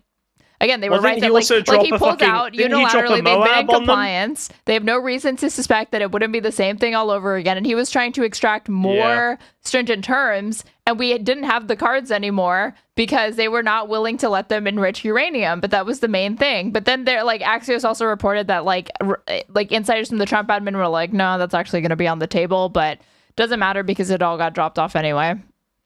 To make sure that they're not like enriching uranium. No, international agencies, no. They did that before. Americans. Yeah, if they were American scientists that we know we can trust, I'd go for that. Okay. What would you say if I told you that Barack Obama did exactly what you just agreed to? It was called the JCPOA. In exchange for sanctions relief, there was an agreement that was set forth in Iran. No, I think this is good. Again, what is the point of minding all of this goodwill with these people if you're not going to actually use it? And the JCPOA was literally one of the biggest wins and like positive things of the Obama admin. So this is a good thing to push on. I actually agree. I think that I do actually agree. Like I think this is a fine one to wedge on as well. I just don't like to see it happen. Okay, all right. I just hate like the UN. You hate international law. You hate all of these like archaic imperial. That's true. Institutions. And I think anytime you just see them as like this like fucking globalist cuck over here appealing to like international norms and the rules based order. Like I'm okay with appealing to international norms to people who actually respect them, but these people don't. So I do think there are better ways that you can frame this issue, but it's fine. I mean, I wish he hadn't framed it as a trick. I suppose that's the only thing. I don't think it was necessary to demonstrate to do the bait and switch, to be like, so you like this, you like this. It was Obama, like whatever. I think that's useful in this the ambush. But they have said that they don't like that. They find it to be deceptive. So this is why I think you can do the same thing without needing to loudly declare it a sneaky debate tactic. I got it. Didn't he give him the count? No, that's not what we're talking about. That was Joe Biden, but that was their own money anyway. This is sort of in-group signaling. Like I think he's done enough goodwill work with these guys that he can now afford to demonstrate that he's got debate chops, so that no one thinks that no one can argue that he just let them walk all over him, right? So he's taking a couple of these easy W's here and there, so that he can claim that he's like still good at debating, right? The kinds of communities that would review this would look at this moment as like he got a gotcha. And I think you need to throw a couple of those in if you're trying to appeal to libs, which he is. Let's be fair. He's trying to turn liberals more left wing at the same time as he is trying to appeal to these two MAGA boomers. Right. Ultimately, the audience for the show is probably 90% liberal, and he's probably trying to show liberals that this is a better way to converse with the left wing to be effective. Essentially doing the same thing that I do. That's not entirely in-group signaling, though, because there has to be a large contingent of his audience that no matter how many caveats, no matter how, like, all the other things that he's saying, any props given to Obama is props given to a war criminal, especially when you're talking about giving him props for the JCPOA and Iran. So that actually is him. I wouldn't say like him actually kind of like trying to like signal to libs. Yeah, in-group signaling was the wrong term. What I mean is he's trying to signal to the audience of the two liberals on either side of him. That's what I mean. But you're right. Yeah. Obviously, his in-group is the. Is like, no, Obama, war criminal, no charitability, no praise. Fuck him. That pallet of cash came from Mr. Obama. Okay. Oh, I thought you were talking about the $6 billion of frozen funds that that Joe Biden unfroze. But here's the thing. Here's the thing. So Barack Obama did exactly what you said would be a positive improvement for our relationship with Iran. And it didn't work. So I'm not going to try it again. No, it actually was working, as a matter of fact. It was actually so successful until Donald Trump came in. Because then he's like, why else would Trump pull out? Behest of Israel and threw that aside. Once, your fault. Hit me in the face with the board twice, my fault. That's George. So I'm not giving Iran a second chance. I'm not giving Iran a second chance. I want word of prayer. All right, Bob. I'll let the Ayatollah know that you're not giving Iran a second chance. So, but Donald Trump is actually giving Iran a second chance. As a matter of fact, this was a double trick question. As a matter of fact, because Donald Trump is now saying that he wants to deal. He wants to give Iran sanctions relief in exchange for a denuclearization agreement that they can get on board with. Yeah, and he's giving him one more chance, and then he's going to smack him again. So you agree with that then? What? That we should send American scientists in? Yeah. So you agree with Donald Trump setting forth a deal in exchange for sanctions relief so that Iran can participate in the global economy and get medicine for their children and get food and do normal trade. I would agree. Bob's just chilling, but you already know Hasan already knows the answer to this question. Do you think Donald Trump? Yes. If Donald Trump wants to do that, then he's going to support it. So they will engage in denuclearization. But it won't take them 2 months before they break the deal. But they didn't do that last time. And as a matter of fact, Donald Trump was the one who ripped apart. What a beautiful, convenient worldview. Just everything. Anytime anything goes wrong, there's always somebody else who is like, who's to blame, who's at fault, etc. Like there's never any need for internal reflection or accountability or nothing like that. Nah. Hey, I have the same thing with liberalism. So I'll tell you, it's real comfy over here.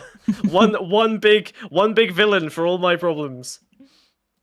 Deal because Obama had presented it, and now he's literally doing the same deal potentially. You're tricking us again. No. This is actually something that he brought up today. It's like you guys think everybody's trying to trick you. Trump is tricking you at every turn. Yeah. He's taking your money. He's saying this thing Obama did is bad, then he does the same thing and you love it. It's not actually a trick if you're consistent, right? If you have if you believe that it wouldn't be considered a trick. Like Hasan saved them. There we go. He like got it back from them. If you agree with this is a really good angle. Yeah. Both presidents moving in this direction, but it only becomes a trick because there's an inconsistency here where you think when Obama did it, it was bad, but when Trump is doing it's good. That's when it becomes a trick. And it's not even a trick at all. It's actually to arrive at a consistent position. The difference is Obama done 147 billion. Posting, but that was very good. That was very, very good. He's basically explaining like a basic tenet of liberal consistency. See, again, the rules based. I told you, like this was a good one, I think, to push on, and especially because, especially with the international stuff, they're just gonna have less working knowledge with it, so it's good. They're gonna run into basically intellectual gaps really quick, which is why you saw him bring up the Crusades, and then he was like, wait, what does that have to? He was like that's not about Israel, even though he fucking brought it up, but yeah. $1 in cash on their back porch. We're not giving them any money. We're just saying, okay, we might let you sell a little bit of oil, and we'll give you a 3 months to see whether you stick to the deal. It was frozen assets from oil. We're going to bomb the piss out of you. No, it's actually frozen assets from Iran selling oil that we froze that we allowed them to get back. $100 million in Qatar. What about Qatar? Isn't that where he sent the money?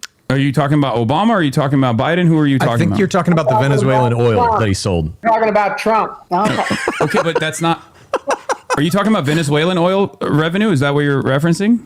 Yeah, I think that's what he's talking about. Okay, Bob, your mind is working too fast for me. I'm a dumb commie, so it's just hard. I apologize. So good. So, well, you're certainly no accountant. I can see that. I'm gonna switch gears. I've never seen Hasan do this well.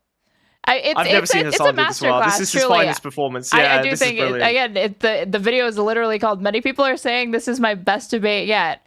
But on that note, if you're watching me on Twitch and you're not following me, you should be following me. If you're watching on YouTube and you're not subscribed to me, please go ahead and subscribe to me. Or like the stream, it pushes it out to other people. You can also check out my past content. Housed on my YouTube channel. My VODs are there. They're time-stamped.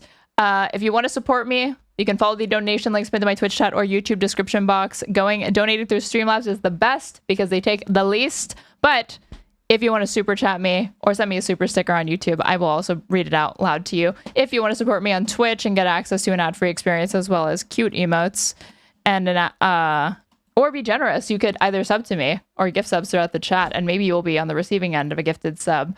But that's going to be all for me today, folks. I have a prior commitment to touch grass. So everybody who is watching on Twitch, you're going to be heading to Riverboat Jack for more politics. And if you're watching on YouTube, you're heading to Queeman, our favorite young POC. Yay, Rat Boy! Yay, Everyone say Rat Boy. We love him. Everyone say Rat Boy. We love Rat Boy. So thanks for watching. If Smug's available, we will finish this soon. We got through one half of that. And I was enjoying. I loved it. I think that this is Hasan in his element or whatever. And then people say Hasan can't debate. This is good shit that I'm seeing here. So I've been saying for years now that Hasan is the only guy that I think could do this, and he's finally doing it. He wasn't doing it when I said that, but he's actually doing it. I can't believe it. Yeah, Smug is actually in his walls right now. I am. I've been whispering to him every night. Yes, correct. All right, guys. Have a good one. Bye. Bye.